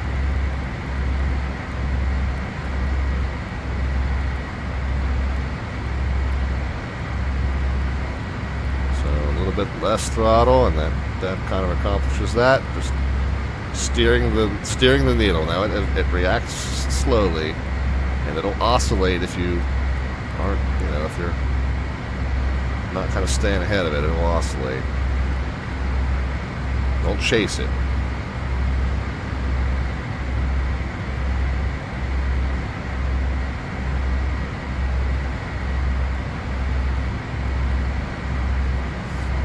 Adjust and then let it settle and then go from there.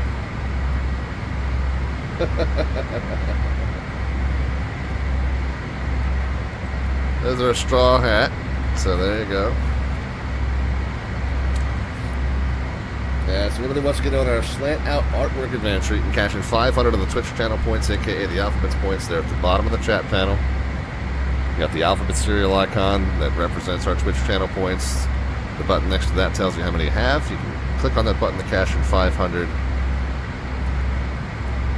And then that gets you in the queue to add to or modify our slant artwork adventure. You don't have to, don't give me a paragraph. When I call your name, don't give me a whole paragraph, but just a couple of words or a short sentence as to what you'd like to add to or modify about that image. So McDonald, it's 17,000.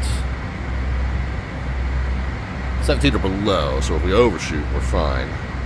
But I feel like I want to stay kind of at the higher end of these. And then we're going to touch butts. And then after butts, ILS 23 right, hopefully, unless Stu makes a switch to the left side. Johnny, nobody in the queue, so if you cash in 500 of the Twitch channel points, you're up. The only reason I say it that way is because if I'm like if I'm busy, if I'm on a short final, then I'm not calling your name right away, you know what I mean?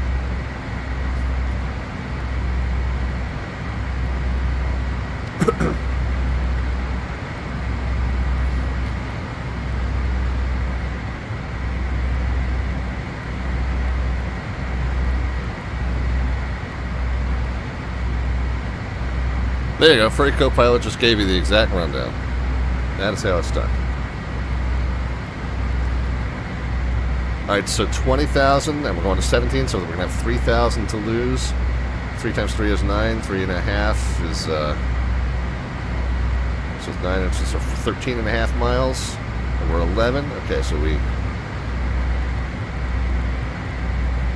need to descend a little more briskly here. It'll be 17 or below. We can go set to 30.01 at this point. We're coming up on the transition altitude. Transition level, I should say. Same thing in the U.S., but it's good to be precise when you talk about other places. 30.01 across the board. 2,000 to go. Oh, okay, we're good. 2,000 in 8 miles. Yeah, we're good. We don't need to rush down.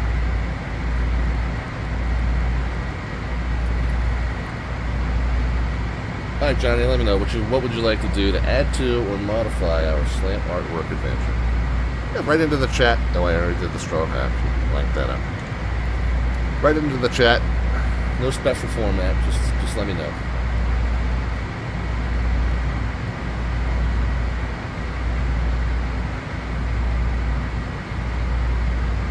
All right, so 17 or below at.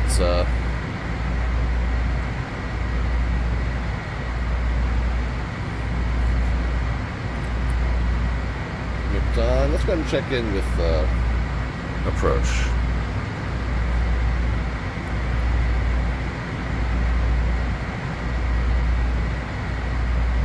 One, 2, 4.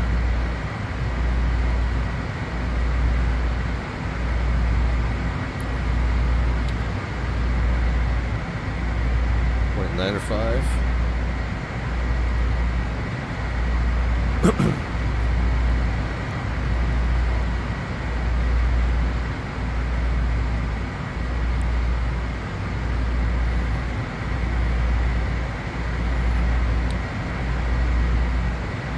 Got a red business jet landing in the background towards the towards the party. Okay, we'll do it. Information Tango is current. Are you sure you want the shorter runway? Tango current. You can switch runway. Okay, 94. Expect the ILS runway 22 is free. Arrest approach.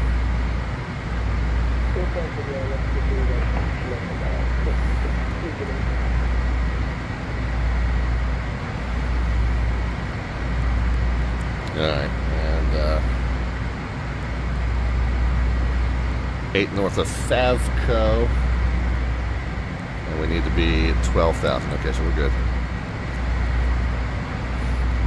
Raleigh approach Lear Jet 514 Delta Victor's 8 north of Favco at 13,800, descending via the Alden on arrival. Correction, Alden 4 arrival. We got information tango. 4 Delta Victor, Raleigh approach, ground respect 23 right. Right, 23 right, 514 Delta Victor. Alright. Give us the visual or the honor level? Your dealer's choice. Let's go with the visual. I will expect the visual 23 right, 514 Delta Victor. Okay, so the only thing that changes, I mean, we've got it all set up anyway. The only thing it changes is now it changes how he can intercept us onto it. He can intercept us onto it much more aggressively if he wants to. Doesn't need to be you know, via the path on the chart. Doesn't need to be a 30-degree intercept or what have you. And it means we're not bound to the minimums. We're not bound to the missed approach procedure. Pretty much everything else is the same. We can still use the localizer and the glide slope to help us get lined up and descending on a reasonable angle. But we need to just maintain sight of the runway. Okay, so we're past Favco. We're heading to Alden. Alden, we're going to be between 12 and 9,000. We already are between 12 and 9,000, so I'm going to shallow the descent out. But we do need to slow it down to 250 knots. So I'm going to shallow the descent out. Since we're about to go below 10, we'll go ahead and get forward-facing lights on. And on the forward, Delta Victor, you can delete speed restrictions. Delete the speed restrictions, 514 Delta Victor. Yeah, that's fine. Keep them anyway. I mean, well, we'll keep the 250 anyway. We'll keep the 250. But we don't have to worry about two tannet cars, two tannet butts.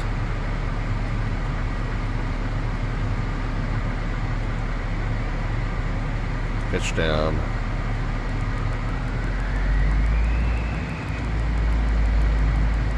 Recapture 250.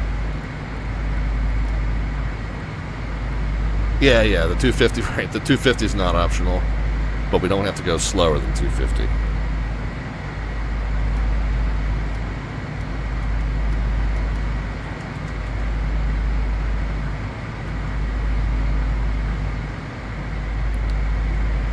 That's what I was trying to get at.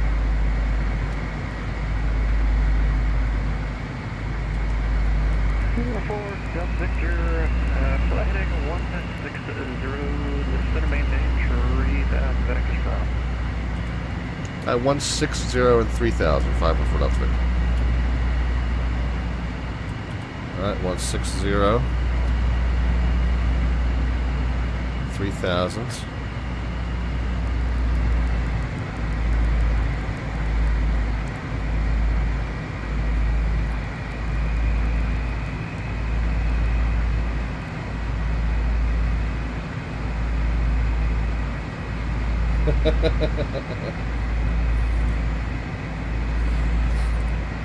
So it put the Learjet on the taxiway.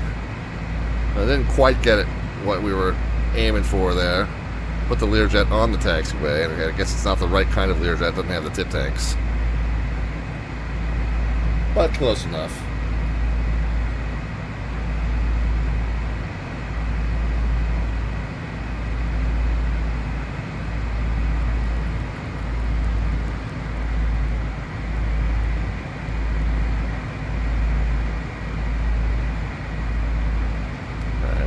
Switch over to the radio-based navigation. Sky 173. Hey, how are you? I think I heard your call sign earlier up at Detroit, maybe.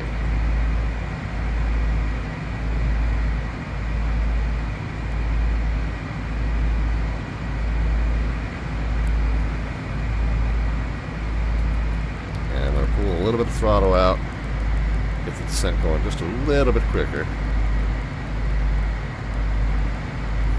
In the meantime, you guys, you were arriving at Detroit just as we were leaving. Yeah, very good, very good. I thought I heard your call sign called. You guys can start putting some predictions into the chat as far as the vertical descent rate at the moment the wheels touch the runway surface. No bot command necessary for that. Just a number into the chat, positive or negative. We'll know that you meet a descent rate either way.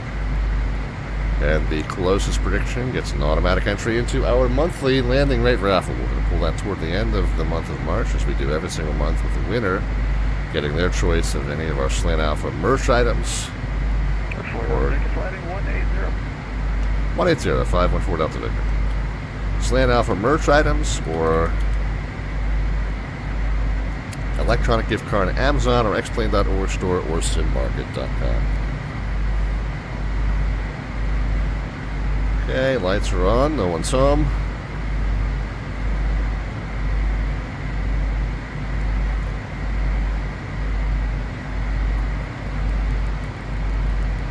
$16 out. Yeah, we need to drop the altitude a little bit. I'm also going to kick it out of indicated airspeed. And we're going to start slowing it.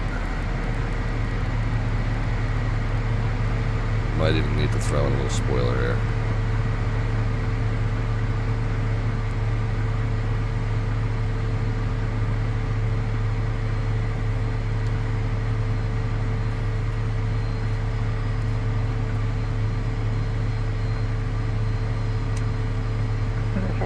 Flying to 1-0, the field will be 12 to 1 o'clock, 13 miles reporting today. Alright, 210, we're looking for the field, 514 Delta Victor.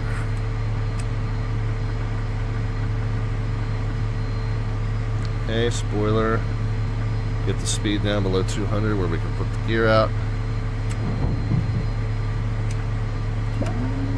Start bringing the flaps out. Okay, we're back on glide slope now, so.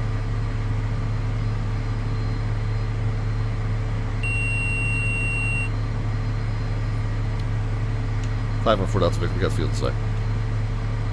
4 Delta Victor, good visual approach, runway 23 right. Clear visual approach 23 right, 5 and 4 Delta Victor. Alright, so let's go ahead and American 1894, descend and maintain forward path. kick the autopilot and yaw damper off. No longer need to arm the altitude select. We'll set 2,200.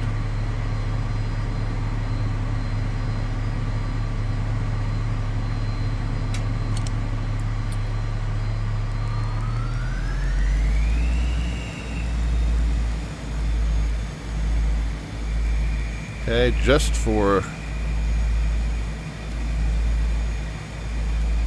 the guidance.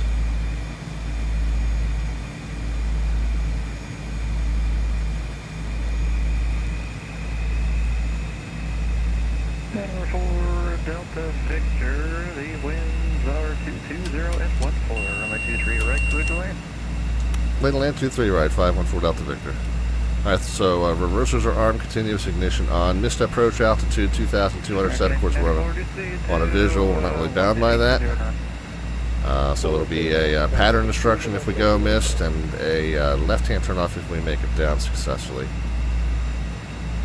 We do have the gear down in green. We are, we're holding on landing flaps for our landing checks.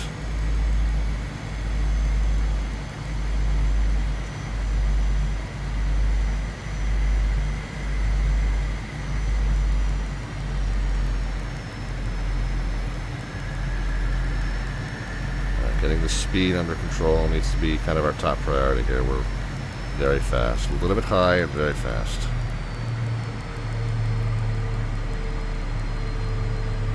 We do have two more notches of flaps to deploy, so that'll help.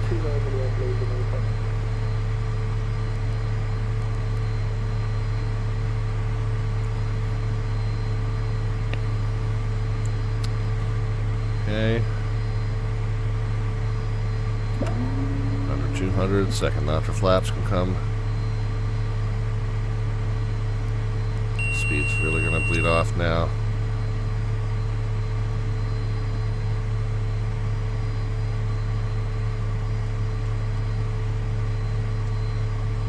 And we definitely want to start working the nose up.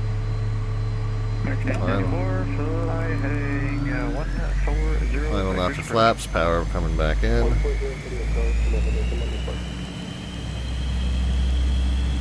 Let's make sure we don't get too slow, and remember, we're going to keep the power in all the way to the runway, we're going to keep the attitude all the way to the runway, we're going to let ground effects basically do our flare for us. We're going to get the stable attitude and fly that attitude all the way to the blocks.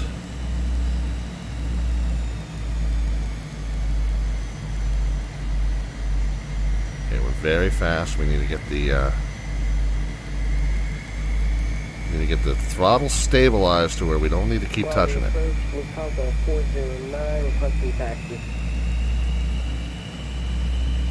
Not doing a good job with that right now. 409er, rally departure, stand by. American 1894, turn right heading 200, join the runway 23 right, local weather. 220 for the Vocalizer on 23 right, American 1894. And it's 200, join. 200, Lincoln 1894. Okay, we're a little bit slow. We're slightly below glide. Foxtrot 409, runway 23 right, taxi via Foxtrot Bravo 9. Okay, glide's good, it's slightly slow still.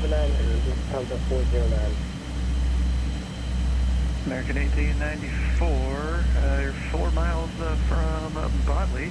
Maintain 2,000 until established on the localizer. Quit the ILS, runway 23 right approach. We're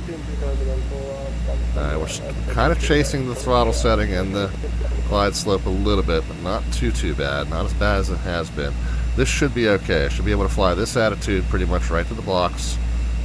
The nose up just very slightly, and then we should be okay.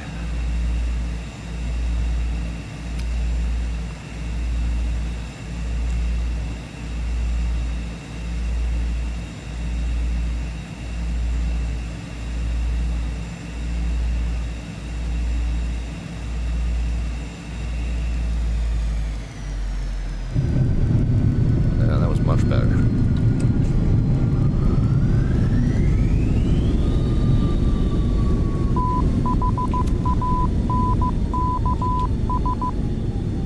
Bummer.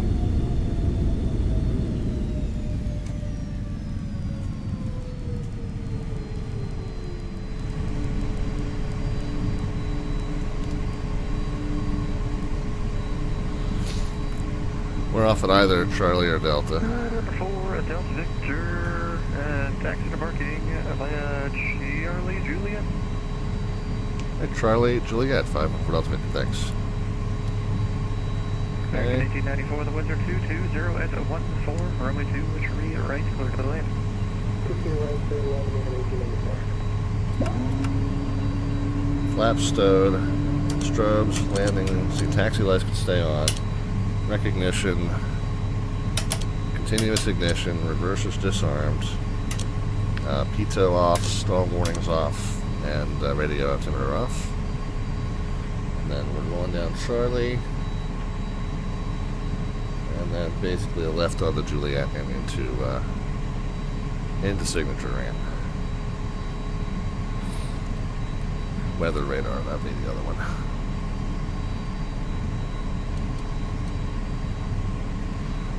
Okay, yeah, I was happy with that execution. It's just a little bit off center line.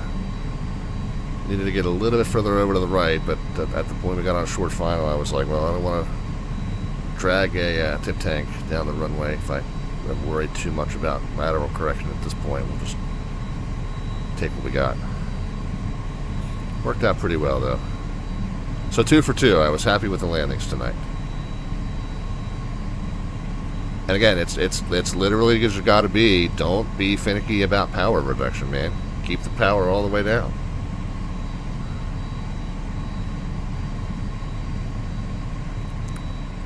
Power until you hear the squeak.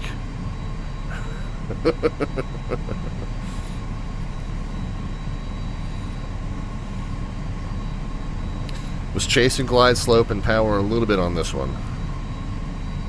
Not too bad. I was not happy that I was chasing it. However, I was happy that I was not overcorrecting. We were slowly getting it dialed in rather than the other way around. It's a nice change of pace. And this thing didn't bother me too much. But yeah, I've got another headset in the back. I just knew that if I tried to swap it out midstream, it was going to change device settings and audio was going to go haywire. Stream might crash. It's like, well, I'll just deal with the flippy floppy headset until next stream. Oh, Stu, I'm sorry, I didn't get a chance to get your slant artwork request. What was it again? Have the man do something. I didn't see the earlier part.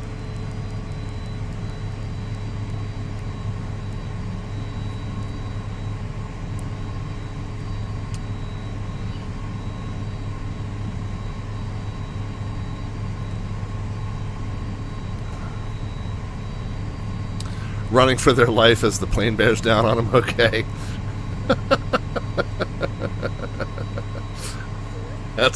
That sounds pretty good. We'll do that. Okay, I think we're going to put it right there. That's the spoiler. We probably want the ground brake, not the speed brake, not the yeah. We want the ground brake, not the air brake. Okay, we got the taxi light should have come off as we entered the ramp.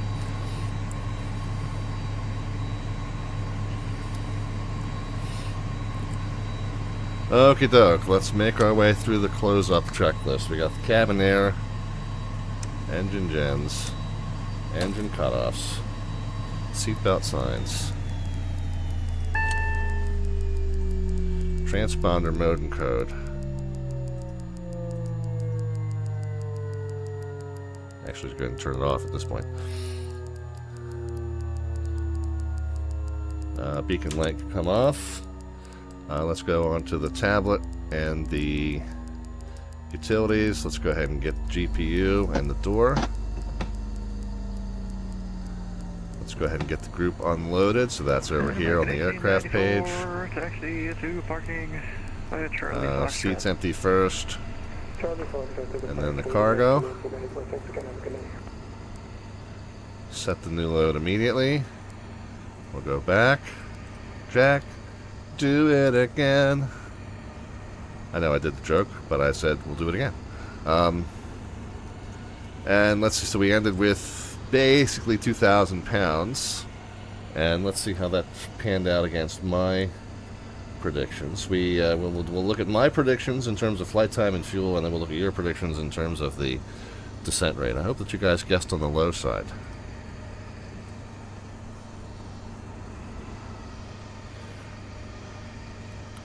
So, well, I think the flight time worked out okay. Now, that's a little bit of a, well, okay, actually, we're looking at this, yeah. Nothing below that line actually counts. But this is the one we're looking at, and it's dead on. But I don't think that's really fair, because I don't think we got off at 10:15. I think we got off at more like 10:30 wheels up time. So I think we wound up with 15 minutes less flight time than we expected, but we also got massively shortcutted. And basically a straight-in arrival. So I think we were able to save a little bit of time that we lost on the ground in that marathon taxi. 3,500? No, okay. So we should have 1892, and that's pretty much what do we say? We have 19, almost 2,000. So yeah, that worked out pretty much perfectly. So flight time, fuel estimates, I say good, spot on. I'm happy with where my numbers are in terms of this aircraft. We'll look at your predictions here in just a moment.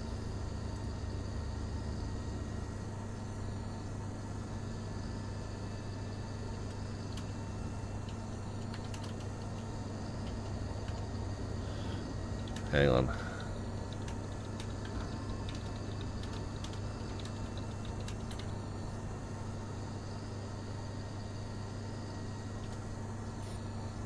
Alright, Stu, so we're working on your addition to the slant artwork adventure. We'll check on that in just a moment. Let's check on your predictions as to the descent rate at the moment the wheels touch runway surface. I was happy. 72 was the number that registered.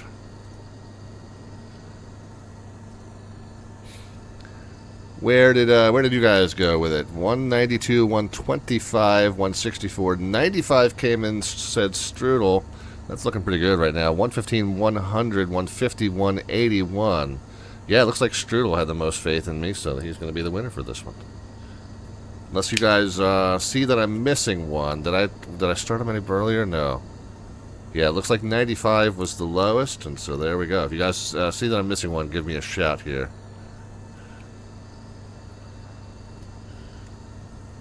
Yeah, 100 was in the ballpark, but Stu, I'm sorry, not Stu, Strudel.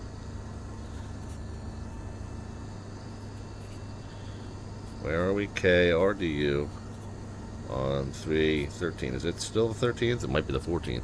Almost the 14th. It's the 13th in our hearts, for sure. Friday the 13th was lucky for you there, Strudel.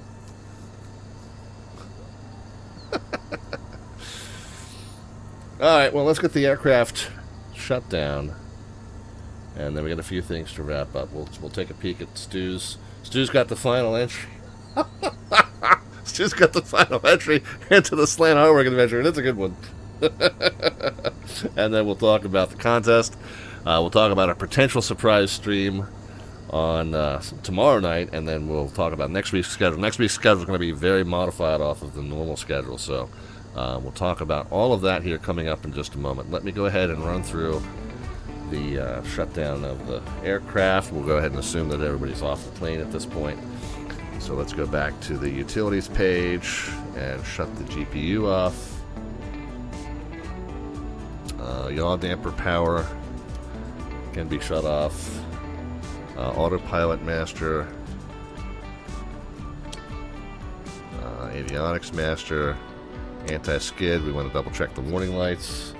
The inverters can come off. That's there.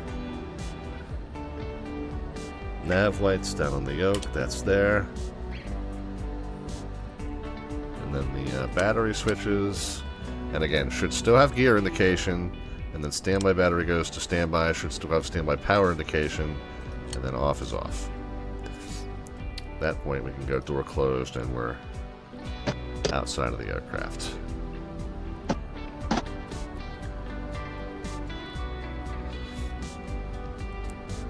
Okay.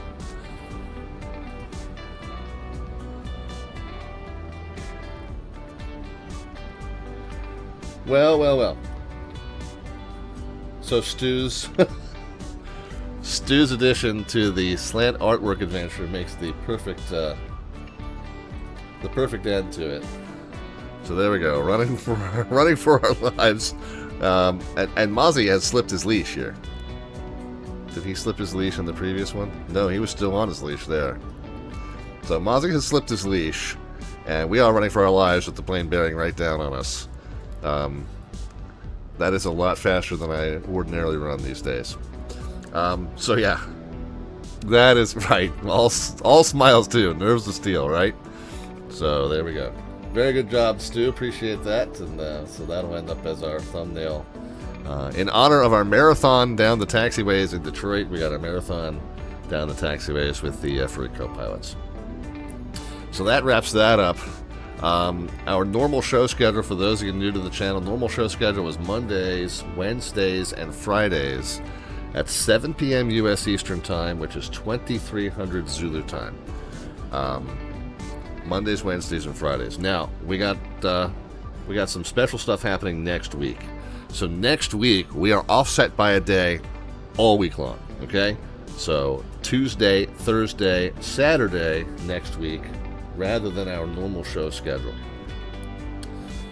The Tuesday stream, we're going to be hopping around up in the Long Island area. New York and Boston virtual air TCCs are hosting general aviation themed day up there in the Long Island area. So we're going to take the A2A Simulations Comanche up through all that.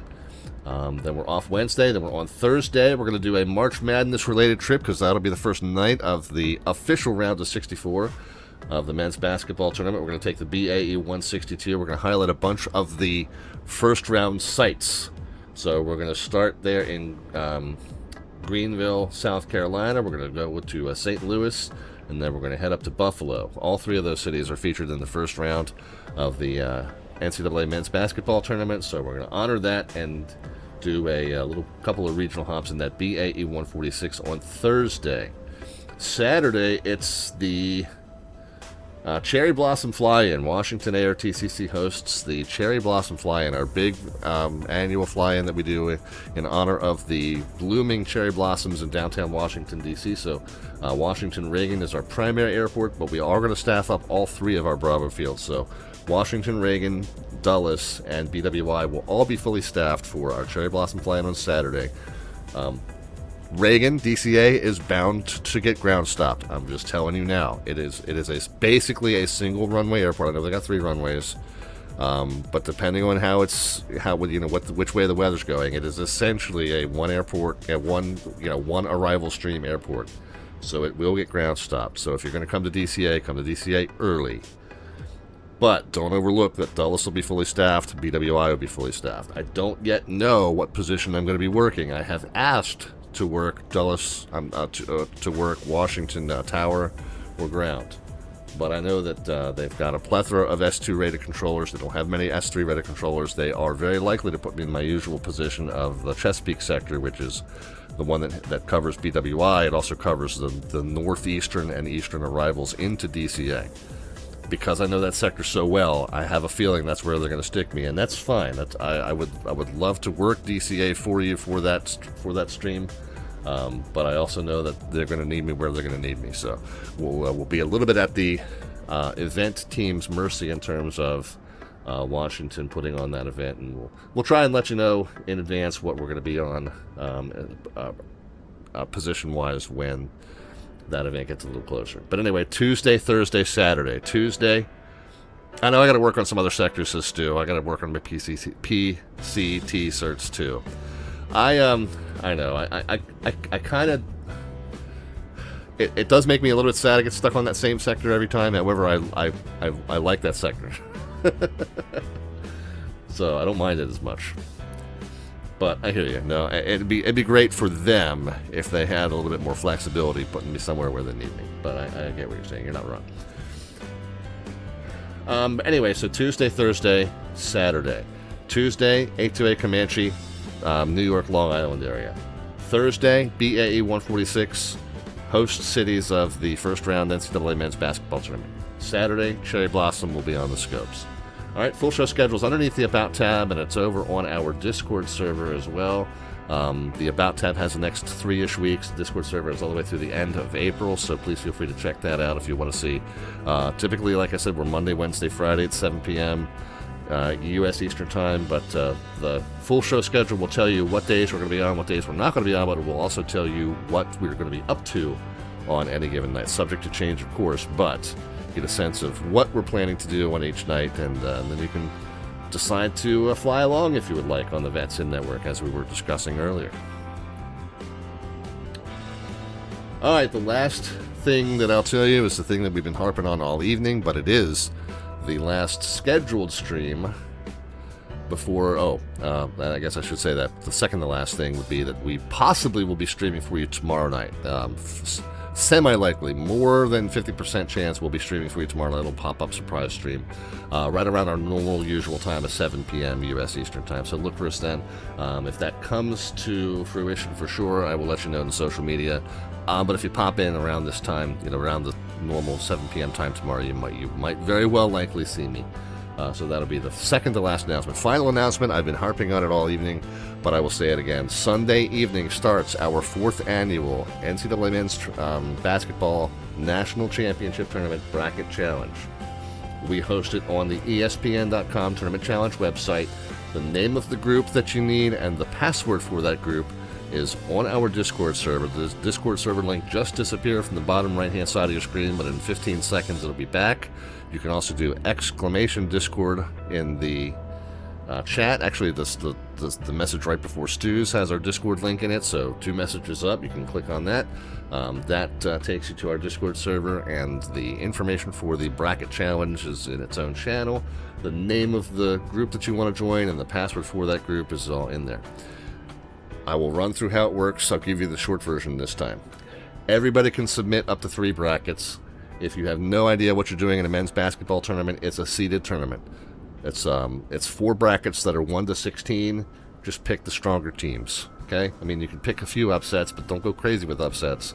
If you're going to pick some upsets, pick the middle of the pack upsets. Don't pick a 16-1. They rarely happen.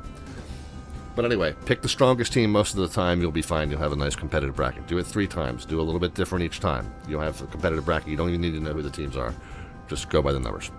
Anyway, each person can submit up to 3 brackets. You have to submit them by the first full round of 64 game, which is happening on Thursday, somewhere around 11 a.m. or noon Eastern Time.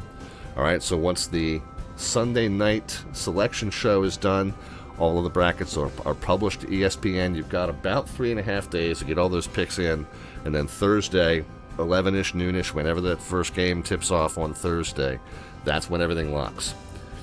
From that point forward, you get points for every game you predict correctly. The deeper the round, the higher the point values. So each bracket is scored by ESPN. We'll keep you posted in terms of how the tournament's unfolding and how the brackets are unfolding in our competition. At the end, what we do is we take each person's one best bracket. You don't need to tell me which one. We'll just go with whichever one happens to have the most points, and that's your one bracket that counts. We'll discard the other two. Of the one that is your best one, we'll rank them 1, 2, and 3. Top prize is $50. Second prize $25. Third prize $15. What we're talking about is gift cards either to Amazon.com or Xplane.org store or SimMarket.com. Winner's choice of which one you want, but the value is set by where you rank, 50, 25, or 15. However, here's the catch. I'm putting in 3 brackets also. So if you're in the top 3 and your best bracket scores better than my best bracket, your prize will double. So the prizes could be 100, 50, and 30 if I happen to place 4th or worse in my own tournament challenge. So that's how that works. Again, gives me a little stake in it. You guys are playing amongst yourselves, but I have a little bit of a stake in it too. Hey, sometimes I pick well, sometimes I don't pick well. I feel like I know the sport pretty well, but hey, it's kind of a crapshoot. Even the experts don't really have that much of an advantage over people completely picking blindly. It's just one of those tournaments. You can go anyway. All right, but Sunday night, that's tomorrow. Yeah, 2 days from now, your picks will be unlocked, and have at it. All right, that wraps it up. Who are we going to send the raid over to? Yeah, we're going to watch some train sim. Sim Caesar, my favorite one to raid on a Friday night because his train sim, first of all, it's amazing. It's beautiful to look at. Secondly, it's just such a nice, chill, easy way. It's a perfect way to wind down after a crazy Friday night ops event, and I think he does it on purpose. You know, after an FNO, he knows he's going to be the go-to stream for everyone to kind of cool off and chill and calm their nerves. So we'll send you over to Sim Caesar and his Japanese train sim. Let's get that raid up and running. If I can spell Sim Caesar, that'd be even better. Got the follow there from Ruby the Juice. I keep wanting to say rubbed ya, but no, the D comes after the Y. Ruby the Juice.